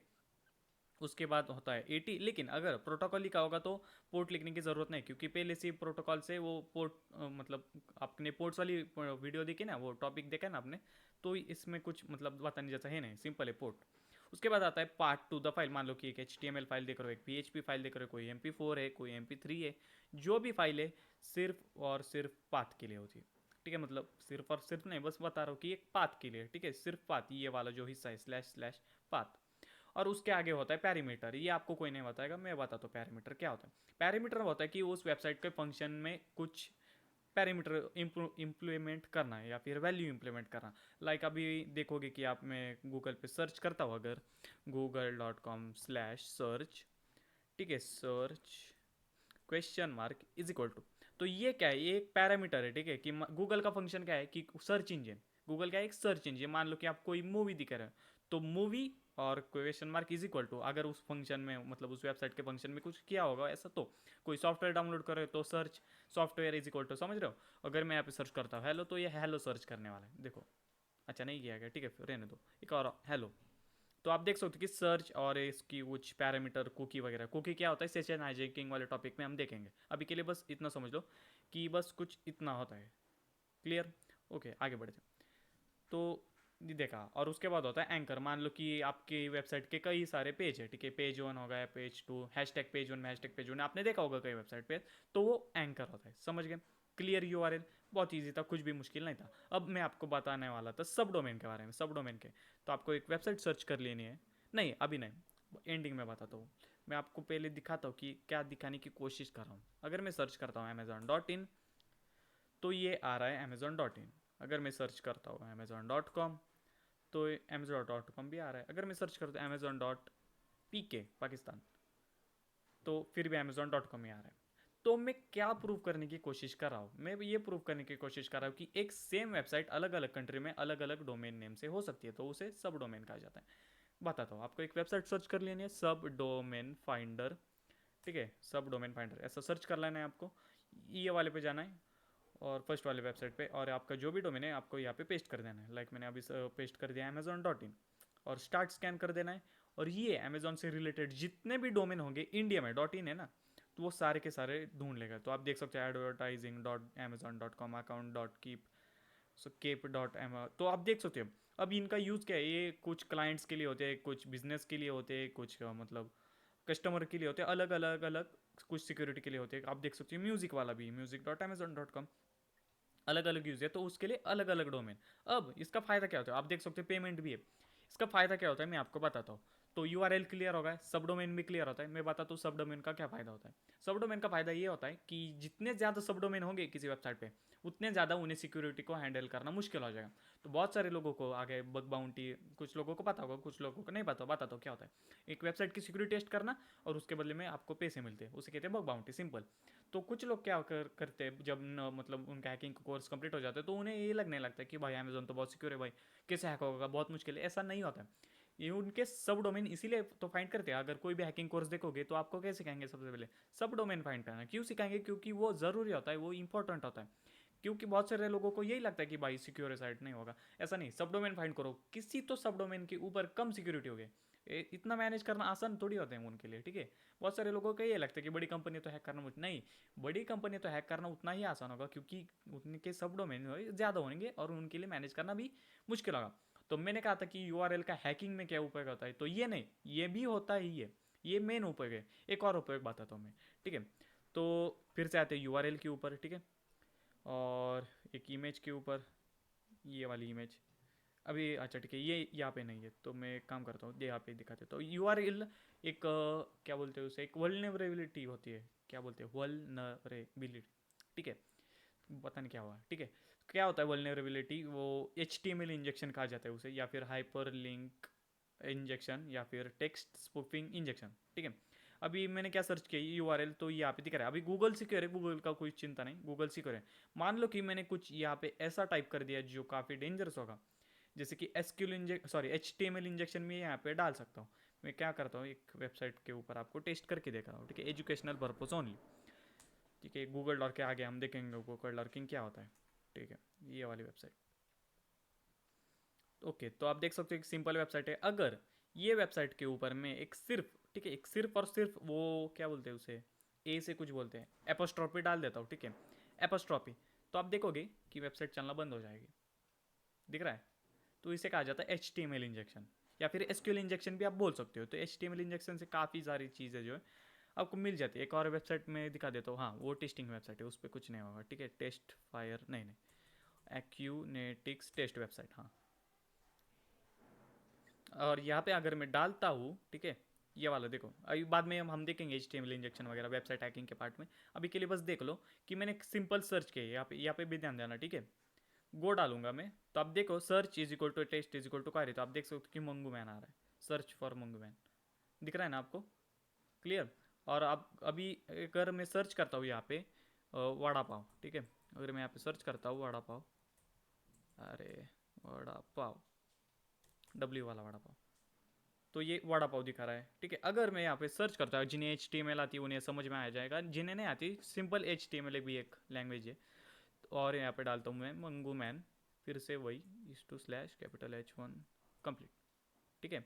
तो ये दिखा रहा है सर्च फॉर मंगू मैन, लेकिन मैंने डाला क्या था, मैंने ये डाला था, ठीक है, ये डाला था मैंने, है ना, लेकिन ये मंगू मैन दिखा रहा है। तो इसका मतलब ये कि इसके ऊपर HTML इंजेक्शन पॉसिबल है। तो यही फायदा होता है एक URL का। अगर मैं यहाँ पे भी डालता हूँ test is equal to H1 into नहीं मंगू, नहीं नहीं नहीं नहीं, मंगू, अरे यार, मंगू man into slash H1 complete, हाँ, एंटर।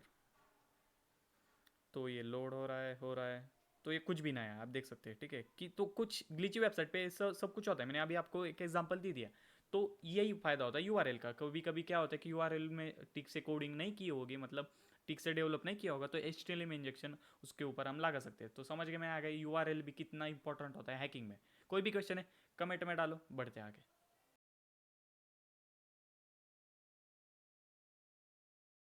अब हम सीखने वाले DNS सर्वर के बारे में, और स्माइल इसलिए क्योंकि ये लास्ट पार्ट है नेटवर्किंग का, मतलब लास्ट टॉपिक है नेटवर्किंग का, ठीक है।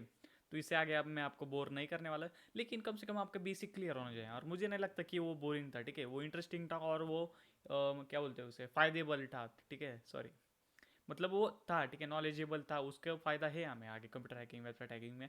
और ये मैं पहले भी बताया मैंने, लेकिन फिर भी बता रहा हूँ क्योंकि एक्चुअल में उसका उपयोग है, ठीक है। और आपको ये भी पता चल जाएगा कि मतलब कि नेट इंटरनेट कैसे वो काम करता है, ये आपको पता चल गया है, ठीक है। और ये लास्ट टॉपिक है, DNS सर्वर है, सब कुछ समझा दूंगा। चलिए शुरू करते हैं।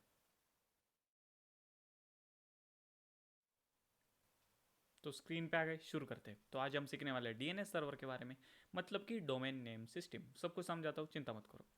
तो पोर्ट्स वाले टॉपिक में हमने देखा कि कुछ ऐसा मोबाइल था हमारा, ऐसा सर्वर था google.com का, और ये IP एड्रेस और ये उनके पोर्ट थे, और ये ऐसे रिक्वेस्ट जाती थी। इतना हमने देखा था। और बीच में मैंने जो ISP था वो हाइड किया था। इतना क्लियर है ना आपको, ठीक है। तो एक स्टेप और आगे चलते हैं। अब मैं आपसे एक सवाल पूछता हूँ कि आप जब google.com टाइप करते हैं तो आप google.com पे ही क्यों जाते हो। अब आपको ये कैसा बेवकूफ़ सा सवाल पूछ रहा है, लेकिन मेरा सवाल एकदम करेक्ट है, वो करेक्ट सवाल है, मेरा सही सवाल है। कि आप google.com टाइप करने के बाद google.com पे ही क्यों जाते, youtube.com के भी नहीं जाते, क्योंकि ये एक फेक वेबसाइट पे क्यों नहीं जाते, गूगल असली वाले google.com पे ही क्यों जाते, क्योंकि बीच में आपका एक डीएनएस सर्वर होता है। सब कुछ समझाऊंगा, ठीक है। तो आगे बढ़ते हैं। तो मैंने क्या किया, ये जो थी रिक्वेस्ट हमारी, मैंने इसे मतलब निकाल दिया, और बीच में एक आईएसपी होता है हमारा, है ना, मैंने उसे हाइड किया था। अब मैंने ले लिया, और ये कुछ रिक्वेस्ट ऐसी थी और ये ऐसी थी। जैसा कि मैंने कहा था कि कैसे आप google.com पे ही जाते हो।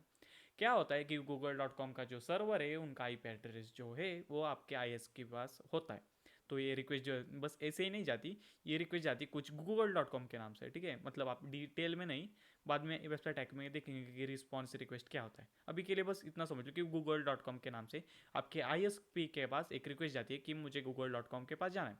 और अब यहाँ पे इंपॉर्टेंट पॉइंट है, आईएसपी क्या करता है कि आईएसपी कहता है कि ठीक है भाई, फाइंड कर रहा हूँ मैं google.com का आईपी एड्रेस। अगर उसके आईएसपी के पास आपका google.com का आईपी एड्रेस होगा तो वो कहेगा found it's 142 dot etcetera etcetera. Actually वो 3 ऑक्टेट वाला ही होगा, ठीक है, बीच में का 10, लेकिन समझ रहे हो ना, ठीक है। कुछ इस तरह से होता है, और फिर वो रिक्वेस्ट आगे जाती है, समझ गए। इस तरह से होता है ये कम्युनिकेशन। अब एक सिनेरियो अलग अलग वाला सिनेरियो देखते हैं, ठीक है। तो इसे क्लियर कर दिया, फिर से वही सब कुछ ले लिया। अब मैं क्या करूँगा, अब मैं एक रिक्वेस्ट भेजूंगा youtube.com के नाम से, और youtube.com का सर्वर है, उसके ऊपर उसका आईपी एड्रेस भी 443 पोर्ट नंबर, ठीक है। अब ये कहेगा फाइंडिंग youtube.com। क्या होगा अगर उसके पास नहीं होगा youtube.com का आईपी एड्रेस, तो आपको कभी पहुंचा ही नहीं पाएगा, आप यूट्यूब भी देख नहीं पाओगे। तो ये सब कुछ वर्क कैसे करते हैं, अब यहाँ पे काम है हमारा डीएनएस सर्वर का। काफ़ी इजी टॉपिक है, शुरू करते हैं। तो कई सारे डीएनएस सर्वर होते हैं, मान लो कि एक क्लाउडफ्लेयर डीएनएस सर्वर। अब आपको ये समझाओ भाई क्या होता है डीएनएस सर्वर, समझा। तो देखो, डीएनएस सर्वर होता है एक सर्वर जिसके अंदर होते हैं आईपी एड्रेस के सामने उनके डोमेन नेम। मैं अभी देख सकते हो कि youtube.com है 208.65.143.38। ये आप याद रखते हो, आप इंटरनेट पे जाते हो, ये टाइप करते हो आप 208.65, नहीं, आप क्या टाइप करते हो google.com। तो इससे क्या होता है, जो मतलब हमारा जो एफर्ट आपको लग रहा है इतना टाइप करने में, तो वो बच जाता है, समझ गए। तो इसीलिए यूज़ किया जाता है डीएनएस सर्वर का। तो आपका जो आईएसपी है वो कहेगा नॉट फाउंड। तो लेकिन ये इतना नहीं है, यहाँ पे रुकेगा ना, आपने पैसे दिए भाई, ऐसे कैसे मतलब यूट्यूब नहीं देख सकते आप।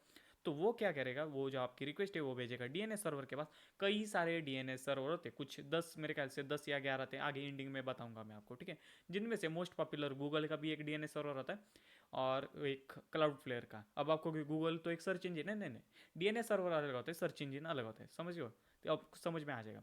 तो डीएनएस सर्वर कहेगा कि फाइंडिंग youtube.com। अब डीएनएस सर्वर के अंदर आईएसपी से भी ज़्यादा बड़ी लिस्ट होती है, ठीक है। आईएसपी के अंदर छोटी लिस्ट होती है जो काफ़ी पॉपुलर है, कॉमन कॉमन। अगर उसके पास नहीं मिला तो क्लाउड फ्लेयर के पास, मतलब डीएनएस सर्वर के अंदर होता है, ठीक है। तो वो कहेगा कि हाँ ठीक है भाई, मिल गई ये है। तो ये रिक्वेस्ट वापस आएगी आईएसपी के पास, और फिर जाएगी youtube.com के पास, समझ गए। तो कुछ इस तरह से होता है। अब आप फिर से रिवाइज करते हैं कि पहले youtube.com, और नहीं मिला तो डीएनएस सर्वर के पास होगा तो वापस भेजेगा और फिर आगे जाएगा, समझ गए। तो कुछ इस तरह से होता है डीएनएस सर्वर। अभी आई होप आपको समझ में आ गया। अभी भी खत्म नहीं है, जैसे कि मैंने कहा था कि मैं पहले आपको मतलब डीएनएस सर्वर दिखाता हूँ काफ़ी सारे, ठीक है, लिस्ट दे देता हूँ, और बाद में उसका हैकिंग में हम कैसे यूज़ करते हैं ये भी मैं आपको बताता हूँ। तो देखते हैं। तो अपना ब्राउज़र खोल लीजिए और मेरे साथ सर्च कीजिए डीएनएस सर्वर लिस्ट लिस्ट, ठीक है। तो ठीक है, यहाँ पे जाता हूँ मैं फर्स्ट वेबसाइट पे ऊपर। तो आप देख सकते हो कि काफ़ी सारे डीएनएस सर्वर आ रहे हैं, कि प्रोवाइडर प्राइमरी उनका आईपी एड्रेस डीएनएस सर्वर का भी है, क्योंकि वो सर्वर है ना, तो उसका भी एक आईपी एड्रेस सर्वर, जो जिसमें से मोस्ट ऑफ पॉपुलर जो मुझे लगता है कि बहुत पॉपुलर है, वो है google.com और एक cloudflare.com, ठीक है। तो google.com का ये होता है, और मतलब दो होते हैं, ठीक है। सेकेंडरी डीएनएस भी का भी कई सारे होते हैं, अभी इसके दो है तो दो है, ठीक है, कुछ नहीं। मैं आपको बताता हूँ कि आपका डीएनएस सर्वर कैसे चेक करना होता है, बताऊंगा, चिंता मत करो। तो ये कुछ लिस्ट है इनकी। अब जिसमें से आपको ये पता होगा, आपने सस्ती वाली रील्स में देखा होगा कि भाई आपके मोबाइल में जाओ, डीएनएस सर्वर में जाओ और ये वाला आईपी एड्रेस डालो, जिससे कि आपके सारे एड्स ब्लॉक होगी। सही है, होगी, कोई ना, मैं कुछ नहीं कहूँगा, होती है, ऐसा ही होता है, सिंपल होता है। तो इस तरह से वर्क करता है। अब आप एड्स कैसे दिखती है, एड्स कैसे दिखती है ये मैं आपको बताता हूँ। डीएनएस सर्वर के अंदर अभी गूगल का अगर आप यूज़ करोगे तो आपको एड्स दिखने वाले, क्यों दिखने वाले, क्योंकि एड्स जहाँ से दिख रही है उसका आईपी एड्रेस उसके अंदर है। लेकिन जो एड गार्ड है उसके अंदर उसका आईपी एड्रेस नहीं है, तो एड्स ही नहीं दिखेंगे, समझ रहे हो ना। तो इसीलिए वो ये कहते हैं रील में, सस्ती रील्स में। लेकिन मत क्या करो ऐसा, ठीक है। डीएनएस सर्वर एक तो ख़राब होता है, तो जिसकी वजह से क्या होता है, आप अच्छी अच्छी वेबसाइट्स को विजिट नहीं कर पाओगे, तो आएगा वो डीएनएस रिजॉल्व प्रॉब्लम। आपने कभी देखा होगा, ठीक है। मतलब अगर यहाँ पे आप कुछ सर्च करते हो, ठीक है, अगर आपका होता है डीएनएस रिजॉल्व प्रॉब्लम, लाइक अभी भी मैं सर्च करता हूँ बीजेबी, तो ये क्या दिखा रहा है, DNS address could not be found, ठीक है। मतलब ये कह रहा है कि डीएनएस के अंदर ऐसा कुछ भी डोमेन नेम नहीं है, तो इसीलिए ये एरर आ रहा है, समझ गए। अब मैं आपको बताता हूँ कि आपका डीएनएस सर्वर कैसे देखना होता है। फर्स्ट मेथड तो एक ही, कंट्रोल पैनल पे जाओ, उसके बाद जाओ नेटवर्क एंड इंटरनेट में, उसके बाद नेटवर्क एंड शेयरिंग सेंटर में, ये वाला आपका वाईफाई। अब बात इसी है कि अगर आप मोबाइल के हॉटस्पॉट से कनेक्ट होंगे तो आपका ओरिजिनल डीएनएस सर्वर दिखेगा, अगर राउटर से कनेक्ट होंगे तो राउटर वाला दिखेगा। मतलब समझा तो मैं क्या कह रहा हूँ। वायरलेस प्रॉपर्टीज़, नहीं नहीं, यहाँ नहीं, प्रॉपर्टीज़ नहीं, यहाँ पे भी नहीं। कहाँ गया डिटेल्स, सॉरी, हाँ डिटेल्स में जाना है आपको। और डिटेल्स में जाने के बाद यहाँ पे दिखेगा IPv4 DNS सर्वर। अब यहाँ पे दिखाएगा कि 192.168.0.1, और इस लिस्ट में आप देखोगे कि ये तो कुछ भी नहीं है। ये कैसे हुआ, मतलब मेरा डीएनएस सर्वर क्या है, मेरा लोकल एरिया में दो टाइप होते हैं ना नेटवर्क के, वैन एंड लैन, पता है ना, ठीक है। तो उसमें से लैन का जो मेरा डीएनएस सर्वर है वो ये है, समझ गए। और वैन में, वैन का कैसे दिखते हैं, अगर आप मोबाइल से कनेक्ट होंगे तो मेरे ख्याल से यहाँ पे डायरेक्ट 8.8.8.8 जो कि गूगल का है वो दिखा देगा, लेकिन अभी मैं राउटर से कनेक्ट हूँ तो इसलिए ये दिखा रहा है। अभी के लिए मेरा डीएनएस सर्वर मेरा खुद राउटर ही है। अब उसके आगे का मेरा वैन का क्या है वो देखते हैं, तो उसके लिए मैं जाता हूँ यहाँ पे 192.168.1.1 एडमिन, ठीक है। यहाँ पे नीचे आओगा मैं, तो आप अब देख सकते हो कि ये मेरा है डीएनएस सर्वर, किसका, ये google.com का है। यहाँ पे देखो, ठीक है, यहाँ पे देखो google.com का है 8.8.8, और ये सेकेंडरी डीएनएस, समझ गए, इस तरह से वर्क करता है। और मेरे ख्याल से एक डीएनएस चेक होता है, चेक माई डीएनएस शायद होगी, डीएनएस प्रोपिगेशन चेकर, ठीक है। हम्म, ठीक है, press to check your DNS server, यहाँ से भी आप कर सकते हो। अगर आपका वो 192 वगैरह दिखा रहा है मोबाइल का, तो आप देख सकते हो कि मेरा डीएनएस सर्वर ये गूगल का है, ठीक है, यूएस का कंट्री है। इसका मतलब ये है कि अभी जो मेरा वाईफाई वाला है, वाईफाई वाले के बाद जाता है ये वाले सर्वर, डीएनएस सर्वर, और उसके बाद जहाँ पे भी जाना है वहाँ पे जाता है। समझ गए, डीएनएस सर्वर काफ़ी ईजी था। और बस इस टॉपिक में इतना ही था, नेटवर्किंग ख़त्म हो चुका है। मुझे भी अच्छा लग रहा है सच में यार, बहुत मेहनत कर रहा हूँ मैं, ठीक है, पता नहीं क्यों, फ्री एजुकेशन, लेकिन फ्री एजुकेशन भाई। तो कोई भी क्वेश्चन है कमेंट में डालो। तो अब सब कुछ प्रैक्टिकल है आगे, तो बढ़ते आगे।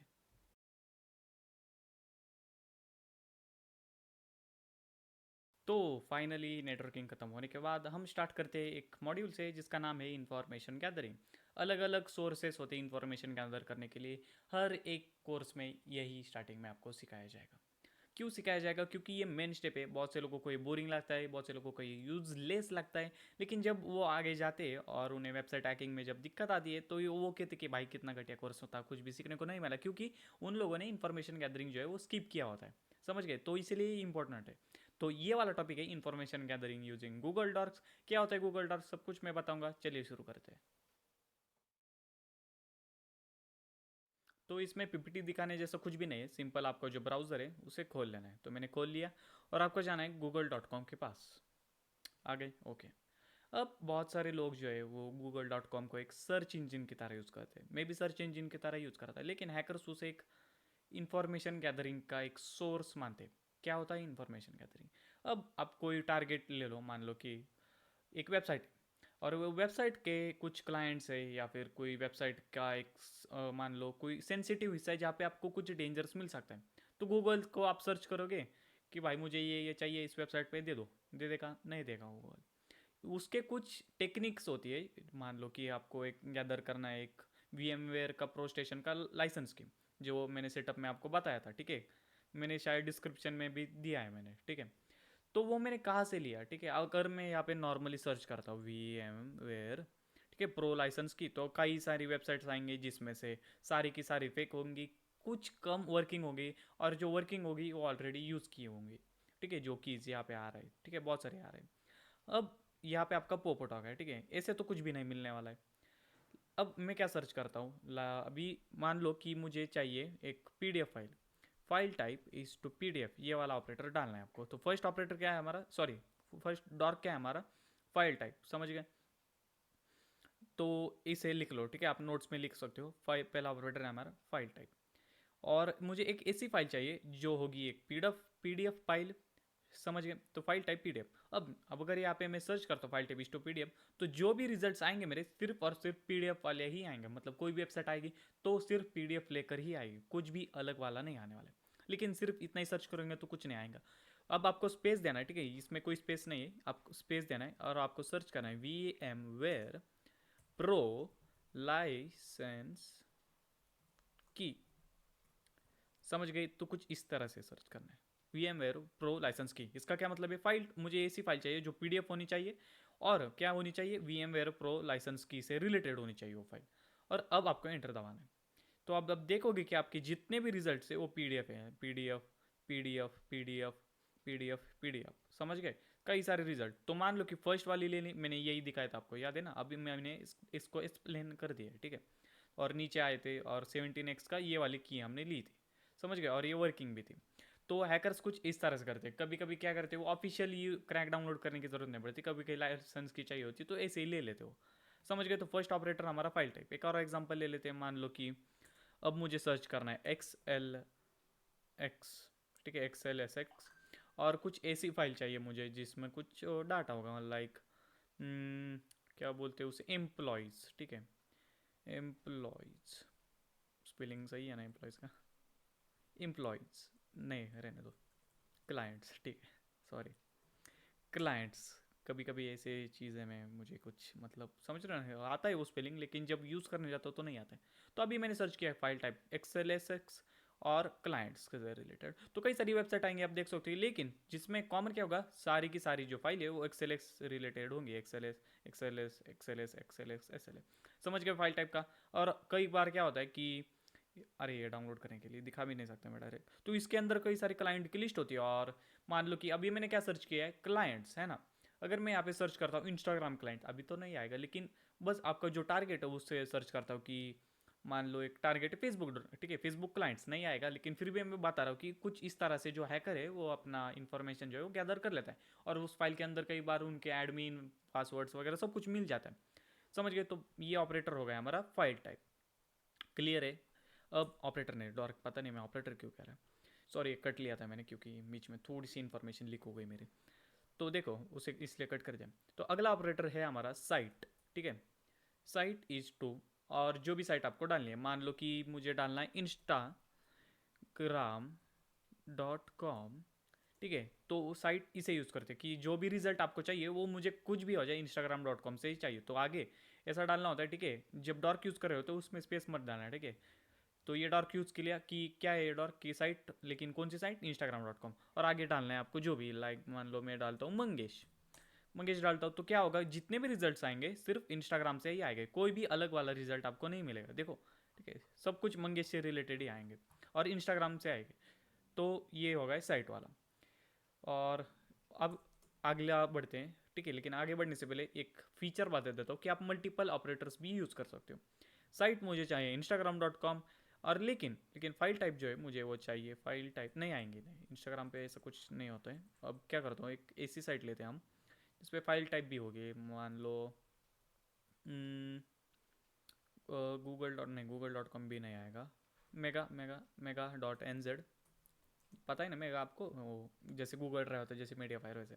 और मुझे चाहिए file type is to PDF, और मूवी, नहीं नहीं मूवी नहीं, मूवी, चलो मूवी ले लेते हैं। तो मल्टीपल डॉर्क्स भी है, मैं एक साथ यूज़ कर सकता हूँ, लाइक आप देख सकते हो कि मैं एक साइड भी यूज़ किया और मैंने फाइल टाइप भी यूज़ किया, और क्या सर्च करना है, मूवी देखते आता है या नहीं। तो ये तो दिखा रहे हैं नहीं आ रहा है भाई, क्योंकि ऐसा कुछ भी नहीं है।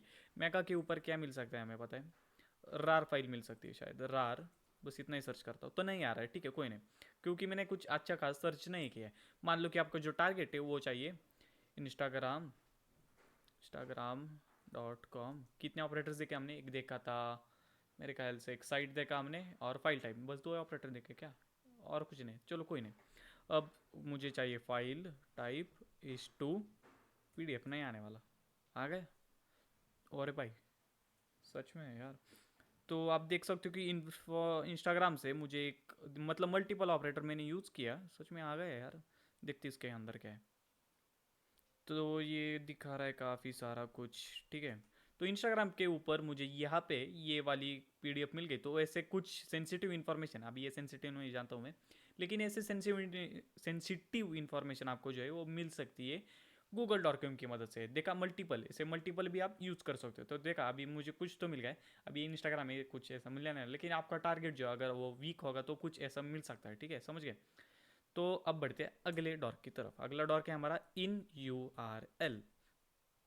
इन U R L is two, अब आप चाहते हो कि मुझे ऐसी वेबसाइट चाहिए जिसके अंदर कुछ ऐसे ही मेंशन होंगी चीज़ें लाइक मूवी नेम, ठीक है। तो इन यू आर एल टाइटैनिक, ठीक है, इन यू आर एल टाइटैनिक, ठीक है। मतलब कि यू आर एल के अंदर मुझे टाइटैनिक चाहिए, तो वो ऑपरेटर होगा, सॉरी वो डॉर्क होगा इन यू आर एल, समझ गए। इसमें कुछ एक्सप्लेन करने जैसा नहीं। यू आर एल के अंदर जहाँ पे टाइटैनिक होगा इसी वेबसाइट मुझे लाओ। तो अगर मैं सर्च करता हूँ तो आपको सारी ऐसी वेबसाइट मिलेंगी जिनके अंदर यहाँ पे दिख रहा है, याद ये जो दिख रहा है ना, ये इसको मैं कॉपी नहीं कर सकता क्या, हाईलाइट भी नहीं कर सकता ठीक से। तो देख रहे हो ना, हर एक यूआरएल जो भी आएंगी उनके अंदर होगा ही वो, ठीक है, टाइटैनिक होगा ही, समझ रहे हो। तो इस तरह से इन यूआरएल टाइटैनिक होता है। अब मैं क्या करता हूँ, एक स्मार्ट वाला थोड़ा करता हूँ, इस टू एम के वी। अब मुझे चाहिए एक ऐसी वेबसाइट जिसके अंदर होगा, एक मिनट, एम के वी पता है ना क्या होता है, मूवीज़ के लिए यूज़ किया जाता है। जैसे .mp4 होता है, .mp3 होता है, वैसे .mkv भी होता है। अब मुझे ऐसी वेबसाइट चाहिए जिसके यूआरएल में टाइटैनिक लिखा होगा और जो फाइल होगी वो एम पे होगी। तो देखते सर्च करके कुछ आता है। तो यहाँ पे एक आ गया, यहाँ पे एक आ गया, यहाँ पे एक आ गया। तो मान लो कि मैंने ये वाली वेबसाइट खोल ली, ठीक है, और ये अच्छा ठीक है, ये चिंग चोंग पिंग वेबसाइट है इसलिए इंडियन आईपी एड्रेस को ब्लॉक करिए। कोई नहीं, दूसरी वेबसाइट खोल लेता हूँ मैं। हो रहा है, हो रहा है। तो देख सकते हो कि आप जिसके यूआरएल में टाइटैनिक भी है, ठीक है, और जो फाइल टाइप है वो पीडीएफ भी है, और ये मूवी मुझे मिल गई, ठीक है। तो अगर मैं आगे लेता हूँ, यहाँ पे ले लेता हूँ, हो जाए। तो देख सकते हो कि इस तरह से आपका जो गूगल डॉकिंग है इस तरह से मदद कर सकते हो। तो आप कितनी मेहनत करते हो, या पता है ना आपको, एक वेबसाइट पे जाओ भाई, यहाँ पे क्लिक करो, यहाँ पे क्लिक करो, wait for 10 second, I am not robot, ये सब कुछ आपको पायरेट में डाउनलोड करने के लिए। लेकिन ये मैं कोई पायरेसी प्रमोट नहीं कर रहा, मैं बस आपको दिखा रहा हूँ, ठीक है। कुछ इस तरह से भी आप इन्फॉर्मेशन गैदर कर सकते हो। तो अगला हमारा है ऑपरेटर इन टाइटल। इन टाइटल क्या होता है, अभी आप देख सकते हो कि इन टाइटल डॉट एम के, टाइटैनिक 1907, इसे टाइटल कहा जाता है, समझ गए। तो इन टाइटल मुझे चाहिए टाइटैनिक, नहीं अभी तो टाइटैनिक देख लिया, कोई और मूवी ले लेते हैं, अवेंजर्स अवेंजर्स अवेंजर्स, और is to file type multiple operator use करना सिखा रहा हूँ मैं आपको, file type is to M K V. तो अब ऐसे रिजल्ट्स आएंगे जिसके टाइटल में होगा अवेंजर्स और file type M K V. तो देख सकते हो कि अवेंजर्स अवेंजर्स अवेंजर्स अवेंजर, अब पिछला वाला यूआरएल वाला था, ठीक है, यूआरएल में अवेंजर्स, अब यूआरएल में अवेंजर्स नहीं, अब टाइटल में अवेंजर्स है, ठीक है। तो इस तरह से आप देख सकते हो कई सारी, और इस तरह से आप मूवी देख सकते हो। तो मूवी देखने का मैंने बताई थे। तो अगला ऑपरेटर जो है वो है हमारा, क्या है हमारा, देखते हो, ठीक है, मुझे लिस्ट, मैंने यहाँ पे लिस्ट बना के रखी है एक्चुअली, वही मैं आपको दिखा के बता रहा हूँ। तो इतनी ही थी लिस्ट, ठीक है, कोई नहीं। और अभी मान लो कि एक थोड़ा डेंजरस वाला एग्जांपल मैं आपको देता हूँ। इन यूआरएल पेज आईडी के हैकर्स कैसे एसक्यूएल इंजेक्शन फाइल करते हैं। जिन्हें एसक्यूएल इंजेक्शन पता है अच्छी बात है, जिन्हें नहीं पता मैं बाद में सिखाने वाला हूँ, लेकिन अभी मैं दिखा देता हूँ। तो अभी मैंने सर्च किया है कि इन यूआरएल की यूआरएल में कुछ इस तरह से होने चाहिए, page ID is equal to, और साइट जो है वो पाकिस्तान से होनी चाहिए .pk। तो मान लो कि मैंने कोई भी रैंडम वेबसाइट्स ले ली, तो ये जो सारी वेबसाइट जो लोड होने वाली है वो सब कुछ हैकेबल, मतलब हैकेबल नहीं, वल्नरेबल वेबसाइट्स लोड होने वाली है। मान लो कि अभी ये वाली वेबसाइट्स लोड होगी, अगर मैं इसकी यूआरएल में, अभी आप देख सकते हो कि वेबसाइट जो है वो एकदम ठीक से चल रही है, कोई ईरो नहीं। जैसे मैं एक एपोस्ट्रोफी डाल देता हूँ, ये वेबसाइट काम करना बंद कर देगी। एक्चुअली ये वेबसाइट स्लो है, कोई 2 नंबर की वेबसाइट ले लेते हैं, ठीक है, ये वाली। ये वाली मैंने यूआरएल में भी शायद ली थी, ठीक है, जो भी है, ठीक है। तो अभी मैं एक एपोस्ट्रोफी अगर यहाँ पे डालता हूँ तो आप देखोगे कि ये वेबसाइट काम करना बंद कर देगी,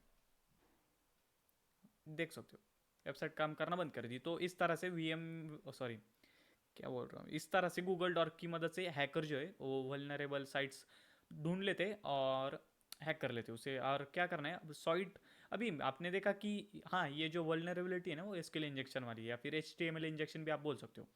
तो ये वाला सर्च करिए, ठीक है, और मान लो कि आपको जो टारगेट है वो वाला, मान लो Instagram.com, ठीक है, साइट इज टू instagram.com, तो ये कुछ यूज़र नेम्स आ रहे हैं, ठीक है। तो इस तरह से सर्च किया जाता है, समझ गए, गूगल डॉक्स। तो आई होप आपको कोई कन्फ्यूजन नहीं है, टॉपिक खत्म नहीं हुआ है, मुझे आपको एक चीट शीट देने में, मैं आपको दिखाता हूँ। लेकिन इसके ऊपर कोई भी क्वेश्चन है तो कमेंट में डालो, और हो सकता है थोड़ा सा टॉपिक बढ़ाता है और आपको कुछ समझ में ना समझ में आए तो कमेंट करो। लेकिन इसमें कुछ मुश्किल नहीं था, और इसका यूज़ सच कह रहा हूँ मैं, इसका यूज़ 100% ये यूज़फुल है। बहुत सारे लोगों को लगता है कुछ यूज़ नहीं इसका, लेकिन है अगर उन्हें सही से यूज़ करना आता है, ठीक है। कई सारे इसके चीट शीट होते हैं, एक काम करता हूँ मैं आपको चीट शीट दिखाता हूँ। तो आपको यहाँ पे सर्च करना है गूगल डॉर्किंग चीट शीट। देखो, गूगल डॉर्किंग चीट शीट, ठीक है। और कई सारी वेबसाइट है, मान लो कि मैंने फर्स्ट वाली ले ली।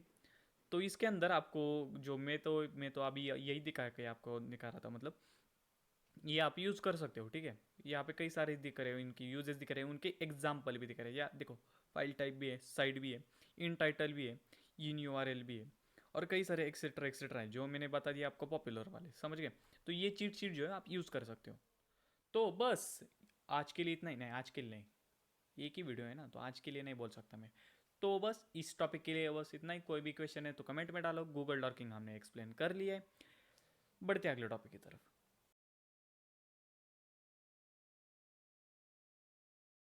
अब मैं आपको बताऊंगा कि टॉर को कैसे इंस्टॉल करना है, टॉर की वर्किंग क्या है, या फिर आप डार्क वेब भी बोल सकते हो, दोनों में बताऊंगा। सबसे इंपॉर्टेंट हमारे लिए जो है वो है information gathering from dark web, या फिर टॉर की वर्किंग। और एक और टॉपिक है, मतलब इसी में है कि एनोनिमस कैसे रहते हैं, ठीक है। कोई भी आपको ट्रैक नहीं कर सकता, कोई गवर्नमेंट तक कोई आपको ट्रैक नहीं कर सकती टॉर से, लेकिन क्यों, ये कोई नहीं बताएगा आपको। आपको हर कोई बताएगा कि डार्क वेब कैसे यूज़ करना है। मैं बताता हूँ कि क्यों यूज़ करते हैं डार्क वेब भी, और कोई भी उससे आपको कोई ट्रैक कैसे नहीं कर सकता। तो चलिए शुरू करते हैं। तो सबसे पहले अपना ब्राउज़र खोल लीजिए, और एक न्यू टैब, और आपको सर्च करना है टॉर, ठीक है। मैं इसकी वर्किंग भी बताऊंगा और इसको इंस्टॉल कैसे ये भी बताऊंगा। तो यहाँ पे क्लिक करना है टॉर ब्राउज़र, फर्स्ट वेबसाइट पे, and download Tor for Windows आपका चूज़ कर लेना, और जहाँ पे डाउनलोड करना है सेव कर देना, ठीक है। तो ये जो है वो इंस्टॉल हो जाएगा। तब तक क्या करते हो, मैं हिस्ट्री खोल लेता हूँ इसकी, टॉर बस, और एक विकीपीडिया, ठीक है। इसे एक्सप्लेन करता हूँ, लेकिन पहले इंस्टॉलेशन कर रहे थे तो इसे होने देते। ओके,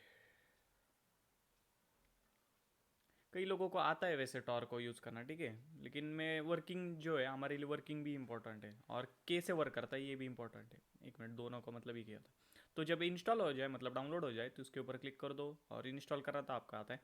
मुझे कुछ खास बताने की ज़रूरत है नहीं। नेक्स्ट एंड इंस्टॉल, बस हर एक में ऐसा ही होता है विंडोज़ में।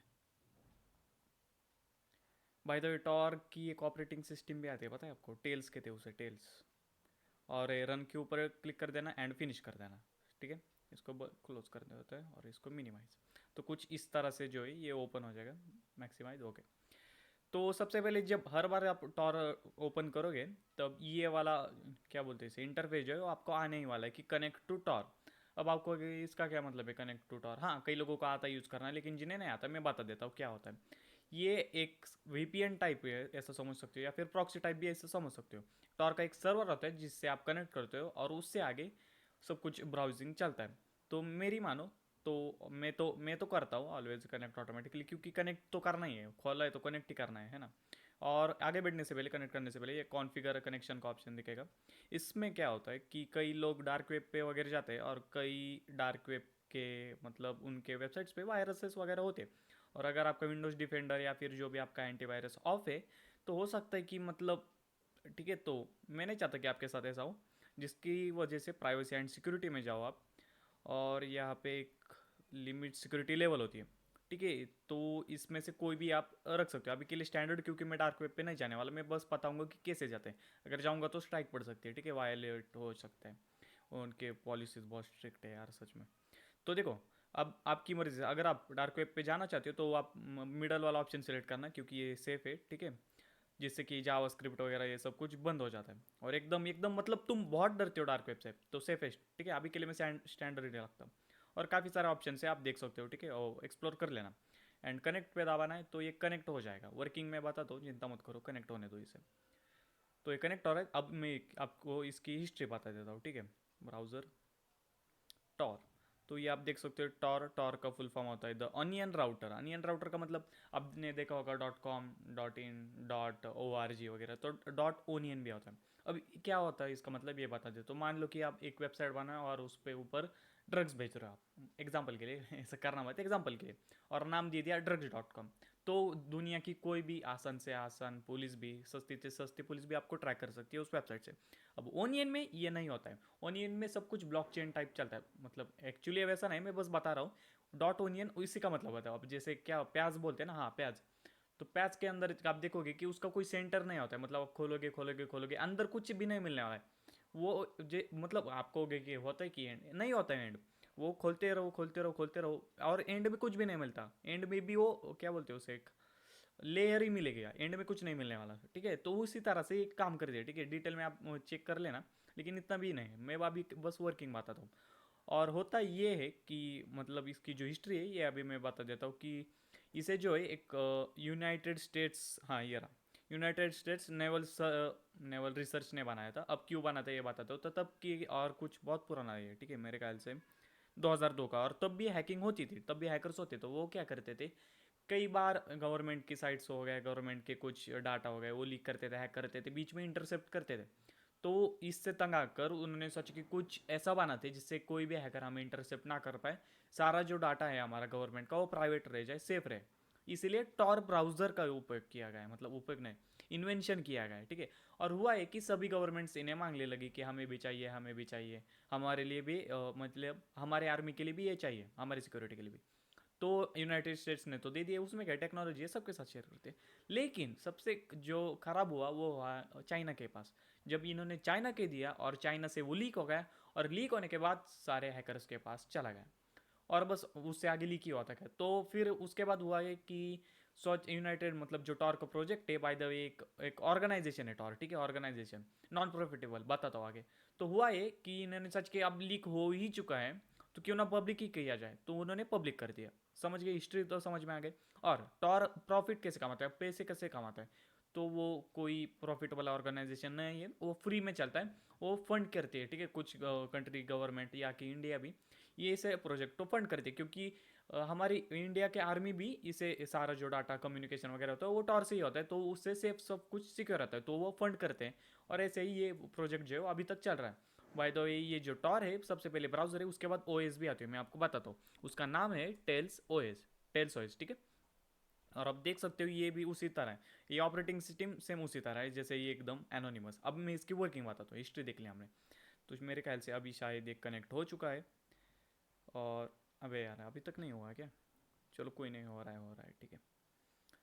तो इससे पहले कि इसकी वर्किंग दिखाऊं, मैं क्या करता हूँ, एक नॉर्मल दिखाता हूँ। अगर मैं यहाँ पे सर्च करता हूँ बॉम्ब मेकिंग, ठीक है, गूगल पे सर्च करता हूँ मैं बॉम्ब मेकिंग, तो आप देखोगे कि मतलब ये दिखा रहा है कि इंटरनेट पे बॉम्ब मेकिंग वगैरह ऐसा कुछ भी अलाउड नहीं है शेयर करना, ठीक है। आप देखोगे, समझ गए। और सबसे पहली बात ये नहीं है मैं जो दिखाने वाला हूँ, मतलब दिखाने नहीं वाला, मैं बताने वाला हूँ। मैं बताने वाला ये हूँ कि अगर आपने ऐसा कुछ सर्च किया तो आपको लगेगा कि कुछ भी नहीं आ रहा है, चलो ठीक है बंद कर देता हूँ, लेकिन उसी वक्त से गूगल जो है आपको ट्रैक करना शुरू कर देगा, मैं सच कह रहा हूँ, ठीक है। जो आप कुछ भी ऐसे डेंजरस कंटेंट सर्च करते हो तो उसी वक्त ये सब कुछ शेयर होता है। जो मैं आपको बताता हूँ ना इसका सीक्रेट वगैरह, मतलब सीक्रेट नहीं है ऐसा कुछ, मतलब इसकी डिटेल इन्फॉर्मेशन। तो जब आप वीज़ा के लिए अप्लाई करते हो किसी कंट्री में जाने के लिए, तो आपको क्या लगता है वो वीज़ा किस चीज़ पे अप्लाई करते हैं आपको, मतलब किस चीज़ पे अप्रूव करते हैं, तो वो आपकी इंटरनेट हिस्ट्री देखते हैं, समझ गए। अब मैंने यहाँ पे बॉम्ब मेकिंग सर्च के लिए, लेकिन चिंता मत करो मैं वीडियो के लिए बना रहा हूँ, बस मैं आपको एग्जाम्पल के लिए, तो ऐसा कुछ नहीं होने वाला। तो मान लो कि मैंने अगर वीडियो नहीं बना रहा तो मैं बस बॉम्ब मेकिंग सर्च करता, तो वो क्या देखते हैं, मेरे इंटरनेट हिस्ट्री जरूर देखते हैं। तो और किस पे आप देख सकते हो, यहाँ पे, ठीक है, मेरा गूगल अकाउंट जो है यहाँ पे आप दिख रहा है माउस के ऊपर, हाँ। तो उसके हिस्ट्री में तो सेव होने वाला है। अगर मान लो कि मैं न्यू प्राइवेट टैब में भी करता हूँ तब भी वो गूगल के सर्वर में सेव होने वाला है कि इस आईपी एड्रेस नेटवर्किंग कंप्लीट है हमारा, ठीक है। और आईपी एड्रेस के बारे में हम सबको पता है, तो गूगल सब कुछ सेव करता है कि ये वाले आईपी एड्रेस से ये रिक्वेस्ट आई थी और बॉम्ब मेकिंग की थी, तो ये आईपी एड्रेस किसका था, ये मेरा था, ठीक है। तो गवर्नमेंट के पास सब होता है, तो उसी, ठीक है। और मैंने क्या सर्च करी था, बॉम्ब मेकिंग, भाई ये कुछ तो डेंजरस करने की, इसको वीज़ा नहीं दे सकते, तो उसी वजह से मेरा वीज़ा डिक्लाइन हो जाएगा, समझ गए। ये सारी चीज़ें भी मैटर करती है, समझ गए। और और समझ गए ना, मतलब इसमें कुछ बातें जैसे है नहीं, तो आप ऐसे ट्रैक हो सकते हो, ठीक है। और देखते हैं अभी ये टॉर हमारा शुरू हुआ है ये या नहीं हुआ है। कहाँ गया टॉर टॉर? बस थोड़ा यार, हो जाए यार, ओके बस। गुड। अब मैं जाता हूँ google.com पे, ठीक है, google.com। आप देखोगे सबसे मेन चीज़ जो आप देखोगे कि ये स्लो चल रहा है। क्यों स्लो चल रहा है बताता हूँ। वर्किंग काफ़ी इंटरेस्टिंग है, मुझे इसकी जो वर्किंग है वो काफ़ी मज़ेदार लगती है। तो आई एम नॉट रॉबोट, आजा जल्दी चल, आजा आजा आजा। आई am not robot, I am not robot. क्या हो रहा है यार? अच्छा एक काम करो तो रीस्टार्ट कर दो google.com। ओके, आजा आजा आजा यार प्लीज़। कितना टाइम लग रहा है? इतना टाइम नहीं लगना चाहिए इसे। हाँ, ठीक है। एक काम करते हैं, दूसरी वेबसाइट पे चलते किसी हम, ठीक है, yahoo.com। ये सही है, इस पे नहीं आएगा। ओके, लोड हो रहा है, लोड हो रहा है। डक डोगो, बाय द वे आपको पता है ना डक डोगो? ठीक है, एक सर्च इंजन है, सिंपल सर्च इंजन, लेकिन काफ़ी बढ़िया वाला सर्च इंजन है। हाँ, गूगल की तरह इतना बेस्ट नहीं कहूँगा मैं, लाइक अभी यहाँ पे मैं सर्च कर रहा हूँ, ठीक है, काफ़ी बढ़िया रिजल्ट आ रखे। नंबर वन रिजल्ट तो डायरेक्ट CISA का आया है, ठीक है, मतलब गूगल एकदम बढ़िया वाला रिजल्ट देता है, मैं मानता हूँ। लेकिन प्राइवेसी उसमें कुछ खास नहीं मिलती, लेकिन डकडोगो में वो प्राइवेसी मिलती है आपको। अभी मैं आप देखोगे कि यहाँ कुकी जो सब कुछ सेव करते हैं, आपको क्या लगता है, मतलब ये गूगल आप ही हो कैसे पहचानता है? ये कुकी से पहचानता है ना, कुकी आपको बाद में सेशन हाईजैकिंग में हम देखेंगे कुकी क्या होता है, तो उससे पहचानता है ना। लेकिन डगडगो एक सर्च इंजन ऐसा है जो कि टॉर के साथ ही आता है, अगर आप चाहो तो सेपरेट भी इंस्टॉल कर सकते हो। Secure site not available, continue to HTTP site चलेगा। ओके चल भाई। मेरा नहीं यार, मेरा काफ़ी फास्ट है वाईफाई, इतना स्लो भी नहीं है। ओके। हाँ, तो मैं ये कह रहा था कि डग डग गो जो है काफ़ी बढ़िया वाला मतलब सर्च इंजन है। अब अगर आप चाहते हो प्राइवेसी, फुल प्राइवेसी, बिना VPN के वगैरह भाज चाहते हो, तो आप डग डग गो यूज़ कर सकते हो। सारे की सारे ट्रैकर्स हो गए, एड्स हो गई, सब कुछ ब्लॉक करता है, ठीक है। आप यूज़ कर सकते हो डग डग गो, वो भी एक सर्च इंजन है। हाँ, रिजल्ट कुछ खास नहीं आएंगे, लेकिन फिर भी ठीक है। तो मैं क्या करता हूँ एक्चुअली, ये सारी प्रॉब्लम सॉल्व करता हूँ और फिर आपको मिलता हूँ। ओके, तो ये हो चुका है, ठीक है, पता नहीं क्या हो रहा, मैंने फिर से रिस्टार्ट किया तो ये हो चुका है। तो देखो, सबसे पहले अभी आप देखोगे कि मैं google.com पे हूँ, सिंपल, ठीक है। लेकिन इसमें एक इंटरेस्टिंग चीज़ है जो मुझे बहुत अच्छी लगती है, कि इसका वर्किंग, ठीक है, टॉर का आप वर्किंग देखते हैं, काफ़ी इंपॉर्टेंट है हमारे लिए, ये इंपॉर्टेंट है हैकिंग में। आप देखोगे कि आपका जो IP एड्रेस है, दिस ब्राउज़र मतलब आपका IP एड्रेस, ठीक है। और उसके बाद ये कनेक्ट हुआ मोल्दोवा से, उसके बाद कनेक्ट हुआ इस्टोनिया, उसके बाद कनेक्ट हुआ ऑस्ट्रिया, और तब जाके ये गया है google.co.in, मतलब सिंपल गूगल पे। समझ आए? तो और ये दिखाने के लिए बस 3 दिखा रहा है, ठीक है, क्योंकि इतनी बड़ी लिस्ट तो नहीं दिखा सकता। दिखाने के लिए 3 दिखा रहा है। ये बहुत बड़ी लिस्ट होती है, ठीक है, बहुत बड़ी होती है। और ये अभी तक आप देख सकते हो कि कितनी 3 बार, एक VPN से, एक VPN तो सिर्फ एक बार ही कनेक्ट होता है, ये 3 बार कनेक्ट हो चुका है। तो आप देख सकते हो कि कितना सिक्योर है। उसके ऊपर, इसके ऊपर हाई लेवल का इंक्रिप्शन लगा है, मतलब कि 10 बार जब आप PhD करोगे इंक्रिप्शन में, और कोई इंक्रिप्शन इन्वेंट करते हो, तब जाके एक जो इंक्रिप्शन बनेगा ना, वो इस लेवल का इंक्रिप्शन इसमें लगा हुआ है। तो मान लो कि कोई गवर्नमेंट साइट आपको ट्रैक करना चाह रही है, लेकिन आप टॉर ब्राउजर यूज़ करें, तो वो भी आपको ट्रैक नहीं कर सकती, ये मेरी गारंटी। ठीक है, मतलब आपको भले कि वो ट्रैक करेंगे, लेकिन मैं बस बता रहा हूँ, ठीक है, कि इसकी कितना बढ़िया है, समझ गए? तो कुछ ऐसा होता है। अब क्या करता हूँ, मैं आपको दिखाता हूँ कि अभी मैं सर्च करता हूँ, ठीक है, आपको सॉरी उसके टेलीग्राम मैसेज के लिए, बॉम्ब मेकिंग, ठीक है, बॉम्ब मेकिंग अगर मैं सर्च करता हूँ, तो सेम रिजल्ट आ रहा है, लेकिन इस बार मुझे गूगल ट्रैक नहीं कर सकता। गूगल मुझे ट्रैक करने की कोशिश करके, भाई इतना डेंजर कौन सर्च कर रहा है, उसको कौन सा IP एड्रेस दिखने वाला है, ये वाला, ठीक है। ये जो IP एड्रेस आ रहा है ना, उसको ये वाला IP एड्रेस दिखने वाला है, और उसी पे ऊपर वो नज़र लगने वाला है, ठीक है। और लेकिन मैं क्या करूँगा, अगर नॉर्मल ब्राउजर में यहाँ पे सर्च करूँगा बॉम्ब मेकिंग, तो उसको कौन सा IP एड्रेस दिखने वाला है, मेरा ओरिजिनल वाला। अभी दिखाता हूँ, अगर मैं जाता है whatismyIPaddress.com, तो आप देख सकते हो कि मेरा जो IP एड्रेस है वो ओरिजिनल वाला लीक हो रहा है, और मेरा इंटरनेट, मेरी लोकेशन वगैरह सब कुछ। लेकिन मैं अगर जाता हूँ टॉर पे, वॉट, नहीं, इसमें सर्च करता हूँ वॉट, ठीक है, what is my IP search, और इस पर कर क्लिक करता हूँ, फिर भी मेरा ओरिजिनल IP एड्रेस जो है वो लीक नहीं होने वाला है। हो जा लोड, हो जा। यहाँ पे भी दिख रहा है वैसे, लेकिन IPv6 वाला है, हमें IPv4 देखना है।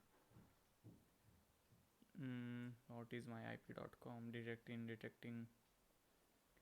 हो रहा है, हो रहा है, हो जा, वेट कर रहा हूँ।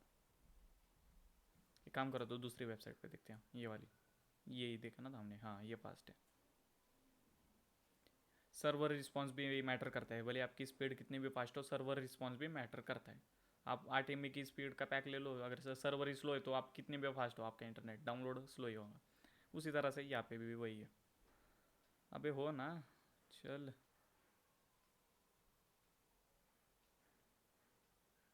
अच्छा ठीक है, जाने ही दो, अभी क्या करते हैं हम, बस यही पे देख लो आप, ठीक है, मेरा IP एड्रेस। ठीक है, आप देख सकते हो कि यहाँ पे अलग दिखा रहा है और जो मेरा ओरिजिनल है वो अलग दिखा रहा है, तो यही फ़ायदा होता है टॉर का। और कोई भी इसे ट्रैक नहीं कर सकता आपको, क्योंकि इसमें कोई लॉग सेव नहीं होते। VPN वाले सेक्शन में हम लॉग के बारे में ज़रूर पढ़ेंगे। तो बस इतना ही होता है टॉर। तो आई होप आपको कोई क्वेश्चन नहीं है इसके बारे में, सब कुछ एकदम डिटेल में बताया मैंने आपको, हिस्ट्री बताई, उसकी वर्किंग बताई, कैसे वो मतलब एकदम एनोनिमस बनाने में आपकी मदद करता है। लेकिन एक पार्ट रह गया हमारा, वो है डार्क वेब। वो भी देखते, तो स्क्रीन पे आते। तो सबसे पहले डार्क वेब को डायरेक्ट कैसे सर्च करोगे डार्क वेब, तो डार्क वेब नहीं आने वाला, ठीक है। तो उसके कुछ सर्च इंजन होते हैं और कुछ आर्टिकल्स होते हैं, ठीक है, या फिर कुछ विकी होते हैं, ठीक है। मैं आपको बताता हूँ सबसे पॉपुलर जो हर कोई आपको बताएगा, वो मैं भी वही बताता हूँ, बाद में मेरी वाली बताता हूँ, ठीक है, मेरे वाली टिप्स। तो सर्च करना है हिडन विकी और एंटर कर देना है और वेट करना है। तो ये सबसे इंपॉर्टेंट है, वेट करना है। तो कई सारे विकी जो हिडन विकी है आ जाएंगे। क्या है हिडन विकी, बता देता हूँ। एक ऐसा पेज है जो जहाँ पे ट्रस्टेड वो डार्क वेब, हाँ कहीं पे स्कैम होते हैं लोगों को स्कैम बनाया जाता है कि भाई ये मतलब 500 रुपये में एक बिटकॉइन ले लो भाई, बिटकॉइन वगैरह वगैरह तो स्कैम हो जाता है, ठीक है। तो लेकिन ट्रस्टेड जो है वो हिडन विकी के ऊपर मिल जाते हैं आपको, ठीक है। और कई सारे देखोगे जो फर्स्ट रिजल्ट होगा वही असली वाला होगा, बाकी कई मतलब है वो भी ओरिजिनल ही है, लेकिन अच्छे वाले नहीं है, ठीक है। फर्स्ट वाला लेना हमेशा। और आप देख सकते हो कि कई सारे डार्क वेब आ रहे हैं। हाँ मैंने क्या कहा था ओनियन के बारे में, तो ओनियन जो है वो डार्क वेब पे ही मिलेगा, नॉर्मल साइट पे नहीं मिलेगा, जैसे अभी है .org, ठीक है, ये नॉर्मल साइट है। लेकिन डार्क वेब जो है वो यही पे है। अगर मैं इसे एक्सेस करूंगा तो स्ट्राइक आ सकती है, लेकिन मैं एक्सेस नहीं कर सकता।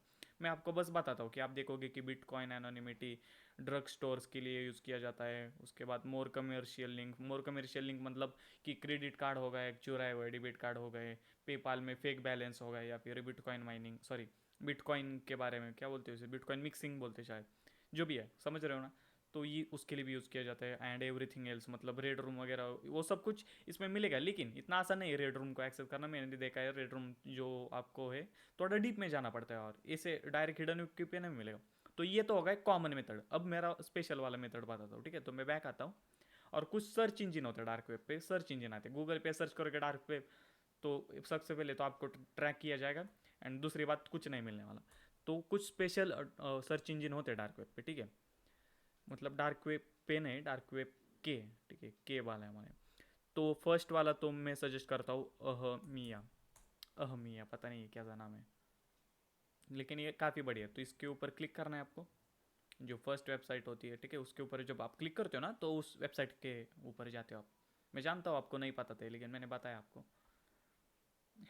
ठीक है, तो हो रहा है, लोड हो रहा है, हो रहा है, हो रहा है, हो जा। मैं स्किप नहीं करता यार, मुझे क्योंकि वो मुझे अच्छा नहीं लगता स्किप करना, क्योंकि सबसे पहले तो कई सारे लोगों को लगता है कि मैंने कुछ ऐसा स्किप कर दिया कि जिसमें कुछ एरर आ रहा था, और वही मैंने स्किप कर दिया। तो इसलिए मैं स्किप नहीं करता हूँ, शांत बैठता रहता हूँ, ठीक है। हो रहा है, हो जा तब तक। एक और दिखता हूँ, एक हो गया अहम, यहाँ पर लिस्ट बना लो, ठीक है। अगर आप कुछ करना चाहते हो, इन्फॉर्मेशन गैदरिंग डार्क वेब से भी कई बार की जाती है, कि लीक डाटाबेस होगा किसी कंपनी का वगैरह वगैरह, ठीक है, तो डार्क वेब पे भी वो मिल जाता है।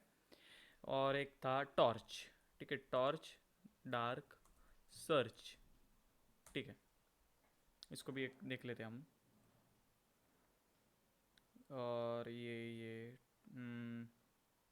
नहीं आ रहा है, ठीक है। तो ये काम करता हूँ, यहीं पे भी आपको मिल रहे हैं, तो यही मैं दिखा देता हूँ हर एक पे जाने। तो ये लोड हो गए, तो आप देख सकते हो कि ये कुछ इस तरह से सर्च इंजन है। और यहाँ पे जब जो भी सर्च करोगे डार्क वेब से रिलेटेड, ठीक है, कि ऐसा जो नॉर्मल इंटरनेट पे नहीं मिल जाता। नॉर्मल इंटरनेट को सरफेस वेब कहते हैं, एंड डार्क वेब मतलब जो जहाँ पे इलीगल काम होते हैं उसे डार्क वेब कहते हैं।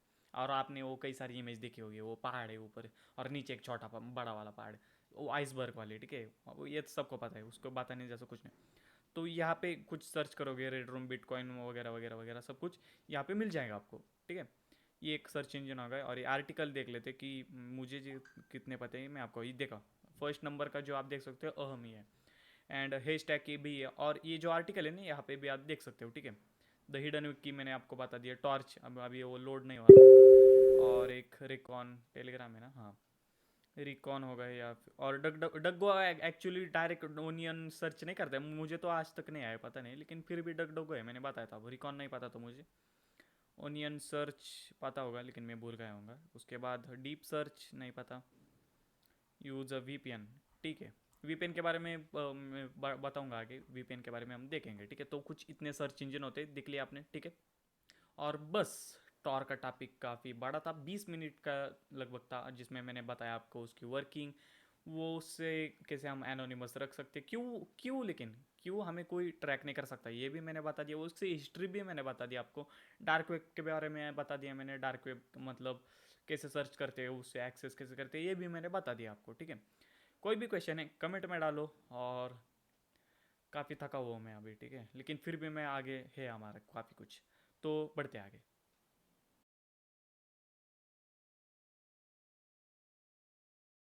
अब मैं आपको बताऊंगा कि वीपीएन क्या होता है, प्रॉक्सी क्या होता है, आपको कौन सा यूज़ करना चाहिए, इनकी वर्किंग क्या है, सब कुछ। तो चलिए शुरू करते हैं।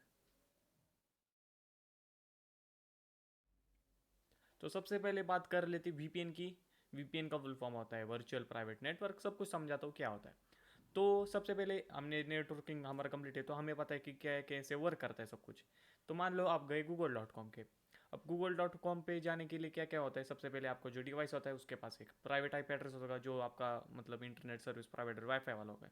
उसके बाद जाएगा उस वाईफाई वाले के पास, जिसके लिए चाहिए होता है पब्लिक आईपी एड्रेस, तो वो पब्लिक आईपी एड्रेस आपके पास है। और वो जो आईएसपी है, मतलब कि जो आपका वाईफाई वाला, उसके पास आपका प्राइवेट आईपी एड्रेस, मतलब उसने जो आपका असाइन किया है, मतलब सॉरी प्राइवेट नहीं, उसने जो आपका आईपी एड्रेस असाइन किया है उसके पास उसका डाटा होगा। और उसके बाद जाएगा वो डीएनएस सर्वर के पास, उसका उसने जो भी असाइन किया है, मान लो क्लाउड फ्लेयर होगा, google.com गूगल का होगा, जो भी है, ठीक है। गूगल का भी एक डीएनएस सर्वर होता है, मैंने बताया आपको। और उसके बाद जाएगा वो जिस वेबसाइट पे आपके जाना है, मान लो यूट्यूब हो गया, google.com हो गया, जो भी है, एक्सेट्रा एक्सेट्रा।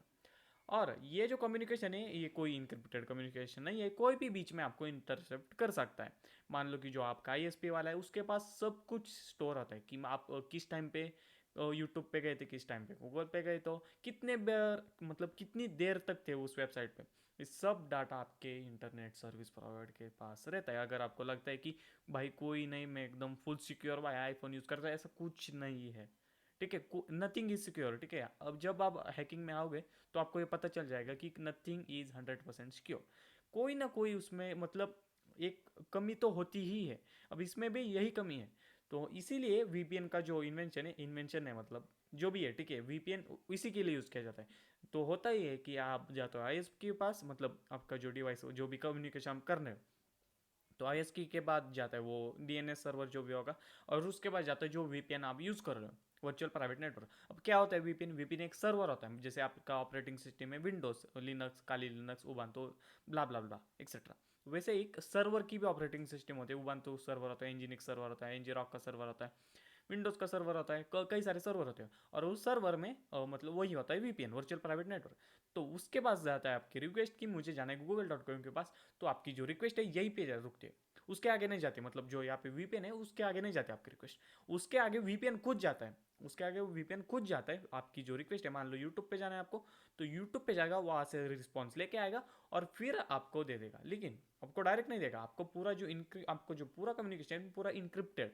तो मान लो आपका जो बीच में इंटरनेट सर्विस प्रोवाइडर जिसके पास जैसे कि मैंने कहा था, उसके पास सब कुछ डाटा होता है आपका, वो भी आपका नहीं देख पाएगा। उसको क्या दिखेगा कि ये बंदा सिर्फ एक वीपीएन के पास, उसके आगे नहीं दिखेगा उसको कि ये यूट्यूब पे गया था, google.com पे गया था, कहाँ गया था। उसको सिर्फ ये दिखेगा कि आप वीपीएन के पास थे। और तो और जो अगर मान लो कि वो इंटरसेप्ट करने की भी ठान ले कि भाई क्या किया, मतलब कितनी देर तक था, मतलब उसने क्या क्या डाटा शेयर किया उसको वीपीएन प्रोवाइडर के साथ, तो वो भी उसको नहीं दिखने वाला है, ठीक है। सब कुछ इनक्रिप्टेड होगा, ये फायदा होता है वीपीएन का। समझ गए।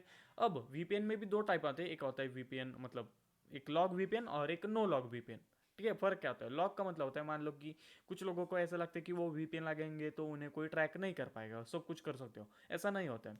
मान लो कि किसी बंदे ने कुछ कर दिया इंस्टाग्राम पे, ठीक है, कोई ऐसे डेंजरस पोस्ट कर दिया, ठीक है, तो पुलिस सबसे क्या पहले क्या करती है, इंस्टाग्राम पे जाती है, कहती है कि ये अकाउंट के ऊपर ये पोस्ट हुई है, हमें ये पोस्ट सबसे पहले रिमूव करो, और ये इसने जो किया है वो गलत है, मतलब कुछ केस हो गया है, ठीक है, तो उसे ट्रैक कैसे करेंगे? इंस्टाग्राम से कहेंगे कि ये पोस्ट किस टाइम पे किसने अपलोड की थी, तो किसने अपलोड की थी ये तो नहीं दिखने वाला, मतलब उसका नाम फेस ऐसा कुछ नहीं दिखने वाला है ना, तो क्या दिखने वाला है? उसका आईपी एड्रेस। तो इंस्टाग्राम पे पास, हाँ, इंस्टाग्राम के पास सब, हर एक इंडिया में जो भी आप इंटरनेट यूज़ करते हो वो लॉग मेंटेन करता है, किस टाइम पे कौन सा आईपी एड्रेस आया था, किस टाइम पे को कितने टाइम तक रुका था, सब कुछ, ठीक है। आपको धीरे धीरे आगे जब हैकिंग में जाओगे आपको सब कुछ समझ में आ जाएगा।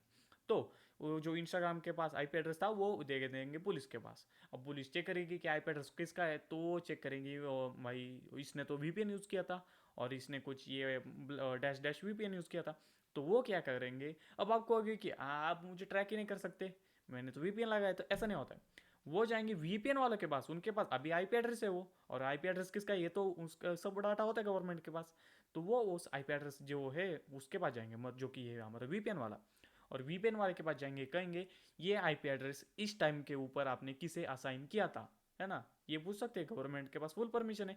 तो वीपीएन वाले कहेंगे let me check my log, तो उनके पास सब कुछ स्टोर होता है कि किस वक्त कौन सा आईपी एड्रेस हमसे आके कनेक्ट होके किसने कितनी देर वीपीएन यूज़ किया है, मतलब हमारी सर्विस यूज़ की है। तो कहेंगे कि भाई इस टाइम पे ऊपर ये वाला आईपी एड्रेस को ये वाला हमारा वीपीएन जो है हमने प्रोवाइड किया था, तो बस यही होता है, और आपका जो वीपीएन है वो ट्रैक हो जाता है। तो जिन लोगों को लगता है कि वीपीएन से ट्रैक नहीं किया जा सकता वो हाफ सही है हाफ गलत है। ये जो मैंने अभी तक जो स्टोरी बताया कि कैसे ट्रैक किया जाता है, ये होता है लॉग वीपीएन में, जो सस्ते वीपीएन होते हैं एकदम, जो एड्स में वगैरह देखते हो सस्ते वीपीएन होते हैं एकदम, ठीक है। आप मत मान लो कि आपने देखा होगा जरूर, कोई गेम खेल रहे हो सस्ती, बीच में आ रहा है कि भाई बीजीएमआई मतलब लैग मार रही है और वीपीएन ऑन हो एकदम फास्ट चल रही है एकदम स्मूथ, ठीक है, तो ये सस्ते वीपीएन होते हैं, इनके पास सब कुछ लॉक से होता है। अब मैं आपको सिखाता हूँ कि नो लॉग वीपीएन क्या होता है। नो लॉग वीपीएन मतलब जैसे कि स्टोरी थी, कुछ पोस्ट किया वो गए वीपीएन वाले के पास, अब यहाँ से आगे क्या होगा, अगर वो वीपीएन बढ़िया वाला होगा, हाई रिप्यूटेड वीपीएन होगा, नो लॉग वीपीएन होगा। नो लॉग मतलब आप लॉग का मतलब समझ गए, आ गया ना आपको, कि कौन सा डाटा मतलब किसने किस वक्त कनेक्ट किया हुआ है, सब कुछ उसे लॉक कहा जाता है, अब आप समझ गए। तो अगर वो वीपीएन बहुत बढ़िया वाला हाई रिप्यूटेशन वाली कंपनी होगी, तो वो कहेगी हमारे पास कोई लॉग नहीं है और हम स्टोर नहीं करते, तो और स्टोर भी क्या होगा, तो उनके कुछ पॉलिसीज होती है, ठीक है, कुछ कंपनियां नहीं स्टोर करती, कुछ स्टोर करती है लेकिन पॉलिसी के साथ। अगर आपके पास बहुत ही स्पेशल हाई कोर्ट एकदम सुप्रीम कोर्ट से परमिशन होगी तो भी तभी हम आपको दिखाएंगे। अगर उन्होंने लॉक सेव किया होगा और मतलब उनकी कुछ ऐसी पॉलिसी है तो, लेकिन कुछ कंपनियां अलग होती है, वो कहती कि हमारे पास कोई लॉग नहीं, हम लॉग ही सेव नहीं करते, तो ये किसे दिया था हमें तो पता नहीं, तो यहाँ से आगे आपको ट्रैक नहीं किया जा सकता। ये कुछ वीपीएन्स में होता है जो काफ़ी अच्छे वाली वीपीएन होती है, मैं सब कुछ बताऊंगा आपको प्रैक्टिकल में, लेकिन पहले थ्योरी कंप्लीट कर लेते हैं। अब वीपीएन क्लियर होगा आपको, वीपीएन क्या होता है समझिए, और उसका कम्युनिकेशन कैसा होता है याद रखना, आपसे लेकर वीपीएन तक का जो कम्युनिकेशन है वो इनक्रिप्टेड है, लेकिन वहाँ से लेकर इनक्रिप्टेड नहीं है, मतलब कि यूट्यूब से कोई डाटा लेना है तो इनक्रिप्टेड नहीं होने वाला, वो प्लेन होने वाला है, लेकिन आपसे और आपका जो वीपीएन है वो इनक्रिप्टेड होने वाला है, तो बीच में आपको जो इंटरनेट सर्विस प्रोवाइडर है ना वो भी आपको कुछ उखाड़ नहीं सकता, ठीक है। तो वीपीएन समझ में आ गया। अब प्रॉक्सी समझाता हूँ। प्रॉक्सी क्या होता है, एक आईपी एड्रेस होती है, बंच ऑफ आईपी एड्रेस, और वो आईपी एड्रेस जो है वो कुछ लोगों को दिए जाते हैं, और याद रखना ये इनक्रिप्टेड नहीं होते जैसा वीपीएन होता है। तो उससे वो होता क्या है कि वीपीएन जो है वो स्लो पड़ जाता है, क्योंकि बीच में इंक्रिप्शन लगाना होता है, सिक्योरिटी लगानी होती है, सब कुछ है ना, तो इसकी वजह से थोड़ा सा स्लो, ज़्यादा नहीं, थोड़ा स्लो पड़ जाता है। प्रॉक्सी स्लो नहीं होते, प्रॉक्सी जो है काफ़ी, प्रॉक्सी की भी टाइप होती है, सॉक फाई सॉक्स वगैरह वगैरह वो होता है, इतना डिटेल में जाएंगे आप, सर्च करें ना, ठीक है, मतलब अगर आप चाहते हो तो, लेकिन मैं बेसिक बेसिक आपको बता देता हूँ। और ऑक्सी भी एक सर्वर टाइप ही होता है, एक सिंपल वीपीएन की तरह, लेकिन इनक्रिप्टेड नहीं होता है, फास्ट होता है, और बस इतना ही होता है। और प्रॉक्सी का मान लो कि आप जैसे internet service provider DNS server और प्रॉक्सी का आईपी एड्रेस, ठीक है, प्रॉक्सी का आईपी एड्रेस और प्रॉक्सी का आईपी एड्रेस के आगे सब कुछ कम्युनिकेशन। अब ये सारा जो कम्युनिकेशन है, सबसे पहले ये तो लॉग सेव करने वाला है जो प्रॉक्सी, वो कंपलसरी लॉग सेव करता है, कोई ऐसी प्रॉक्सी नहीं जो लॉग नहीं सेव करती, मुझे तो नहीं पता, लेकिन मैं जितना मुझे पता है 99% सारे के सारे प्रॉक्सीज जो है, 1% इसलिए कह रहा हूँ कि शायद हो सकता है, लेकिन 99% सारे प्रॉक्सीज लॉग सेव करे थे, तो प्रॉक्सी से आपको ट्रैक किया जा सकता है, कुछ भी कर लो आप। और तो और ये जो कम्युनिकेशन है ये इनक्रिप्टेड नहीं होता है। मान लो कोई गवर्नमेंट की वेबसाइट है, अगर वो ठान ले कि भाई ये वो जो प्रॉक्सी यूज़ कर रहा है, मतलब ये जो आईपी एड्रेस है कुछ डेंजरस एक्टिविटी कर रहा है, मान लो कि आप उस वक्त वो आईपी एड्रेस यूज़ करें, तो वो प्रॉक्सी को ट्रैक कर सकते हैं, थोड़ा सा टाइम लगेगा और वो आप तक पहुंच जाएंगे उस प्रॉक्सी के, जो प्रॉक्सी का प्रोवाइडर होता है, ठीक है। और कुछ प्रॉक्सीज डेंजरस भी होती कि कुछ मतलब अच्छे प्रॉक्सीज होते हैं कि भाई हम कुछ नहीं करेंगे, तुम जो चाहे कर लो, हम बीच में इंटरसेप्ट नहीं करेंगे। लेकिन कुछ प्रॉक्सीज जो है वो हैकर की होती है, कुछ प्रॉक्सीज हाईजैक्ट होती है। वो आपकी जो मतलब जो कम्युनिकेशन है वो इंटरसेप्ट कर सके। मान लो प्रॉक्सी लगा कि आपने इंस्टाग्राम पे लॉग इन कर दिया, तो उनके पास वो सारी डिटेल जाने वाली है, ठीक है। तो बीच में इंटरसेप्ट कर सकते हो, ये होता है प्रॉक्सी। अब डिफरेंस क्या है? सबसे अब मैं डिफरेंस की बात करता हूँ। वीपीएन सिक्योर होता है, प्रॉक्सी सिक्योर नहीं होती। वीपीएन इंक्रिप्टेड होता है, प्रॉक्सी इंक्रिप्टेड नहीं होते। वीपीएन बिट स्लो होता है, लेकिन इतना भी स्लो नहीं होता है, लेकिन प्रॉक्सी वीपीएन से फास्ट होती है। समझ गए डिफरेंस? अब प्रैक्टिकल देखते हैं। तो सबसे पहले मैं जो है आपको वीपीएन के बारे में बता देता हूँ। तो आपका ब्राउज़र खोल लीजिए और यहाँ पे सर्च कर लीजिए वीपीएन, सिंपल वीपीएन, और कुछ नहीं करना है, सिंपल वीपीएन। तो आप देखोगे कि काफ़ी सारे वीपीएन आ रहे हैं, जिसमें से नॉर्डिक वीपीएन है, सिक्योर वीपीएन आ रहा है, नॉर्ड वीपीएन, टच वीपीएन वगैरह वगैरह वगैरह। टॉर्क की वर्किंग पता है ना, मैं टॉर्क की वर्किंग पता है, लेकिन वीपीएन जो है उससे कम सिक्योर रहता है, याद रखना हमेशा, ठीक है। तो यहाँ पे आप देख सकते हो इसकी इन्फॉर्मेशन वगैरह वगैरह वगैरह, ठीक है। अब मैं टाइप आगे सर्च करते हो वीपीएन टाइप्स, ठीक है। तो ये दिखेगा remote access VPN side to side. ये ऐसा कुछ भी नहीं है, ये बस एक्स्ट्रा सबका काम जो है वो सेम ही होता है। इस बेसिकली टू टाइप्स है, मतलब कि एक लॉग वीपीएन और नो लॉग वीपीएन। ये इस पे भरोसा मत करना, ठीक है। ये जो यहाँ पे खुद ही देख लो, टू टाइप दिखा रहे हो और इतने टाइप कैसे आ गए, समझ गए? ऐसा होता है। तो यहाँ पे क्या है इमेजेस में, नहीं ये भी नहीं है। तो ठीक है, मैं दिखाता हूँ आपको, और यहाँ पे सर्च करता हूँ मैं लॉग वीपीएन। तो ठीक है, what is a log VPN, यहाँ पे देखता हूँ the data that VPN providers collect from operation of the VPN. जैसा कि मैंने कहा था, कुछ वीपीएन लॉग सेव करते हैं। और अब हम सर्च करते नो लॉग वीपीएन, ठीक है, नो लॉग वीपीएन। तो आप यह देख सकते हो what is a no log VPN, कि VPN provider does not store any data about your online activity. मतलब जो भी आप कांड करते हो, जो भी आप करते हो इंटरनेट पे, वो स्टोर नहीं होता है वीपीएन। तो इसका मतलब कोई भी आपको ट्रैक नहीं कर सकता है, समझ गए? अब दिखाता हूँ वीपीएन्स, ठीक है, नो लॉग वीपीएन्स। तो आप यहाँ देख सकते हो, सबसे पहले जो आ रहा है वो है Nord VPN, Surfshark, Norton VPN, express VPN, cyber ghost VPN. ये लेकिन ये जो वीपीएन है ना, ये पेड वीपीएन है, ठीक है। इनको आपको पैसे देने पड़ेंगे। एक फ्री वाला बताता हूँ मैं, एक है प्रोटॉन, जो मैं खुद यूज़ करता हूँ। मैं इनका ईमेल यूज़ करता हूँ, इनका पासवर्ड मैनेजर यूज़ करता है, जो भी इनके सर्विसेज सब मैं यूज़ करता हूँ। इनका स्टोरेज भी होता है क्लाउड स्टोरेज, ठीक है, प्रोटॉन वीपीएन। तो यहाँ पे इसकी इन्फॉर्मेशन दिखाएगा और एक क्वेश्चन पूछते हैं हम, does proton VPN keeps log, या ऑटोमेटिक। तो ये बता रहा है कि नो वीपीएन लॉग्स, मतलब ये वीपीएन अगर आप यूज़ करते हो, कुछ भी करते हो, तो कोई भी आपको ट्रैक नहीं कर पाएगा, क्योंकि ये लॉग जो है मतलब ये वीपीएन जो है वो लॉग नहीं सेव करता है। समझ गए वीपीएन के बारे में? और मुझे नहीं लगता इंस्टॉलेशन की बताने की जरूरत है, मैंने ऑलरेडी इंस्टॉल करके रखा है। तो आप देख सकते हो प्रोटॉन वीपीएन, ठीक है, काफ़ी फास्ट है। मैं आपको रिकमेंड करूँ, स्पॉन्सर नहीं कर रहा हूँ, मैं आपको रिकमेंड कर रहा हूँ कि आप प्रोटॉन वीपीएन यूज़ करो, क्योंकि मैं खुद यूज़ करता हूँ, फास्ट है, सिक्योर है, कोई भी आपको ट्रैक नहीं कर पाएगा, क्योंकि लॉग इन नहीं रहते। समझ गए वीपीएन के बारे में? और इंस्टॉलेशन बताने की जरूरत नहीं, आप होशियार है, सिंपल डाउनलोड करना है और नेक्स्ट नेक्स्ट नेक्स्ट सेटअप कर देना है। समझ गए? प्रॉक्सी के बारे में आता है। प्रॉक्सी कैसे वर्क करते हैं? प्रॉक्सी का कोई एप्लीकेशन नहीं होता है, प्रॉक्सी बस लिस्ट होती है प्रॉक्सी की। मतलब अगर मैं डालता हूँ फ्री प्रॉक्सी लिस्ट, ठीक है, तो आप देख सकते हैं फ्री प्रॉक्सी लिस्ट। अब बताऊंगा कैसे करते हैं प्रॉक्सी। तो आप देख सकते हैं ऐसे आईपी एड्रेस होते हैं, ऐसे पोर्ट्स होते हैं, ठीक है, वगैरह वगैरह, और ऐसी कंट्री होती है। एंड उनके प्रोटोकॉल आप देख सकते हो, H T T P S कुछ पे है, कुछ पे नहीं है। तो जिन पे नो है वो सिक्योर नहीं है, समझ रहे? याद रखो, जिन पे यस है वो सिक्योर है। समझ गए? ओके। तो ऐसे आईपी एड्रेस लेना होता है, और कनेक्ट कैसे करना है ये बताता हूँ मैं। प्रॉक्सी ऐसे सर्च करना होता है विंडोज़ में, प्रॉक्सी। और यहाँ पे जो दिख रहा है ना, यहाँ पे manual proxy setup, user proxy server, यहाँ पे सेटअप कर देना है। और यहाँ पे यूज़र प्रॉक्सी सर्वर, इसको ऑन कर देना है। और ये जो आईपी एड्रेस है वहाँ पे डाल देना है, जो ये आपने यहाँ से कॉपी किया था, ठीक है।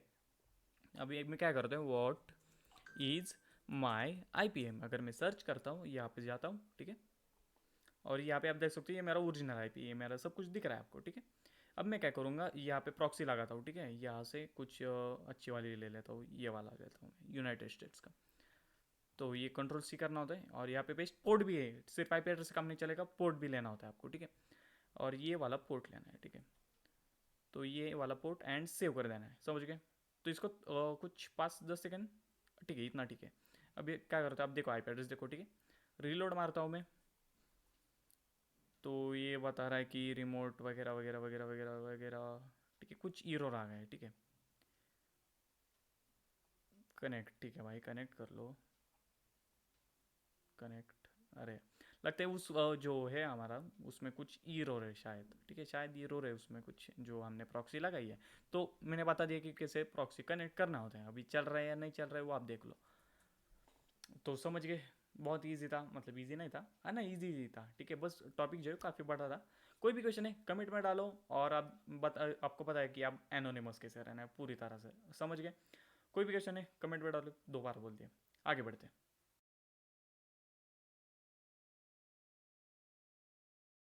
अब हम सीखने वाले हैं कि कैसे एक फ़ोन नंबर से, एक मोबाइल के फ़ोन नंबर से हम क्या क्या गैदर कर सकते हैं, information gathering from a phone number.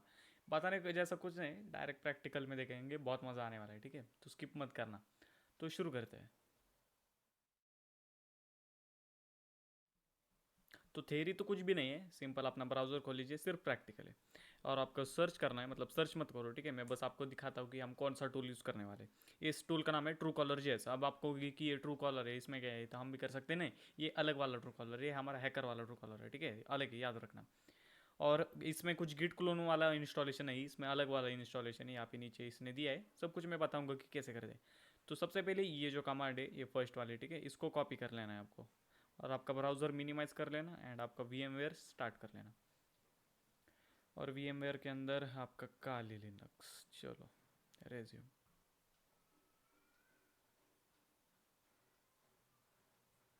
Okay, तो शुरू होने के बाद आपको टर्मिनल खोल लेनी है, थोड़ा जूम मार लेना है जिससे कि आपको ठीक से दिखे, और जो आपने कॉपी किया था उसे पेस्ट कर देना है, ठीक है, npm install true collar JS, और एंटर कर देना है। तो ये कहेगा कि sudo apt इंस्टॉल npm, तो आपको वाई दबा देना है, ठीक है, और काली, फिर से वाई दबा देना है,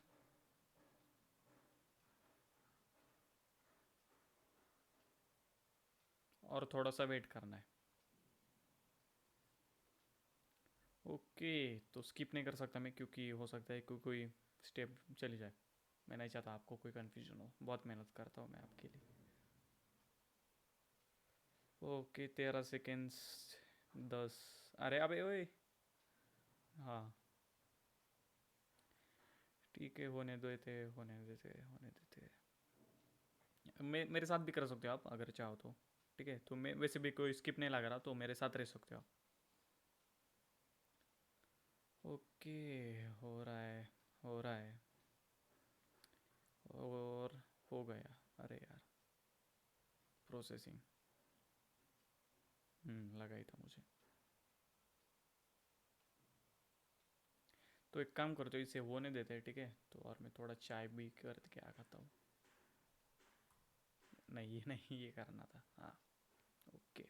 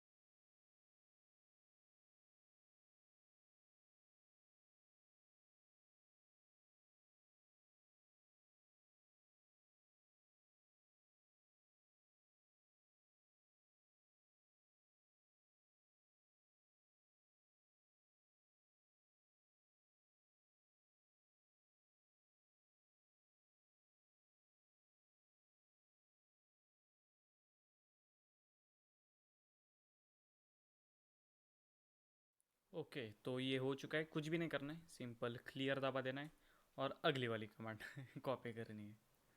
काफ़ी टाइम लगा यार इसे, कोई नहीं, चलो। और ये वाली कमांड, ठीक है, इसको कॉपी कर लेना है, फिर से ब्राउज़र को मिनिमाइज कर देना है और VMware को वापस ले आना है और Ctrl+Shift+V और फिर से वेट करना है।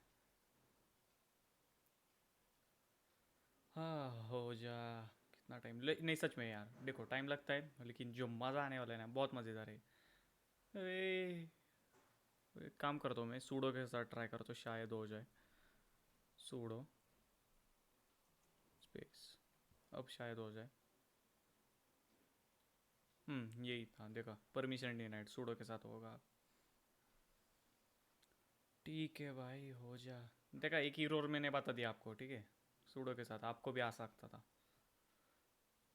ओके, बस थोड़ा सा हो रहा है, बस थोड़ा सा। ओके ठीक है, हो गए। तो क्लियर, अब कुछ नहीं करना है, टूल इंस्टॉल हो चुका है। अब हमें क्या करना है, ट्रू कॉलर JS, ठीक है। अच्छा ठीक है, ये भाई मेरे डरा गया, मतलब डरा नहीं बस, क्योंकि इतना टाइम वेट किया, कुछ हुआ नहीं। देखा आ रहा है, एंटर कर दोगे, कुछ रन नहीं होने वाला है, ये बस आपको मैनुअल दे देगा कि भाई कैसे वगैरह कैसे कुछ कुछ कुछ करना है। अब कुछ भी कमांड डालने से पहले आपको लॉग इन कर लेना है, ठीक है, लॉग इन। तो मैं क्या करता हूँ, लॉग इन कर लेता हूँ और आपको उसमें आपको ना नंबर नहीं देने वाला, तो मैं पॉज कर लेता हूँ।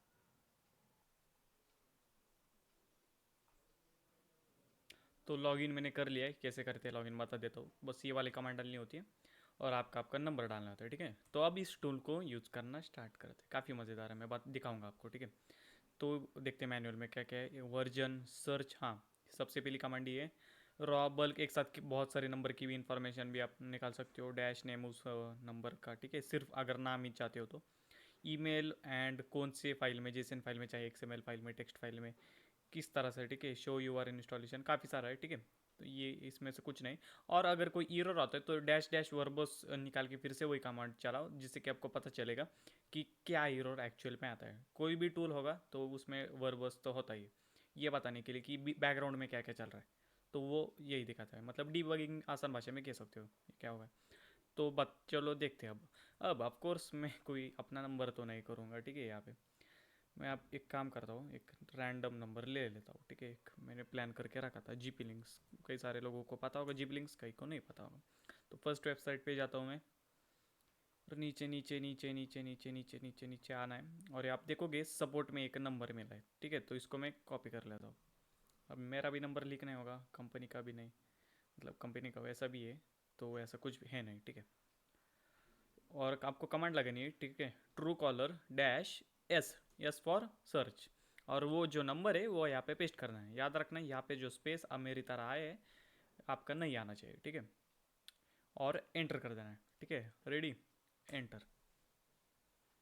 और आ गए, बस कितना 2-3 सेकंड लगे, बस काफ़ी सारी इन्फॉर्मेशन जो है वो आ गई है। तो देखते क्या क्या मिला, ठीक है। तो सबसे पहले नेम सुजीत मौर्य, जिसका यह नंबर है उसका नेम है सुजीत मौर्य, अल्टरनेटिव नेम भी आ जाता है जो कि है GP लिंक्स। स्कोर बताता हूँ मैं क्या होता है, स्कोर एक्चुअली होता है, अगर वो मतलब उसका स्कोर कैसा है, मतलब फ़ोन के ऊपर, अगर ये स्कोर कम होगा तो इसका मतलब ये है कि वो किसी स्कैमर का या फिर किसी कंपनी का नेम है, ठीक है। तो वो स्कोर होता है, समझ गए। पब्लिक नंबर है, ट्रू एनहांस्ड वगैरह, ये पता नहीं क्या है। और ये जो इमेज आ रही है, ठीक है, वो उसकी प्रोफाइल इमेज होगी, ठीक है, ज़रूर। अब आपको होगी किसकी प्रोफाइल इमेज, वो ट्रू कॉलर के, आपको जो पता होगा, अगर आपके पास ट्रू कॉलर है, आप किसी का नंबर सर्च करते हो तो कभी कभी वो फेक नेम दिखाता है, ठीक है, फेक नेम। ये जो टूल हम यूज़ करें ये ओरिजिनल नेम दिखाता है, समझ गए। तो देखते हैं इस इमेज में क्या है। तो आप देखोगे कि ये इमेज, मतलब जानता हूँ इतनी क्लियर नहीं, लेकिन आपके विक्टिम से अगर रिलेटेड है तो आप पहचान ही लोगे, है ना, कि ये इमेज किसके है। तो कुछ इस तरह से मिल सकता है आपको। उसके बाद फिर से कहा गया, हाँ, और देखते हैं ये जियो 4G का नंबर है, ठीक है, मतलब इसका मतलब ये है कि ये कोई स्क्रीन टच मोबाइल तो मुझे तो नहीं लगता, क्योंकि जब स्क्रीन टच मोबाइल होता है ना तो सिर्फ जियो आता है, मैंने देखा था कई बार। ओपन फ़ोन शायद, ओपन फ़ोन क्या होता है मुझे नहीं पता, लेकिन मोबाइल का है इतना पता चल गया, नंबर टाइप मोबाइल है, ठीक है। और क्या क्या इंडिया में है, ये महाराष्ट्र का नंबर है, ठीक है। टाइम जोन भी दिखा रहा है, एड्रेस भी दिखा रहा है, और जीमेल एड्रेस भी आपको मिल गया है। अब ये जीमेल एड्रेस से आप क्या क्या कर सकते हो मैं आपको बताता हूँ। आपको सर्च कर लेना है, ठीक है, अपने ब्राउज़र में जीमेल। आप कहोगे कि जीमेल एड्रेस से क्या ही हो जाएगा, अरे सच में हैकर्स में के लिए बहुत कुछ होता है, एक जीमेल एड्रेस या फिर ईमेल एड्रेस, और यहाँ पे वो पेस्ट कर देना है। तो ये जो आ रहा है ना प्रोफाइल इमेज, वो अपन डिटेल्ड व्यू में जाऊँगा मैं। तो यहाँ पे आप देखोगे कि ये इसका और एक पिक्चर आपको मिल गया है, ठीक है। तो ठीक है, आप देख सकते हो इसका एक और इमेज मिल गया है। तो एक्चुअली मैं नहीं जानती इस आदमी को कौन है, लेकिन मैं आपको बस ट्यूटोरियल के लिए दिखा रहा हूँ। तो आपको जो भी विक्टिम है कुछ इस तरह से उसकी जो पिक्चर है वो आपको मिल सकती है। तो ये होगा information gathering form of phone number. और क्या क्या मिला है देखते।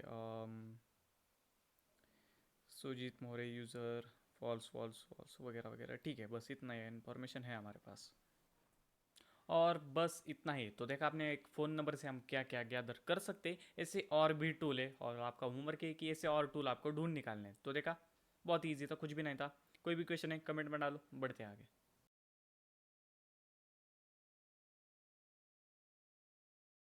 अब हम सीखने वाले फिशिंग अटैक्स के बारे में। क्या होता है फिशिंग अटैक्स, कैसे हैकर्स आपको बेवकूफ़ बनाते हैं। तो चलिए शुरू करते हैं। तो क्या होता है फिशिंग अटैक। फिशिंग अटैक एक ऐसा अटैक होता है जिससे आपको बेवकूफ़ बनाया जाता है। कैसे बनाया जाता है ये मैं बताता हूँ। क्या होता है कि हैकर जो है वो एक ऐसी लिंक बनाता है और आपको बेचता है, और आप क्या करते हो, वो लिंक को ओपन करते हो और लॉग इन करते हो, और बस आपका जो अकाउंट का जो भी पासवर्ड है, जो भी अकाउंट है, वो जो पासवर्ड है वो हैकर के पास चला जाता है। Clear, okay. अभी आप क्यों क्लिक करते हो बताता हूँ। मान लो कि आप इंस्टाग्राम पे हो, ठीक है। ये अब हैकर क्या करेगा, एक रील ढूंढेगा, एक रील लेगा और उसको एक मलिशियस लिंक में कन्वर्ट करे। मलिशियस नहीं एक्चुअली, वो एक फेक वेब सर्वर को होस्ट करता है। फेक वेब सर्वर, ठीक है, फेक वेबसाइट को, सॉरी, फेक वेबसाइट को होस्ट करता है। और वो वेबसाइट एक्चुअल इंस्टाग्राम जैसी दिखती है, समझ गए। और लेकिन लेकिन उसका जो डोमेन होता है वो अलग होता है, हैकर वाला डोमेन होता है, ठीक है। तो लेकिन बहुत लोग क्या होते हैं, यूआरएल के ऊपर ध्यान ही नहीं देते, उनको बस वेबसाइट दिखती है और वो समझ जाते हैं कि हाँ भाई इंस्टाग्राम है, और वो लॉग इन करते हैं, रील भी दिखती है, लेकिन आपका जो पासवर्ड है वो हैकर के पास चले जाता है। समझ गए, प्रैक्टिकल करते हैं। तो सबसे पहले क्या करना है, हमें हमारा ब्राउज़र खोल लेना है, ठीक है। और यहाँ पे आपको सर्च करना है पाई फिशर, ठीक है, पाई फिशर। और जो फर्स्ट वेबसाइट होगी उसके ऊपर चले जाना है। पाई फिशर क्या है, एक टूल है जो हमें फेक वेबसाइट होस्ट करने के लिए मदद करता है, ठीक है। कई सारे ऐसे टूल्स आपको मिल जाएंगे। आपका होमवर्क ये कि ऐसे कई सारे टूल्स आपको ट्राई करने हैं। बस आपको अब आपकी मर्जी, आपको ट्राई करने हैं। कैसे ढूंढेंगे, गूगल डॉर्किंग की मदद से। कौन सा Google dork, similar is to, चलो बता ही देता हूँ क्या करेंगे। सिमिलर इज टू, अभी पता नहीं इसका जो मतलब क्या बोलते हैं, स्केल ही है ना, एक काली उसका ठीक से एडजस्ट नहीं कर पाता मैं, तो जो एकदम छोटा छोटा दिखता है, थोड़ा एडजस्ट कर लो। तो ये जो टूल है, इसकी जो लिंक है वो आपको कॉपी कर लेने है। इसको मिनिमाइज़ कर देता हूँ, एंड टर्मिनल खोलनी है हमेशा की तरह। गिट क्लोन, गिटअप का है ना इसीलिए, और पेस्ट कर देना है। समझ गए, एंटर मार देते। तो ये क्लोन होने में थोड़ा टाइम लगेगा। ओके, हो गया। Clear, clear, okay. L S C D, और आपको चले जाना है ये वाला पाई फीचर, ठीक है, ओके। पाई फीचर एल एस, तो देख सकते हो कि पाइथन की फाइल है, ओके। क्लियर, और आपको कमांड लगानी है पाइथन 3 पाई फिशर डॉट पाई। समझ गए, एंटर कर देना है बस। अब ये जो है इंस्टॉलेशन जो है वो स्टार्ट करने वाला है, ठीक है। देख सकते हो क्लाउड फ्लेयर, तो इसको डिपेंड करता है कि आपकी इंटरनेट स्पीड में। देख सकते हो मेरे कुछ इतनी है, ओके। हो रहा है, ओके। वेट करो वेट करो वेट करो।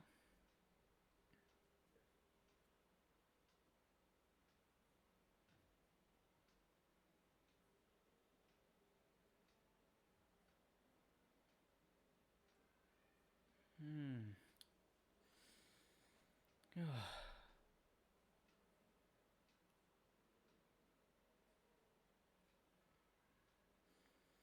कुछ ज़्यादा ही टाइम ले रहा है यार। अभी तो सही था यार, 12 MB तो आ रहा था ना, क्या हो गया। वेबसाइट्स, हाँ बाय द वे, वेबसाइट्स जो डाउनलोड हो रही हैं वो फेक वेबसाइट हम होस्ट करने वाले हैं ना, तो कई सारे ऑप्शंस वो हमें देता था, like Instagram, Google, Gmail, Snapchat, आगे दिखाऊंगा मैं आपको। तो वही डाउनलोड कर रहा है वो।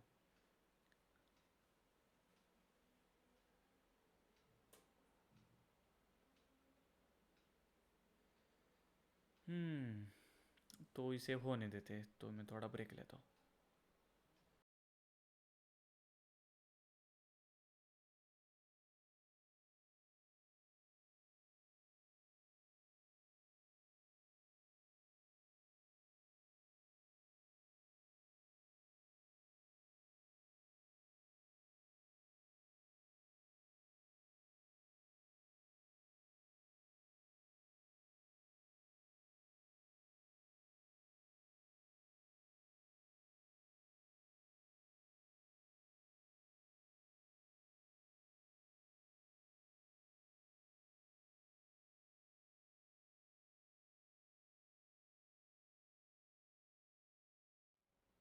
तो ये हो गया है, ठीक है। तो अब ये कहेगा डू यू है लोकल एक्स टेकन, अगर आपके पास है local x, by the way एक मतलब ऐसी सर्विस है जहाँ पे भी आप फ्री में वेबसाइट होस्ट कर सकते हो, मतलब वेबसाइट नहीं, एक्चुअली फ्री में आपको वो, हाँ ठीक है, वेबसाइट ही होस्ट कर सकते हो।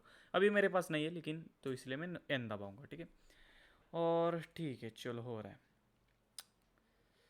और ये कुछ ऐसे की वगैरह जनरेट हो जाएगा, ठीक है।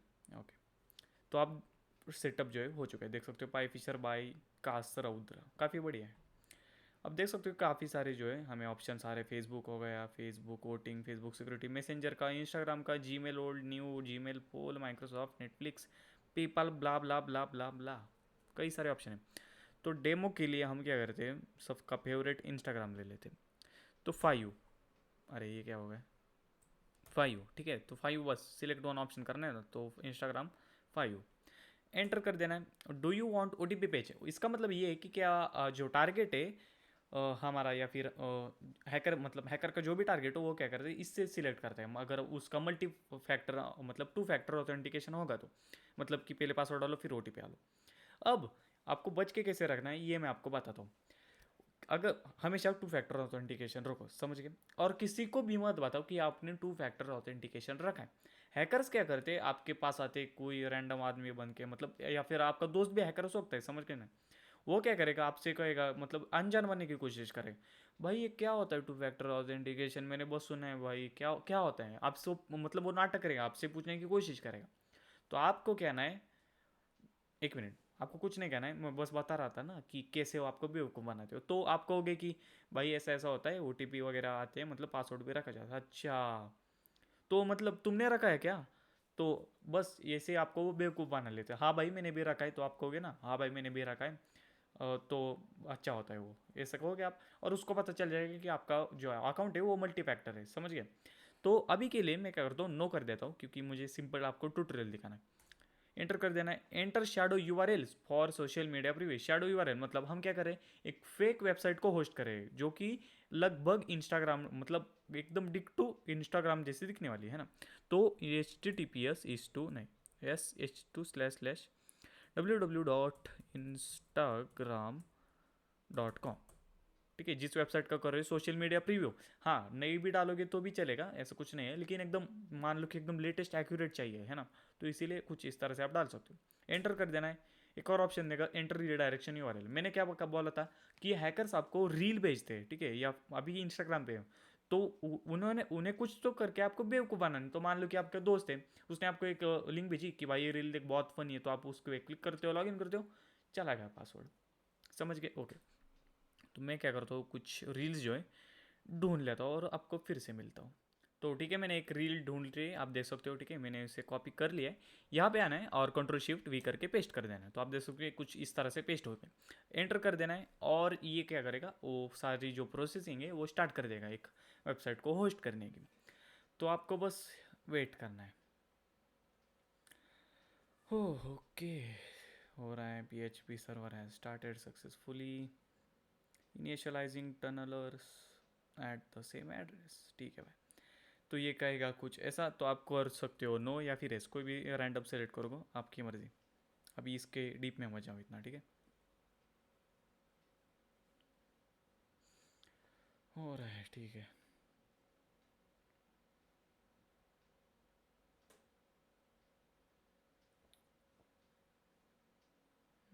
कुछ ज़्यादा ही टाइम ले रहा है यार, मतलब इतना टाइम नहीं लेना चाहिए, क्या हुआ।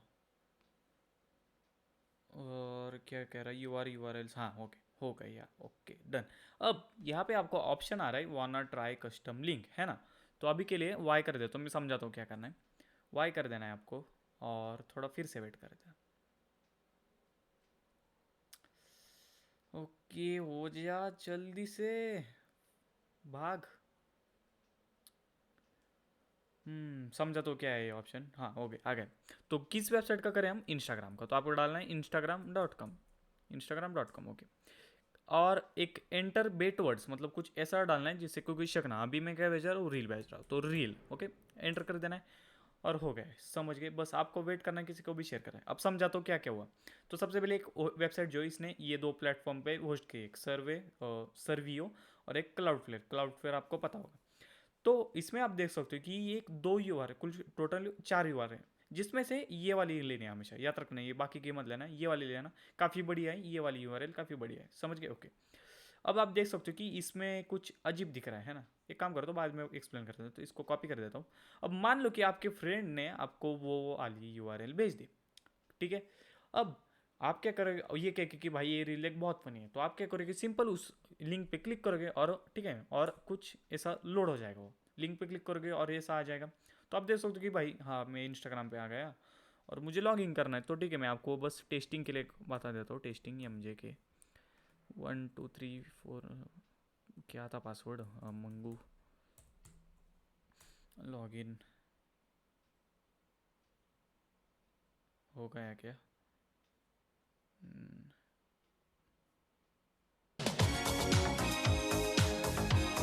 ओके। तो इस तरह से आपका जो फ्रेंड है, मतलब या फिर आप रिकरोल हो जाओगे, आपको लगेगा को भाई कुछ भी नहीं हो, सिंपल मैं लॉगिन होगा और मैं मुझे ये रील दिख गए। लेकिन यहीं पे तो मैजिक है, यहीं पे तो आपको बेवकूफ़ बनाया जाता है। सबसे पहले आपका IP एड्रेस जो है वो लीक हो जाता है यहाँ पे, ठीक है, मैंने होस्ट किया लिंक, तो वो जो हैकर है उसके पास आपका IP एड्रेस लीक हो जाता है। उसके बाद उसका टाइप और वो कौन सी ऑपरेटिंग सिस्टम यूज़ कर रहा है ये भी लीक हो जाता है, उसका ब्राउज़र कौन सा है ये भी लीक हो जाता है। हाँ, ब्राउज़र अभी नकली दिखा रहा है, उसकी लोकेशन मतलब अप्रोक्सीमेटली नहीं दिखाएगा, और ये जो लैटिट्यूड है ये बस जो उसका ISP है ना उसका दिखाने वाला है, ठीक है। तो कुछ इस तरह से, और कोऑर्डिनेट्स फेक हैं, चिंता मत करो, ठीक है। वो अभी कुछ वो एकदम हैकर नहीं कि मुझे ढूंढने की कोशिश करेंगे फेक कोऑर्डिनेट से।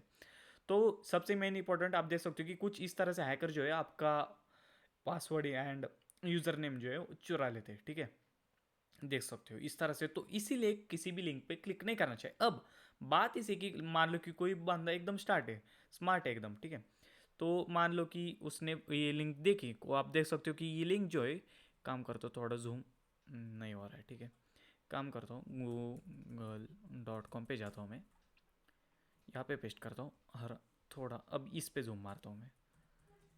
ओके। तो आप देख सकते हो कि ये लिंक जो है थोड़ी सस्पिशियस दिख रही है, मान लो कि xp-पैकेजिंग-u-empire-try.cloudflare.com, तो कुछ सस्पिशियस लग रही है। अब ज़रूरी नहीं कि हर किसी को सस्पिशियस लगे। मान लो कि कोई बंदा है जो टेक्नोलॉजी में मतलब कंप्यूटर के बारे में का ज़्यादा जानता है, वो काफ़ी मतलब सिक्योर रहता है, ठीक है, वो सिक्योर नहीं, अलर्ट रहता है। तो ऐसे केस में क्या होगा कि ऐसी यूआरएल आप उसको मत भेजना, मतलब, या फिर क्या करते हैं कि कुछ हैकर्स ऐसी यूआरएल नहीं भेजते, वो क्या करते हैं, वो कस्टम लिंक जो मैंने पहले बताया ना आपकी, कस्टम लिंक जिस वेबसाइट का करे उसका डोमेन ले लो और वो एक रील वर्ड डाल दो, तो वो ये यूआरएल भेजते हैं। अब फिर से जाता हूँ मैं google.com, ठीक है, यहाँ पे वो यूआरएल पेस्ट कर सकता हूँ, और यहाँ अब आप देखोगे कि ये यूआरएल इतनी सस्पिशियस नहीं है। आप देख सकते हो instagram.com-reel@tiny url, तो ये सस्पिशियस नहीं लगी, क्या हो रहा है यार, ये सस्पिशियस नहीं लग रही है, आप देख सकते हो। तो इस तरह से कस्टम लिंक जो है आपको, मतलब कस्टम लिंक से आप ये सब कुछ कर सकते हो, और बंद करने के लिए बस Ctrl+C। और मान लो कि आपने गलती से क्लियर भी कर दिया, तो आपको कुछ भी नहीं करना है, सिंपल जो है आपका फोल्डर है इसे ओपन कर लेना है और उस फोल्डर में जाना है पाई फीचर के, और यहाँ पे क्रेड्स वाली फोल्डर में जाना है, और यहाँ पे आप देख सकते हो यहाँ पे वो मिल रहा है, ठीक है, ये वाला। तो आप देख सकते हो कि किस तरह से हैकर जो है आपको बेवकूफ़ बनाते, किस तरह से आपका जो पासवर्ड है वो चुरा लेते हैं। अब बचना कैसे, ये भी मैं आपको बताता हूँ। हमेशा यूआरएल पे ध्यान दो, और हमेशा आपका जो पासवर्ड मैनेजर है उसे यूज़ किया करो। क्यों, ये भी मैं बताता हूँ। पासवर्ड मैनेजर मतलब आगे एक टॉपिक है, पासवर्ड आर यू हैक्ड वाला, फिर से बता दो देता हूँ मैं, एक मिनट, फिर से नहीं बता रहा हूँ, नहीं, हाँ, फर्स्ट टाइम में बता रहा हूँ। आखिरी में एक पासवर्ड मैनेजर का टॉपिक है, क्या होता है कि कुछ कुछ वेबसाइट पे आपको याद है ना, अगर आपने पासवर्ड सेव किया होगा तो वो सजेस्ट कर देता है ऑटोमेटिक, है ना। तो इसी वेबसाइट पे वो सजेस्ट नहीं होता है, क्यों, क्योंकि वो असली वेबसाइट नहीं है, तो इस पर ज़रूर ध्यान देना। और जैसे कि मैंने कहा यूआरएल जो है वो भी ज़रूरी होती है, तो उसके ऊपर भी आपको ध्यान देना होता है। और बस, और ये याद रखना, अगर मान लो कि यूआरएल भी आपको सही लग रही है एकदम, हाँ, कभी कभी होता है कि कुछ ऐसा डोमेन होता है कि मतलब instagram.com क्लियर लिखा होता है, लेकिन उसमें से कुछ एकदम हल्का सा एकदम चेंज आप ऑब्जर्व नहीं कर पाओगे। तो याद रखना हमेशा अपना फर्स्ट टाइम जो है आप रॉन्ग पासवर्ड डालो, ठीक है। हम फर्स्ट टाइम में रॉन्ग पासवर्ड, अभी आपने देखा कि लॉग इन नहीं हुआ, लेकिन रीडायरेक्ट जरूर हो गया डायरेक्ट रील पे, और ये किसी ने नोटिस नहीं किया, ठीक है, और शायद कुछ लोगों ने नोटिस किया होगा, लेकिन कुछ लोग नोटिस नहीं करते। तो हमेशा याद रखना कि गलत पासवर्ड डालने पर रीडायरेक्ट नहीं होता है। क्लियर? कोई भी क्वेश्चन है कमेंट में डालो, बढ़ते आगे।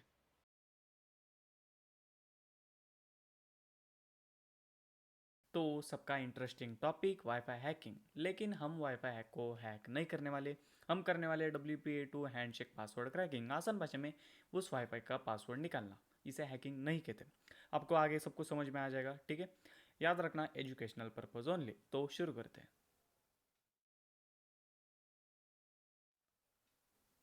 तो याद रखना डायरेक्ट में प्रैक्टिकल बिल्कुल भी नहीं दिखाने वाला हूँ, क्योंकि आप एक कोर्स कर रहे हो जिस कोर्स में आपको हर एक चीज़ की अंडरस्टैंडिंग होनी चाहिए। तो प्रैक्टिकल से पहले मैं आपको थ्योरी जो है उसकी ज़रूर बताने वाला हूँ।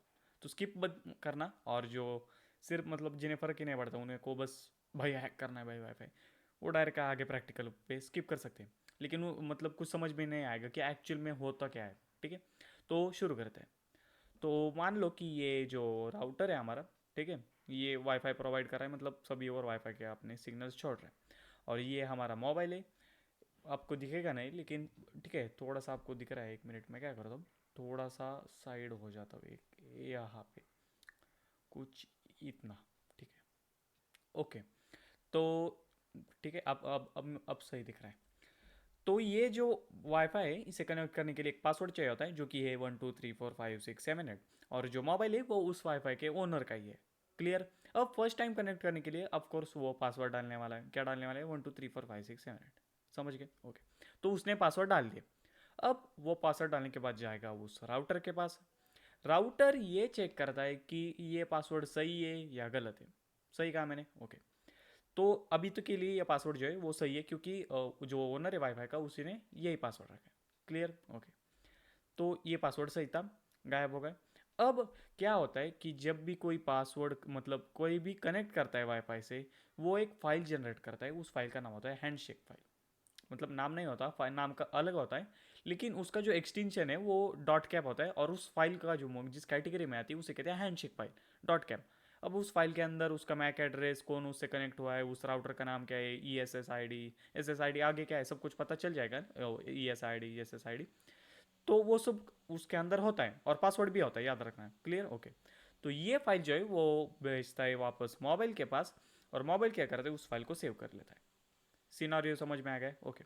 और इनका जो कनेक्शन है वो वापस जैसा था, मतलब इनका कनेक्शन जो है वो बन जाता है। अब ये इंटरनेट से कनेक्टेड है वो मोबाइल, और वाईफाई भी सब कुछ सही चल रहा है। तो समझ में आ गया कि कैसे वर्क करता है वाईफाई। ओके।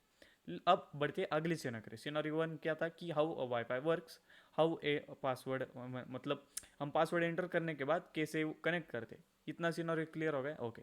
तो अब बढ़ते अगले सिनेरियो। अगला सिनेरियो ये है कि मान लो कि अब ये बंद हो गया वाईफाई उनका। मान लो कि बिजली चली गई, राउटर बंद हो गया, या फिर मोबाइल स्विच ऑफ हो गया, मोबाइल का कुछ गड़बड़ हो गया, मोबाइल ने बंद हो गया वाईफाई। ओके।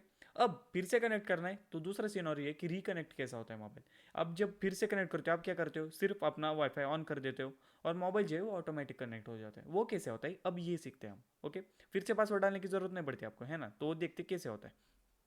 तो जो हैंडशेक फाइल जनरेट की थी पहले हमने फर्स्ट सिनारियो में, वो हैंडशेक फाइल जो है वो सेव की थी मोबाइल ने, है ना। तो वो सेव की हुई फाइल वापस ले लेता है मोबाइल, और वो जो फाइल है वो वापस राउटर के पास भेज देता है, जो राउटर ने उसको भेजी थी। अब राउटर चेक करेगी कि या मैं ये फाइल जो है क्या मैंने भेजी थी, क्या इसी डिवाइस को भेजी थी, क्या इसी डिवाइस से वो फाइल आ रही है, क्या ये मेरी ही हैंडशेक फाइल है, और उसके अंदर एक पासवर्ड होता है, मैंने कहा था। तो अगर सही होगा तो सब कुछ सही होगा, टिक मार्क कर देंगे, और इनका कनेक्शन जो है वापस बन जाएगा। क्लियर कि कैसे वाईफाई वर्क करता है, और कैसे अगर मतलब कैसे रिकनेक्ट करते हो आप अगर गलती से आप बीच में डिस्कनेक्ट हो जाओ। समझ में आ गया? तो इस तरह से होता है सब कुछ। क्या आपको फिर से पासवर्ड डालने की जरूरत पड़ती है? नहीं पड़ती। क्यों नहीं पड़ती? क्योंकि हैंडशेक फाइल की वजह से। वो हैंडशेक फाइल जो है वो सबसे इंपॉर्टेंट है। अब यहाँ पे आता है हमारा हैकर बोलती, जो कि हम है, या फिर जो आपका मतलब जो आपका राउटर है और किसी कोई हैक कर रहा है, तो हैकर बोलती है, जो भी है समझ लो। हैकर बोलती को वो हैंडशेक फाइल चाहिए। क्यों चाहिए? क्योंकि उस हैंडशेक फाइल के अंदर जो है हमारा पासवर्ड है 1 2 3 4 5 6 7 8, है ना। तो वो क्या टेक्निक अप्लाई करेगा, एक काम करो, पहले सोचो कि कैसे ले सकते हैं, मतलब ट्राई करो। मैं जानता हूँ कई को आता होगा, कई को नहीं आता होगा। फिर से एक बार ट्राई करो पॉज करके, ठीक है। कर लिया? ओके। तो जिन्होंने सोचा कि भाई वो हैंडशेक फाइल को चुराने के लिए हम 1 मिनट नहीं सोचा होगा, एक मैं ही सिखा रहा हूँ तो सोचा कैसे होगा, रहने दो, फिर भी मैं सिखाता हूँ। तो हमें क्या करना होगा, उनका जो कनेक्शन है वो सबसे पहले तोड़ना होगा। और वो हैंडशेक फाइल किसके पास होगी, राउटर के पास या मोबाइल के पास? क्वेश्चन का आंसर दो, ठीक है। राउटर के पास होगी या मोबाइल के पास? जो लोग राउटर के पास बोल रहे वो गलत है। क्यों क्यों क्यों गलत है? हैंडशेक फाइल कब जनरेट होती है? जब सही पासवर्ड कोई डिवाइस कनेक्ट करने के टाइम यूज़ करता है, और उस हैंडशेक फाइल के अंदर उस डिवाइस की भी आईडी होती है, मतलब उस डिवाइस की भी इन्फो होती है। तो राउटर के पास नहीं होने वाला हैंडशेक फाइल, वो हैंडशेक फाइल मोबाइल के पास होने वाली। अब आप कहोगे कि भाई मोबाइल लेना पड़ेगा क्या हैंडशेक फाइल लेने के लिए? नहीं, हम वायरलेसली कर लेने वाले, किसी को पता भी नहीं चलता है ये, ठीक है, ओके।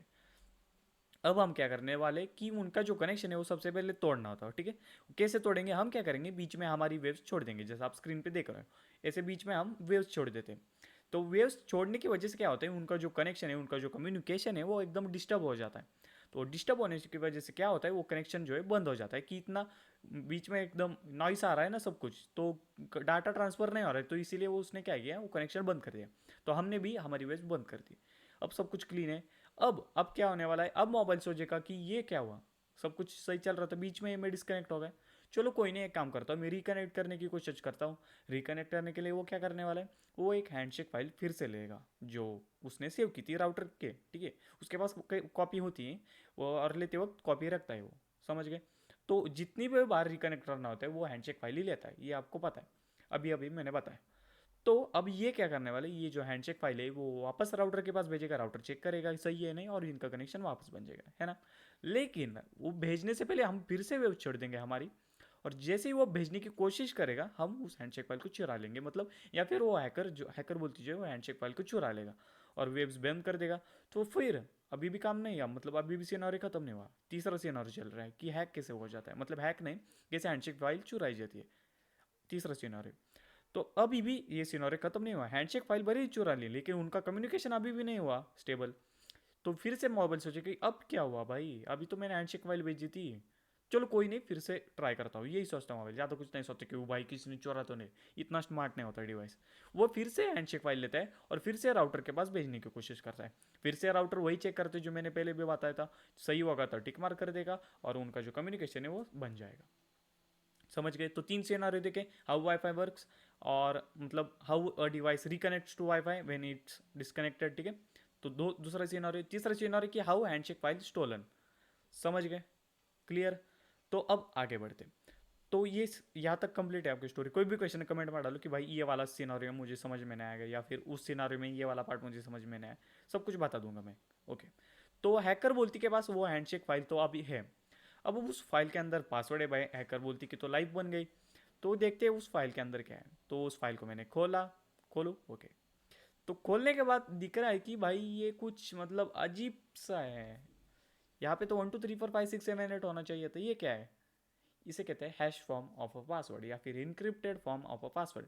इनक्रिप्शन या फिर हैशिंग के ऊपर एक सेपरेट वीडियो बनाता हूँ मैं, लेकिन अभी के लिए ऐसा मान लो कि कोई भी पासवर्ड डायरेक्ट प्लेन टेक्स्ट में वाईफाई के अंदर सिक्योर मतलब सेव नहीं होता है। सब कुछ समझ जाता। स्टार्टिंग में क्या होता है कि कई सारी कंपनियां क्या करती थी, प्लेन टेक्स्ट में पासवर्ड सेव करती थी।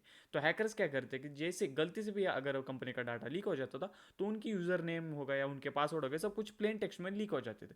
तो उसके बाद क्या किया, इंक्रिप्शन हो गया, हैशिंग हो गया, इन सारी चीज़ों का इन्वेंशन किया गया, कंपनी अलग अलग कंपनी किया।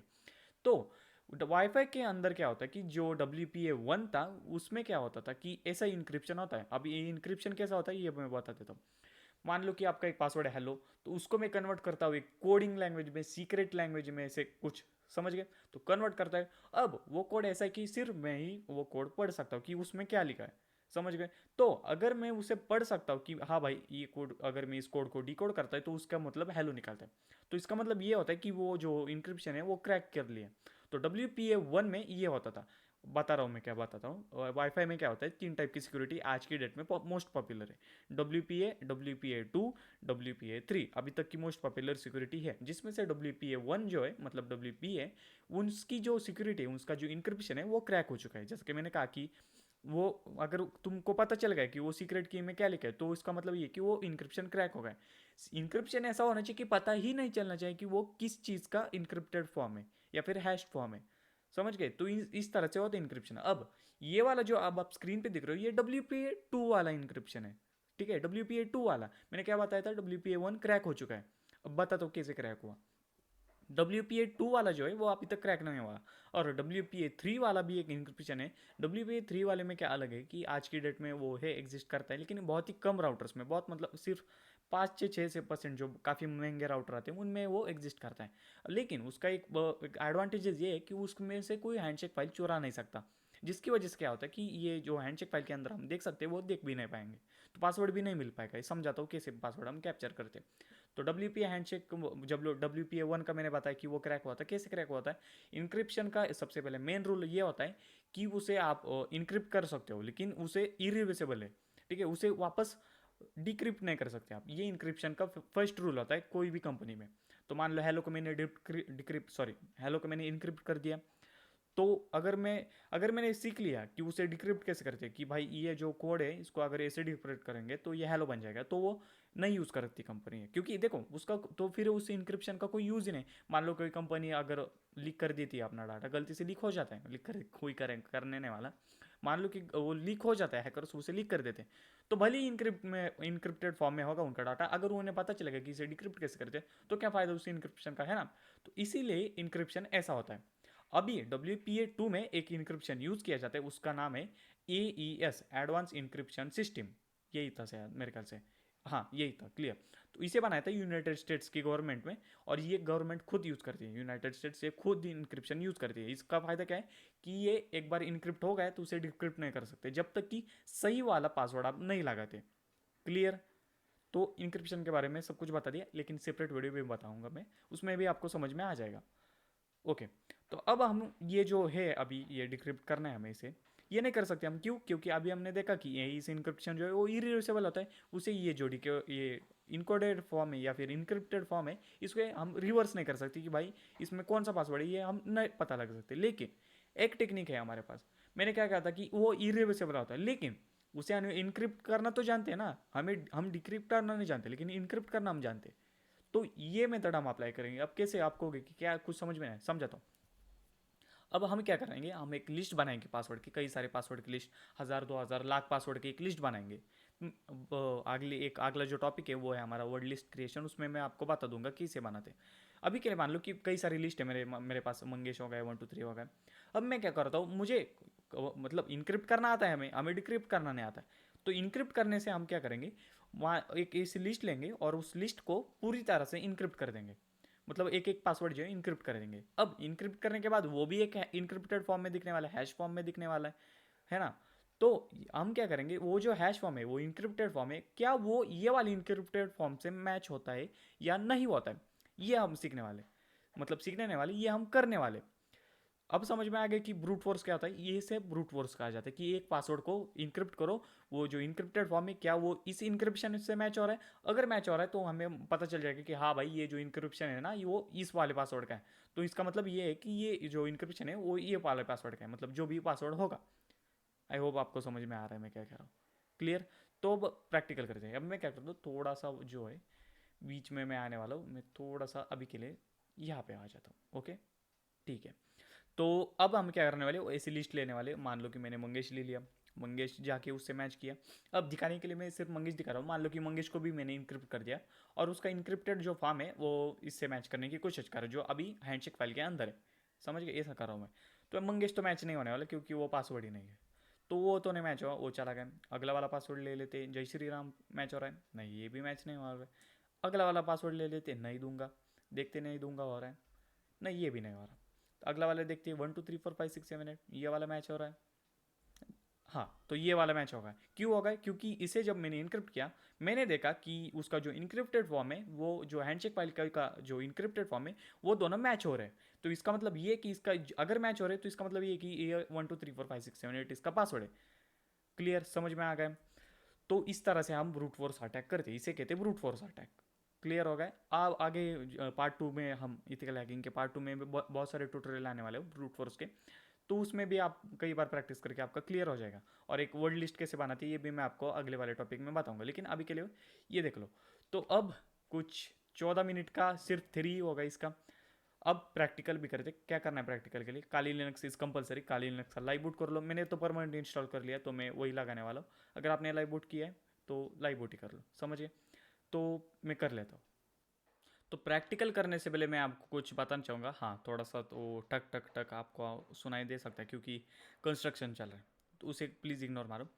तो स्टार्ट करने से पहले मैं आपको कुछ चीज़ें बता देता हूँ, जिससे कि आपको कोई एरर ना आए, आपको फिर से कमेंट करने का कष्ट ना उठाओ। इसीलिए मैं आपको कुछ चीज़ें बताना चाहता हूँ, स्किप मत करना। स्किप किया तो फिर से वही तुम कमेंट में डाल लेते हो। देखो, अब ये जो सेक्शन है ये होता है वाईफाई का सेक्शन। ओके, और अभी आप देख सकते हो कि मेरा एक वाईफाई का ऑप्शन है वो नहीं आ रहा है। क्लियर है? तो मेरा इसका मतलब ये है कि ड्राइवर ठीक से इंस्टॉल नहीं हुआ। ड्राइवर क्या होता है, एक हार्डवेयर को रन करने के लिए एक सॉफ्टवेयर चाहिए होता है, उसे कहते हैं ड्राइवर। तो वो जो है वो मेरा ठीक से इंस्टॉल नहीं हुआ है, जो कि है वाईफाई का। अब उसका सोल्यूशन क्या है? सिंपल, यहाँ पे क्लिक करो या पावर बटन पे और रीस्टार्ट कर दो। जब रीस्टार्ट करोगे तो वो ड्राइवर फिर से इंस्टॉल हो जाएगा। और जिन्होंने अभी मेरा परमानेंट इंस्टॉल है तो मुझे कुछ नहीं, जैसे मैं रिस्टार्ट करूँगा सब कुछ ठीक हो जाएगा। अगर आपने लाइव बूट किया है तो उसका क्या होता है, जब रिस्टार्ट डालते हो तो मतलब रिस्टार्ट दबाने के बाद शट डाउन हो जाता है आपका लैपटॉप, और फिर से पावर ऑन होता है और फिर से विंडोज शुरू हो जाता है। तो जब पावर ऑन होगा फिर से पेंड्राइव से लाइव बूट कर देना। तो इस तरह से आपको रिस्टार्ट करना है, समझ गए? तो अभी मैं क्या करता हूँ, इसे रिस्टार्ट कर लेता हूँ। तो रिस्टार्ट मैंने कर लिया है। अब आप देख सकते हो कि मेरा जो वाईफाई का नेटवर्क का जो ऑप्शन था वो पहले नहीं आ रहा था, लेकिन अब आ रहा है। क्यों? क्योंकि मैंने रिस्टार्ट कर लिया। तो आप भी यही कर सकते हो अगर आपका नहीं आ रहा है। और अब बताता हूँ आपका एरर। अगर रिस्टार्ट करने के बाद भी ना आया तो क्या करना है? तो कुछ भी नहीं करना है, तो शट डाउन कर देना है और सो जाना है, ठीक है? क्योंकि अगर फिर भी ना आया रिस्टार्ट करने के बाद भी, तो इसका मतलब ये है कि जो आपका लैपटॉप का जो ड्राइवर है वो लिनक्स के लिए नहीं बना है। सिंपल सी चीज़ है, उसका कोई सोल्यूशन नहीं है। ज़्यादा से ज़्यादा आप ये कोशिश करते हो, आपका कंपनी जो लैपटॉप की कंपनी वो डालो, आपका मॉडल डालो और आगे डालो लिनक्स वाईफाई ड्राइवर डाउनलोड। अगर कुछ हो जाए तो सही है, अगर नहीं हुआ तो मैं कुछ नहीं कर सकता, उसका कोई सोल्यूशन नहीं है। तो आप भी देख सकते हो कि आ रहा है और अवेलेबल नेटवर्किंग, ये लुल्लेश्वर आप देख सकते हैं, ये मेरा ही वाईफाई है, तो किसी पड़ोसी का नहीं कर रहा मैं। समझ गए? ओके। तो अब खोल लेते हैं हम टर्मिनल। यहाँ पे डाल देता हूँ थोड़ा झूम झूम झूम। अब स्टार्ट करने से पहले एक और मैं चीज़ आपको बताना चाहूँगा जो पहले नहीं बताया, लेकिन कोई बात नहीं, आपको बता देता हूँ। अब हम क्या करने वाले, हैंडशेक फाइल चुराने वाले, वो वाले वाईफाई का जो मेरा है। अब ये सारी चीज़ें जो है वो मॉनिटर मोड में होती है। क्या होता है बताता हूँ। हर एक वाईफाई कार्ड में, हर एक वाईफाई में मतलब हर एक वाईफाई हार्डवेयर में दो मोड होते हैं। एक होता है मैनेज मोड और दूसरा होता है मॉनिटर मोड। मैनेज मोड के लिए आपको रूट परमिशन नहीं चाहिए होती, एडमिन परमिशन नहीं चाहिए होती। मॉनिटर मोड के लिए चाहिए होती। अब क्या होता है, कुछ कुछ वाईफाई में मॉनिटर मोड नहीं आते। मैनेज मोड में क्या होता है, जैसे कि वाईफाई कनेक्ट करना हो गया आपका, उसका मतलब शेयर करना हो गया, जो भी है सारी चीज़ें नॉर्मल चीज़ें मैनेज मोड में होती है। मॉनिटर मोड में क्या होता है, जो हम हैंडशेक फाइल चुराते हैं, बीच में एक हमारा वेव्स छोड़ देते हैं, उनका कम्युनिकेशन खराब कर देती है, ये सारी चीज़ें मॉनिटर मोड में होती है। समझ गए? तो हर एक वाईफाई में दो मोड होते हैं। अब क्या होता है कि किसी के पास जो है लिनक्स का ड्राइवर भले ही हो, मतलब अभी आ रहा है, ये भी आपको आ जाएगा, लेकिन आगे एक एरर आ सकता है कि why monitor mode not enable. तो इसका मतलब ये कि आपका जो वाईफाई कार्ड है वो मॉनिटर मोड सपोर्ट नहीं करता है। तो उसका कोई सोल्यूशन है? कोई सोल्यूशन है, मैं खुद बता रहा हूँ, कोई सोल्यूशन है उसका। जो वाईफाई का कार्ड है उसी ने दिया है आपको, और अगर उसने दिया होगा मॉनिटर मोड का सपोर्ट तो होगा, तो नहीं तो कोई सोल्यूशन है। समझ गए? ओके, तो ये मैंने आपको बता दिया। और अगर नहीं है सपोर्ट तो उसका सोल्यूशन, एक सोल्यूशन है, आप एक एक्सटर्नल अडेप्टर कर सकते हो। लेकिन कोई भी खरीदना मत, एक एक्सटर्नल खरीदना, हाँ, एक एक्सटर्नल अडेप्टर, एक एक्सटर्नल वाईफाई अडेप्टर आप खरीद सकते हो अगर आप चाहते हो तो। लेकिन कोई भी मत खरीदना। 500 के जो 500 की मतलब चेक करना उसके क्वेश्चन में जाके कि does it supports monitor mode, अगर उसने रिप्लाई कर दिया यस तो तभी खरीदना। क्लियर? ओके, तो शुरू करते हैं। तो सबसे पहले आपको एक कमांड लगनी जिसका नाम है सूडो, एंड उसके बाद एक कमांड लगनी वाईफाई। समझाता हूँ। सूडो की यूज़ करते हैं सुपर यूज़र के लिए। क्यों चाहिए हमें सुपर यूज़र? क्योंकि हमें मॉनिटर मोड में सब स्विच करना है, तो उसके लिए रूट परमिशन चाहिए, तो इसलिए सूडो। वाईफाई क्या है? वाईफाई एक टूल का नाम है, एक टूल है वो, जिसे हम वो हैंडशेक फाइल चुराने वाले उससे क्रैक करने वाले। अब वाईफाई टी क्यों बता रहा हूँ मैं, यहाँ पे आप जाओगे, ठीक है, यहाँ पे और ये कहा गया है 6 में जाओगे, आप देखोगे कई सारे टूल्स हैं, जिसमें से एक वाईफाई है, रिवर है, pixie, AWPS, Kismet, Fern, wifi cracker वगैरह वगैरह, एयर क्रैक, एयरमॉन वगैरह वगैरह। ब्लूटूथ के भी है, 802.11 इबुली भी है, उसमें भी ये फन आता है। और मैंने क्या किया, मैंने सबको यूज़ किया है, जिसमें से मुझे पता चला कि जो वाईफाई है वो काफ़ी फास्ट है और आपका काम जो है वो ईजी कर देता है। बाकी हमें क्या करना पड़ता है, आपको सब कुछ मैनुअल करना पड़ता है। मतलब एक मॉनिटर मोड में जाने के लिए कमांड डालो, उसके बाद स्कैन करने के लिए एक कमांड डालो, उसके बाद जो आपको जिसका हैंडशेक फाइल चुरानी है उसको सिलेक्ट करने के लिए कमांड डालो, उसके बाद उसको व्यू छोड़ो वो एक कमांड डालो, उसके बाद हैंडशेक फाइल चुराने वो एक कमांड डालो, उसके बाद क्रैक करने के लिए एक सेपरेट कमांड डालो। तो ये सब वो काफ़ी मैनुअल करना पड़ता है बाकी के टूल में, इसमें वो सारी चीज़ें करने नहीं पड़ती है, वाईफाई में सब कुछ ऑटोमेटिक हो जाता है। तो इसीलिए मैं ये बता रहा हूँ। आगे वाईफाई हैकिंग का जब पार्ट 2 में बताऊंगा तो उसमें आपको कई सारे टूल जो है मैं आपको यूज़ करके बता दूंगा, तो आपको जो चाहे वो आप यूज़ कर सकते, लेकिन अभी के लिए वाईफाई क्लियर। अब आपको क्या करना है, एंटर कर देना है। ये पासवर्ड के लिए पूछेगा क्योंकि रूट है ना इसलिए, तो आपका पासवर्ड डाल देना, एंटर मार देना, और ये टूल जो है वो स्टार्ट हो जाएगा। अब आगे बढ़ने से पहले फिर से मैं आपको बता देता हूँ कि क्या एरर हो सकता है। सबसे पहले जो कॉमन एरर है वो है क्या, could not enable monitor mode. अभी आप देख सकते हो क्या, enabling monitor mode on WLAN 0 जो मेरे वाईफाई का कार्ड का नाम है उसे WLAN 0 अनेबल दिखा रहे हैं, तो मतलब सक्सेसफुली अनेबल हो चुका है।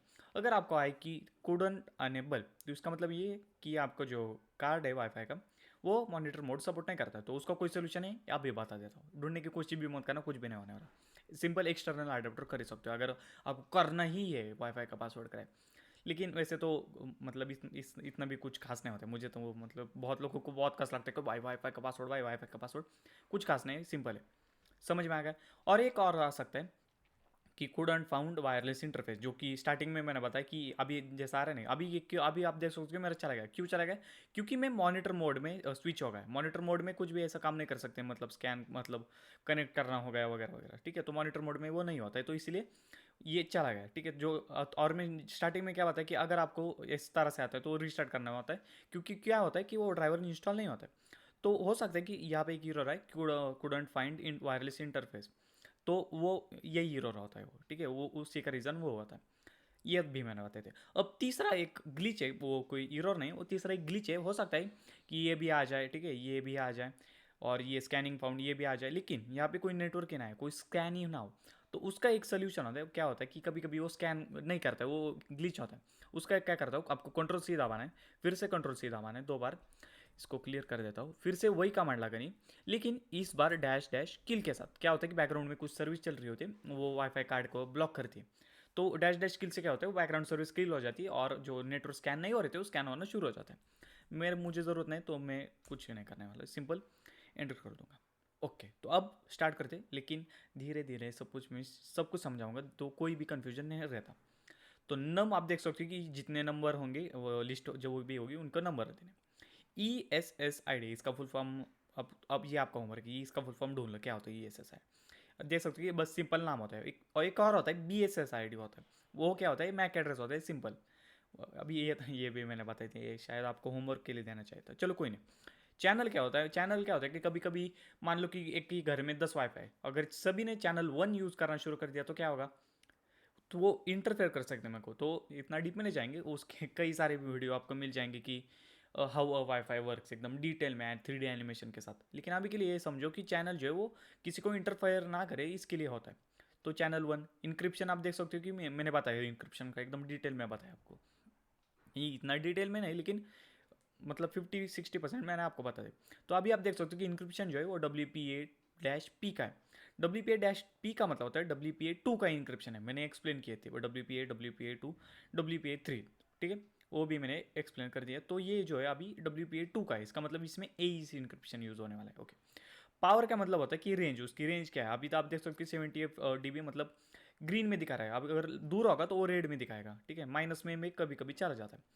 WPS का मतलब होता है वाईफाई प्रोटेक्टेड सेटअप। वाईफाई का राउटर जो होता है उसके पीछे एक बटन होता है, ठीक है, तो वो प्रेस करने से क्या होता है, ऑटोमेटिक कनेक्ट हो जाते हैं। तो अभी आप देख सकते हो नो दिखा रहा है, क्योंकि मैंने वो ऑफ करके रखा है। उसके ऊपर एक सेपरेट टॉपिक के मैं वीडियो बनाऊंगा, उसका नाम है WPS पिन अटैक, उसके एक सेपरेट टॉपिक है, आगे देखोगे आप।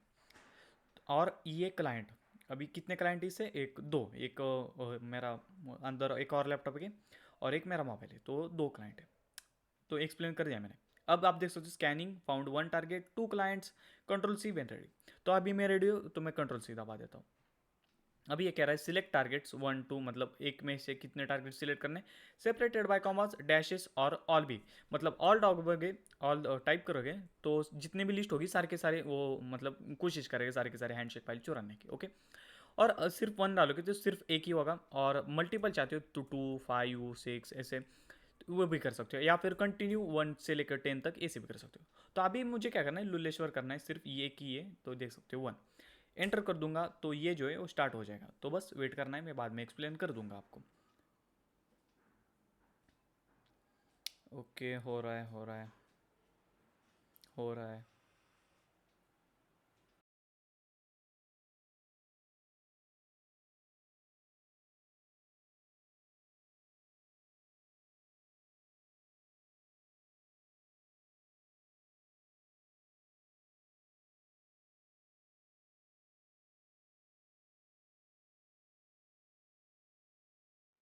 ओके, तो ये आप देख सकते हो कि ये अभी कह रहा है कि फेल टू क्रैक, लेकिन रुको मैं बताता हूँ सोल्यूशन। तो स्टार्टिंग से देखिए क्या हुआ, जैसे मैंने एंटर किया ये कह रहा है कि स्टार्टिंग आ गया अटैक अगेंस्ट, और ये उसका मैक एड्रेस जो वाईफाई।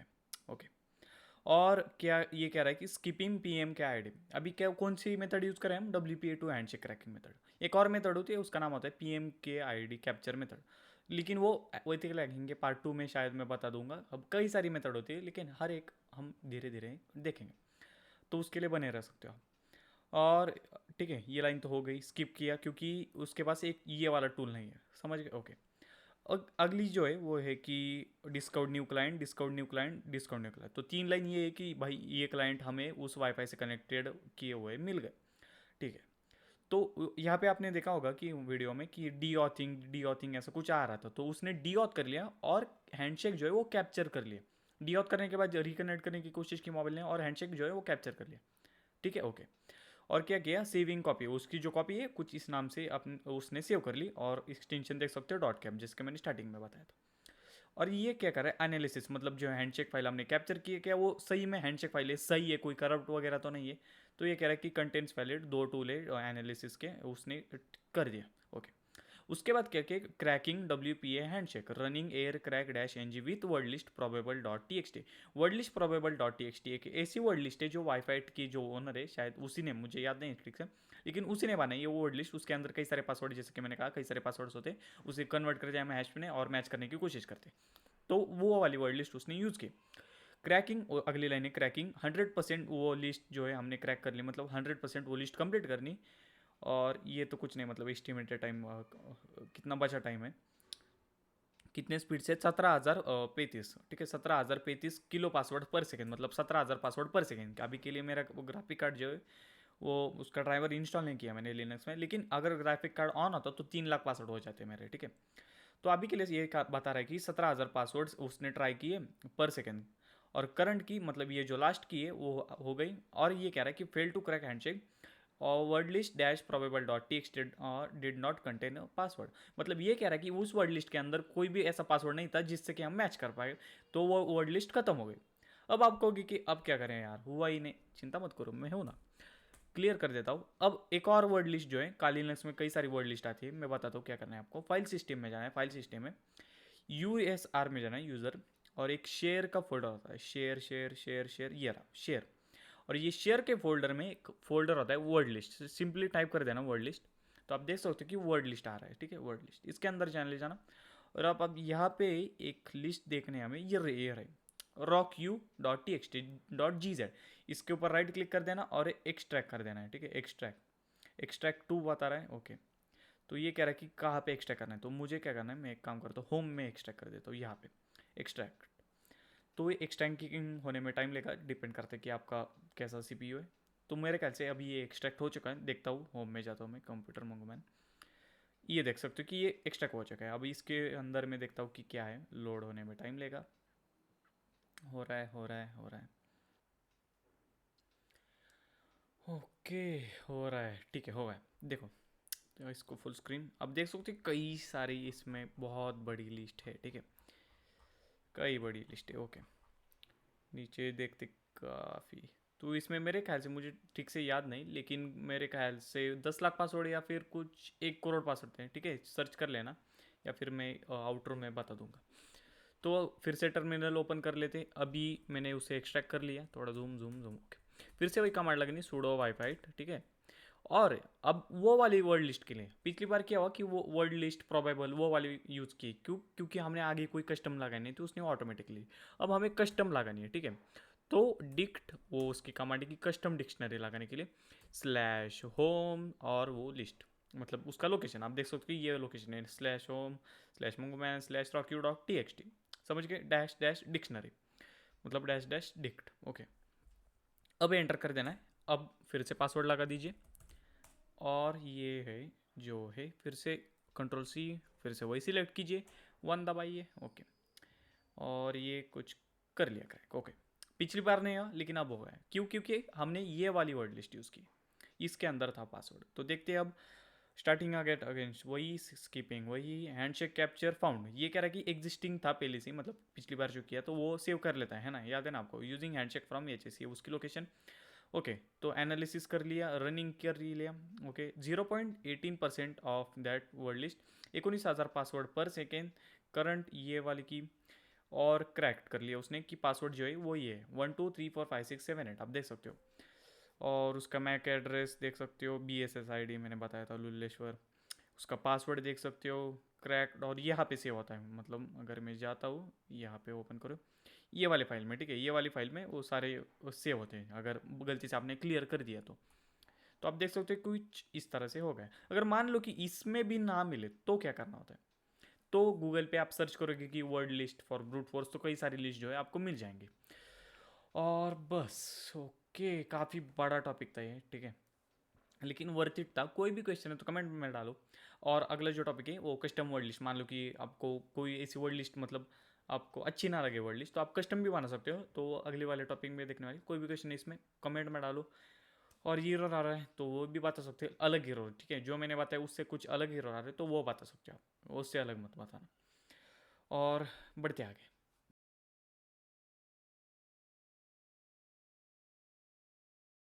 अब हम सीखने वाले कि कैसे कस्टम वर्ड लिस्ट बनाती है हमारे ब्रूट फोर्स अटैक के लिए, एजुकेशनल पर्पज ओनली। चलिए शुरू करते हैं।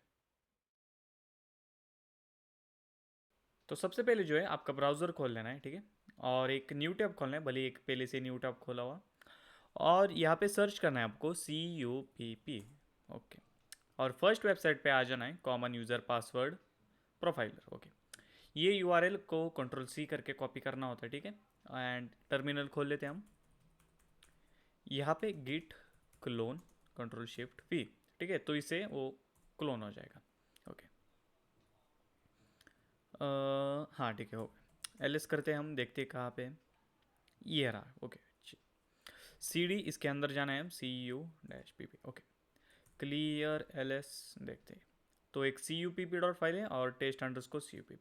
तो बस इंस्टॉलेशन कुछ भी नहीं करना है इसमें, क्योंकि देख सकते हैं रिक्वायरमेंट्स डॉट TXT नाम की कोई भी फाइल नहीं है यहाँ पे, तो इंस्टॉलेशन की कुछ ज़रूरत नहीं, सिर्फ ये वाला। अब ये कौन सा है, डॉट पाई का क्या मतलब होता है, पाइथन। ओके, तो इससे पहले स्टार्ट करें, बता देता हूँ कि क्यों करना है हमें कस्टम वर्ड लिस्ट। आपने देखा होगा कि जो रॉकी वो मैंने बताया, या फिर वो वर्ड लिस्ट प्रोबेबल, वो जो क्या है वो फॉरेन बेस्ड पासवर्ड लिस्ट है, ठीक है, फॉरेन बेस्ड पासवर्ड लिस्ट। अब मान लो कि आपको कोई टारगेट है जिसका मतलब मान लो कि ऐसे, मतलब प्रमोट तो नहीं कर रहा लेकिन फिर भी टारगेट जो है उस टारगेट से रिलेटेड कई लोगों के सवाल होते कि भाई ये वर्ड लिस्ट है लेकिन कस्टम कैसे बनाए, और इतनी बनानी है भाई, मतलब पूरी जान निकल जाएगी, है ना।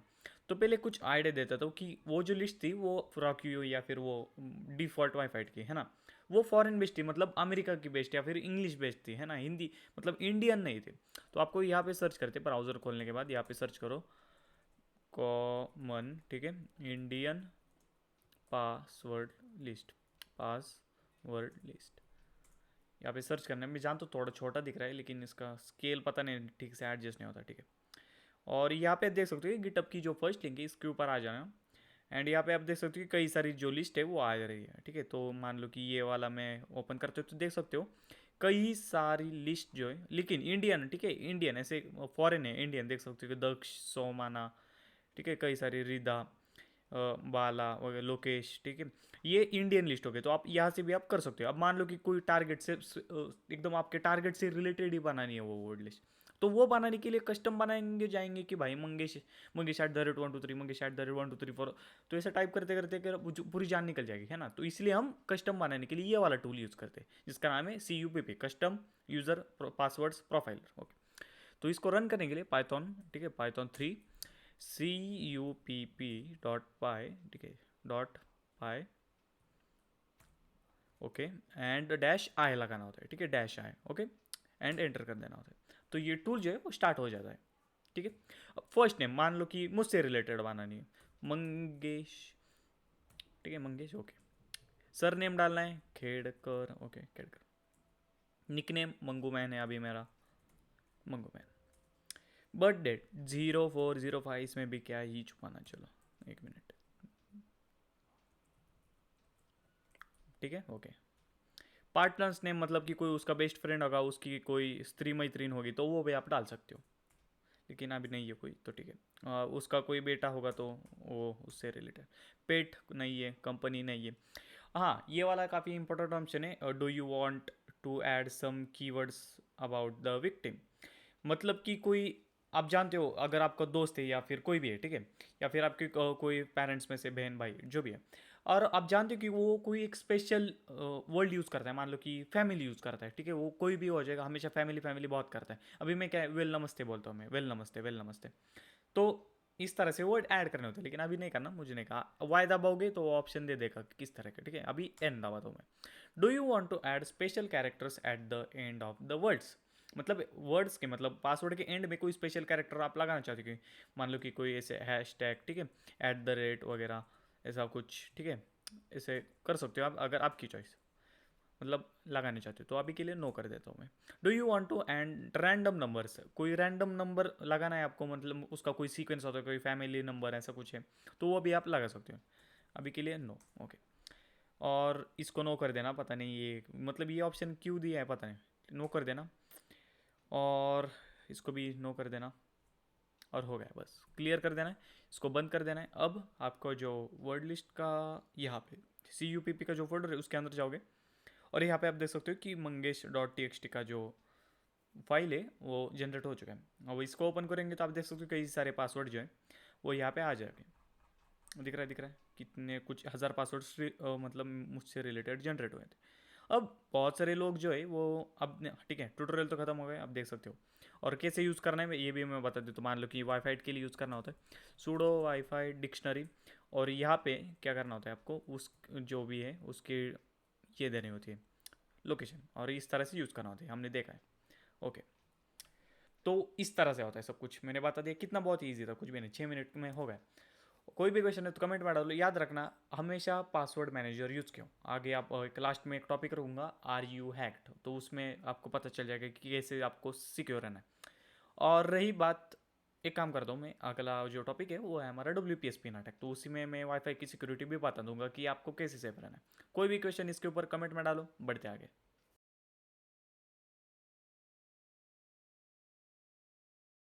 तो बढ़ते अगले टॉपिक की तरफ, अब हम सीखने वाले WPS पिन अटैक क्या होता है, सब कुछ समझ में आ जाएगा। इसमें मैं वाईफाई की सिक्योरिटी भी बता दूंगा जो WPA हैंडशेक में रह गई थी, ठीक है। तो शुरू करते हैं। तो क्या होता है एक WPS पिन।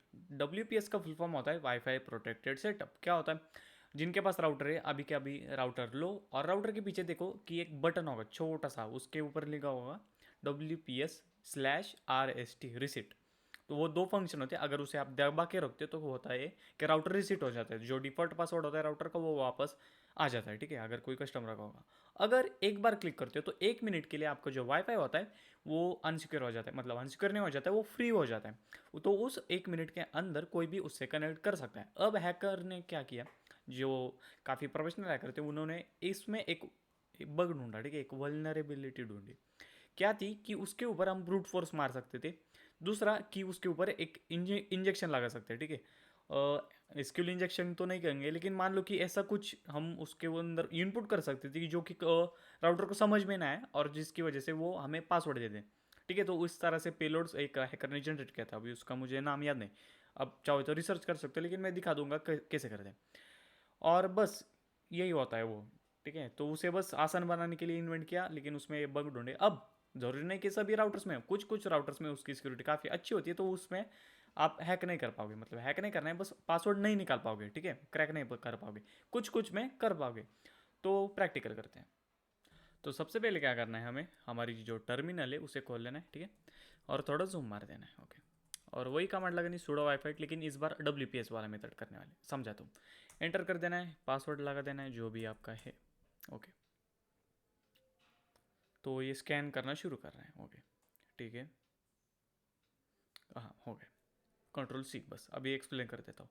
तो जब हमने WPA2 हैंडशेक वाला किया था, आप देख सकते हो वाईफाई बंद हो गया, ठीक है, ये देखो। हाँ, तो पिछली बार जब हमने किया था WPA2 हैंडशेक वाला, ये मेरा ये, ठीक है, किसी और का नहीं, फिर से बता रहा हूँ। तो यहाँ WPS में, ठीक है, WPS में नो दिखा रहा था, ठीक है, अगर आपको याद है। अब यस दिखा रहा है, क्यों? क्योंकि उस टाइम में आपको WPA वाली मेथड सिखा रहा था, WPA2 हैंडशेक क्रैकिंग वाली, ब्रूट फोर्स वाली। तो अभी मैं आपको WPS वाली सिखा रहा हूँ, तो इसलिए अभी के लिए मैंने इसे अनेबल करके रखा है, ठीक है, ओके। तो इसे सिलेक्ट करना है और एंटर कर देना है। सबको समझाता हूँ क्या होता है एकदम डिटेल में, तो वो पहले इसे होने देते हैं। हो गया। अब ये क्या कर रहा है, एक पासवर्ड क्रैक करने की कोशिश कर रहा हूँ मैं। अभी इसके लिए बंद कर देता हूँ, पहले एक्सप्लेन कर देता हूँ, ओके। तो जब मैंने एंटर किया तो वही स्टार्टिंग अटैक्स अगेंस्ट वो उसका मैक एड्रेस, ठीक है। उसके बाद इसने क्या किया, क्रैक WPS पिन। क्या होता है WPS pin? Wifi protected setup, मैंने पहले ही बताया। राउटर के जो वो डिफॉल्ट होता है पासवर्ड, वो होता है WPS पिन, ठीक है। अब क्या होता है, कुछ लोग वही पिन रखते हैं और कुछ लोग नए पिन रखते हैं, ठीक है, अपना कस्टम पिन रखते हैं, उन्हें जो अच्छा लगता है। तो होता ये कि जब इसको क्रैक कर लेते हो, मतलब इसको क्रैक करने के बाद राउटर के अंदर घुस सकता है हमारा सॉरी ये वाईफाई, ठीक है, उसके अंदर घुस सकता है। उस टूल का नाम भूलिए। और उसके बाद क्या होता है, उस टूल की, इस टूल से, बुली की टूल की मदद से, सेपरेट टूल है एक्चुअली, ठीक है, अगर आप जाओगे ये यहाँ पे, ये रहा बुली। तो वाईफाई ने अभी टूल को जो है मर्ज कर लिया है एक ही टूल में। तो ये टूल क्या करता है, जब WPS पिन क्रैक हो ही गया है तो उसके अंदर जाके जो करंट, देखो, इसको अगर आप क्रैक कर लोगे तो कोई फ़ायदा नहीं। हाँ, कभी कभी फ़ायदा है, क्योंकि क्या होता है, ये वाईफाई का पासवर्ड कुछ लोग रखते हैं, अगर उसने नहीं रखा होगा तब भी यही पिन दिखाएगा, WPS पिन। WPS पिन मतलब डिफ़ॉल्ट पिन। और उसके बाद ये कोशिश करेगा बुली जो है वो अभी का करंट पासवर्ड जो रखा है उसके ओनर ने या फिर हमने, उसे क्रैक करने की कोशिश करेगा जो लेटेस्ट है। अभी बात ऐसी कि मैंने कोई रखा नहीं है, तो आप देख सकते हो कि N है, कोई भी मैंने पासवर्ड नहीं रखा है, तो वो इसलिए नहीं दिखा रहा है, समझ गए। और उसके बाद हुआ है फेल टू गेट, क्योंकि नहीं है, और आप देख सकते हो कि WPS पिन क्रैक हो गया। अब ये कैसे वर्क करता है मैं बताता हूँ। क्या होता है, उसके अंदर एक बग होता है, मैंने पहले भी बताया, फिर भी बता देता हूँ। उसके ऊपर हम इंजेक्शन लगा सकते हैं, ब्रूट फोर्स मार सकते हैं, ठीक है, ये दोनों ऑप्शन होते हैं। और एक नल पिन भी लगा सकते हैं। तीनों एक्सप्लेन कर देता हूँ। मान लो कि इसमें अगर आप फेल हो गए, WPS पिक्सी डस्ट में अगर मान लो कि आप फेल हो गए, तो उसके बाद एक अटैक होता है, उसका नाम था मेरे ख्याल से WPS रिवर रिवर था शायद मेरे ख्याल से, ठीक है, रिवर अटैक कुछ था। क्या होता है, WPS पिक्सी डस्ट में होता है, हमें कुछ इंजेक्शन ट्राई करते हैं, कुछ ऐसा इनपुट भेजते हैं जो कि राउटर समझ नहीं पाए, कंफ्यूज होता है और पासवर्ड दे दें हमें गलती से। तो ये हो गया WPS पिक्सी डस्ट। उसके बाद होता है रिवर, कंटिन्यू ब्रूट फोर्स मारते हैं हम उसके ऊपर, ठीक है, उसकी वो बग होती है कि उसके ऊपर हम कंटिन्यू ब्रूट फोर्स मार सकते हैं, मतलब कि स्पीड से पासवर्ड, समझ गए, ओके। तीसरा होता है नल पिन। मान लो कि पासवर्ड ही नहीं डाला, एम्प्टी स्पेस भेज दिया, तो कुछ ऐसा भेज दिया कि जो समझ ही नहीं पाएगा, राउटर वो पिक्सीडस से रिलेटेड ही है, ठीक है। तो उसमें भी वही बग होता है। अब कुछ राउटर्स में ये बग नहीं होता है। कुछ राउटर्स में क्या होगा, जैसे आप ये वाला ट्राई करते हो, जैसे आप फेल हो जाओगे, जब उसके बाद रिवर आएगा, ठीक है, अभी कैसे बुली आ रहा है, एक रिवर भी टूल आता है, ठीक है, देखो वायरलेस, ये देख सकते हो रिवर, वो भी टूल इसी में वाईफाई के अंदर ही आता है। तो उस टूल से जब ट्राई करोगे तो वो एक आ जाएगा कि fail to get access point locked. कुछ राउटर्स में सिक्योरिटी अच्छी होती है। अभी आप देख सकते हो कि ये मैंने जानबूझ के इसको, मतलब अभी के लिए क्या बोलते हैं उसे, कम कम सिक्योर बना है, ठीक है, एक्चुअली वो वल्नरेबल बना है उसे, ठीक है, अभी के लिए, क्योंकि वीडियो के लिए मुझे बनाना है। तो अभी के लिए तो ये क्रैक हो गए, लेकिन कुछ राउटर्स में क्या होता है कि वो काफ़ी सिक्योरिटी जो है वो अच्छी होती है। जैसे कोई अटैकर ट्राई करते हैं वो लॉक हो जाता है, वो चांस ही नहीं देता क्रैक करने का, तो कुछ राउटर्स में अच्छी होती है।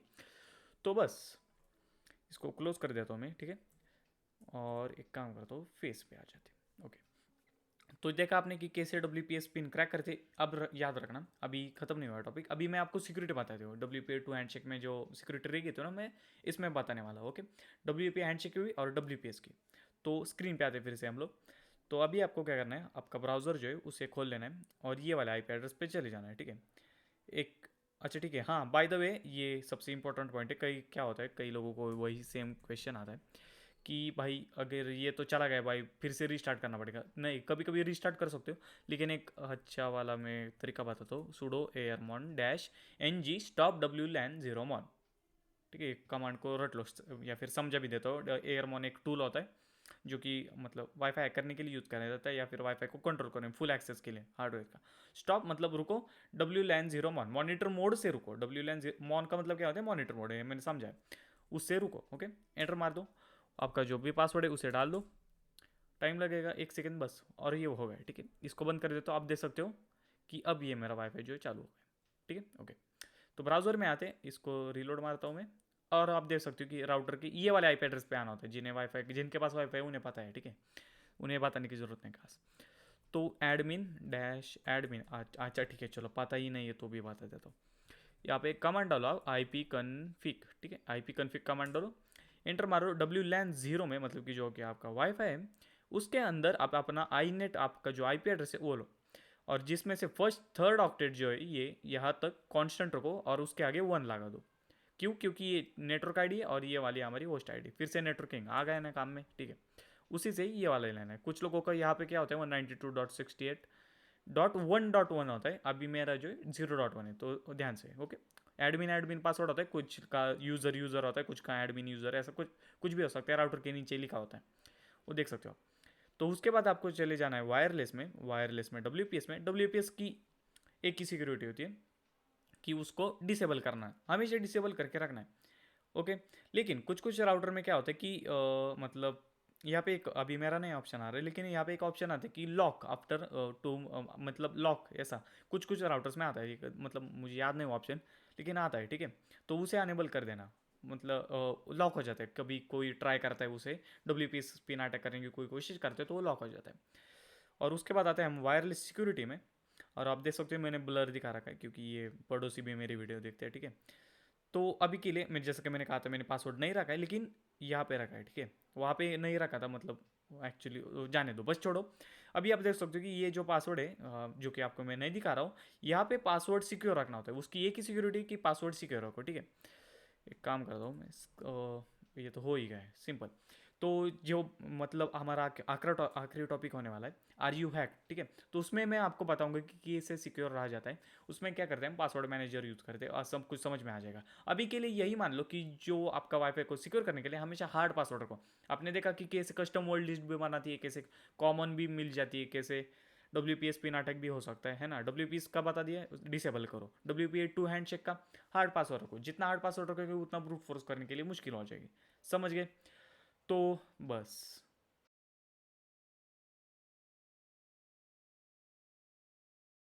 अब मैं आपको बताऊंगा कि आपका ईमेल हैक हो चुका है, लीक हो चुका है, उसका पासवर्ड लीक हो चुका है, या वो हाईजेक हो चुका है। ये चेक कैसे करते हैं, चेक कैसे करते हैं, ठीक है, ये मैं आपको बताने वाला हूँ। आपने देखा होगा कि दुनिया में कोई भी इंटरनेट यूज़ करने वाला इंसान अपना ईमेल एड्रेस लेकर कहीं पर भी साइन अप तो ज़रूर करता है। और साइन अप करते वक्त वो अपना पासवर्ड डालता है। और कई सारे लोग, मैं जानता हूँ कि कई सारे लोग जो है वो एक ही पासवर्ड सारी वेबसाइट पे यूज़ करते हैं, जिसकी वजह से होता है कि 100 वेबसाइट अगर एक बंदा, तो मैं गारंटी देता हूँ, आप भी, मतलब गारंटी नहीं, मतलब मैं जानता एक्सपेक्ट करता हूँ कि आप भी 100 से ज़्यादा वेबसाइट के ऊपर आपने अभी तक साइन अप किया होगा, और कई जगह पे सेम पासवर्ड यूज़ किया होगा। मान लो कि उसमें से सिर्फ एक छोटी सी वेबसाइट भी हैक हाईजैक हो गई, ठीक है, हैक हो गई, उसका डाटा लीक हो गया, तो लेकिन फिर भी कोई चिंता की बात नहीं। लेकिन अगर आपने आसान पासवर्ड रखा होगा, क्योंकि वो हैश फॉर्म में होता है, ब्रूट फोर्स मारना पड़ता है उसके ऊपर, है ना, हमने देखा वाईफाई हैकिंग में। तो उसके ऊपर ब्रूट फोर्स मारने के बाद भी अगर उसने हैक कर लिया तो हो गया आपका ईमेल लीक, उसका पासवर्ड भी लीक। ठीक है, तो ये चेक कैसे करना है कि आपका हो चुका है या नहीं हो चुका है, तो यही हम देखने वाले हैं। तो शुरू करते हैं। तो थ्योरी जैसा इसमें कुछ नहीं है, डायरेक्ट अपना ब्राउज़र खोल लीजिए, और यहाँ पे सर्च करना है। ठीक है, वो पहले से नहीं उठा था, फिर भी खोल लिया। तो सर्च करना है हैव आई बीन पॉन्ड। ठीक है, have I been pwned search करना है आपको, हैव आई बीन पॉन्ड। तो फर्स्ट वेबसाइट आएगी, उसके ऊपर जाना है, और जो आपका ईमेल एड्रेस है वो वाला डालना है। ठीक है, अब मैं अपना तो नहीं डालने वाला, मैं एक टेम्प एड्रेस डालने वाला, ये वाला मेरा, ये इसके ऊपर प्लीज़ कुछ मत भेजना। ठीक है, ये मैं वैसे भी टेम्प के लिए यूज़ करता हूँ, तो मैं वैसे भी देखने तो नहीं वाला। एक काम करता हूँ, टू वाला डाल, नहीं चलो वो नहीं, ethanhundberg@gmail.com। तो आप देख सकते हो कि ये सिंपल जीमेल मैंने डाला है। अब ये PWNEND के ऊपर आपको क्लिक करना है, और बस। तो आप देख सकते हो कि गुड न्यूज़, नो पॉनिश पाउंड, मतलब इसका मतलब ये है कि ये जो ईमेल एड्रेस है या फिर जीमेल एड्रेस है, ये अभी तक हैक नहीं हुआ है। समझ गए। अब आपको होगा कि भाई ऐसे कैसे ये वेबसाइट कुछ भी बता सकती, नहीं, ये वेबसाइट ट्रस्टेड वेबसाइट है, मैं खुद इसे यूज़ कर रहा हूँ। अब मैं आपको दिखाता हूँ, एक और एग्जांपल देता हूँ। मान लो कि अगर मैं डालता हूँ यहाँ पे मंगेश, ये मेरा नहीं है, एक जो पहला मंगेश सबसे पहले जीमेल यूज़ कर रहा होगा उसी का होगा ये, है ना। तो मंगेश @gmail.com अगर मैं डालता हूँ और पॉन्ड सर्च करता हूँ, तो ये सर्च कर रहा है, तो ये कह रहा है कि ओ नो PWENEND उद्गारवाचक चिन्ह हो पॉन्ड। ये कह रहा है कि pond in 50 data breaches and found 4 paste. समझ गए। अब बात ऐसी है कि ये कह रहा है सब्सक्राइब टू एकदम डिटेल में देखने के लिए, लेकिन हमें इतनी ज़रूरत नहीं। अब मैं एक्सप्लेन करता हूँ।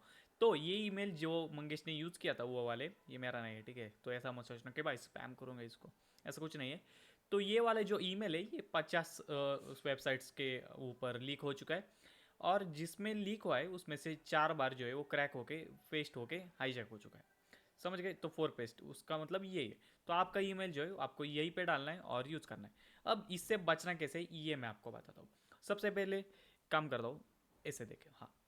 तो सबसे पहले पासवर्ड जो है आपका हार्ड रखो। सस्ती वेबसाइट्स पे पहले तो साइन अप करना बंद करो। ये सस्ती वेबसाइट मतलब कैसे, जिन वेबसाइट के ऊपर HTTP यूज़ नहीं होता है, लाइक जैसे कोई पायरेटेड वेबसाइट होती है, इन वेबसाइट्स के ऊपर साइन अप यूज़ करना बंद करो। अगर करना ही है तो एक टेम्प मेल यूज़ करो, ठीक है। टेम्प मेल मतलब पता है ना क्या होता है, बताने की ज़रूरत नहीं। टेम्प मेल यूज़ करो, या फिर मतलब आपका जो सेकेंडरी होता है वो वाला यूज़ करो। तो इससे आप बच सकते हो, ठीक है, आपका जो ईमेल हाईजैक होने से।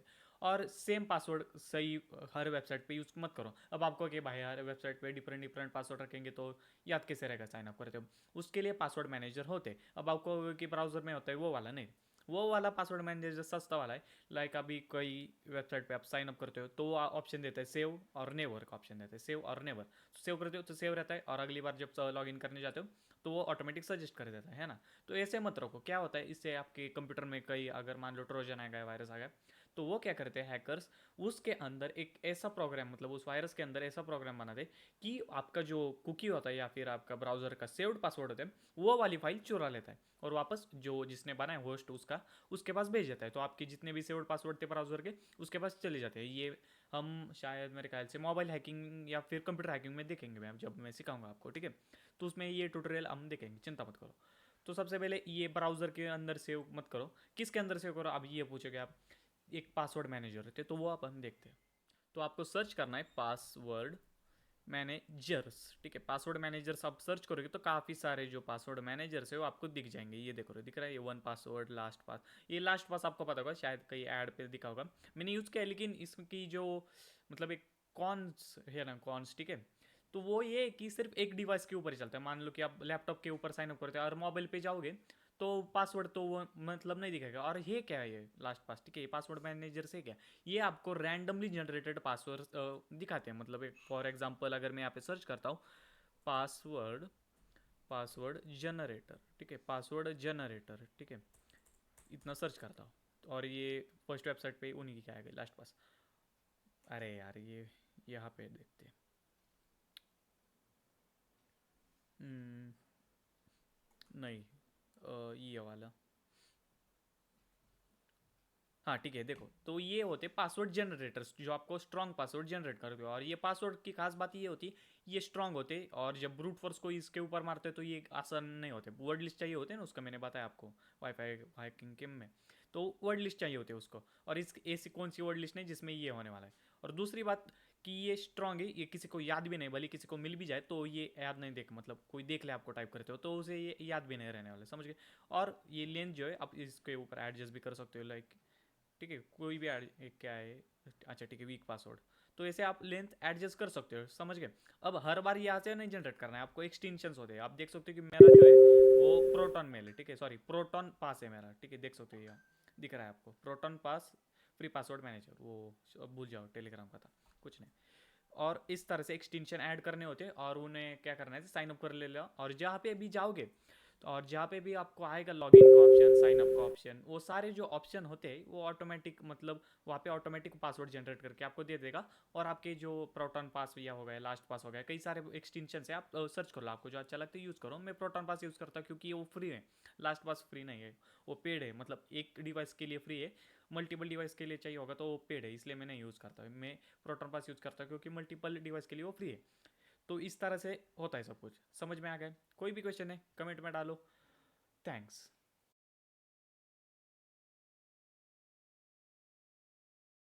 अगर तुम यहाँ तक पहुँचे हो तो मानना पड़ेगा तुम में वो बात है। कौन सी बात?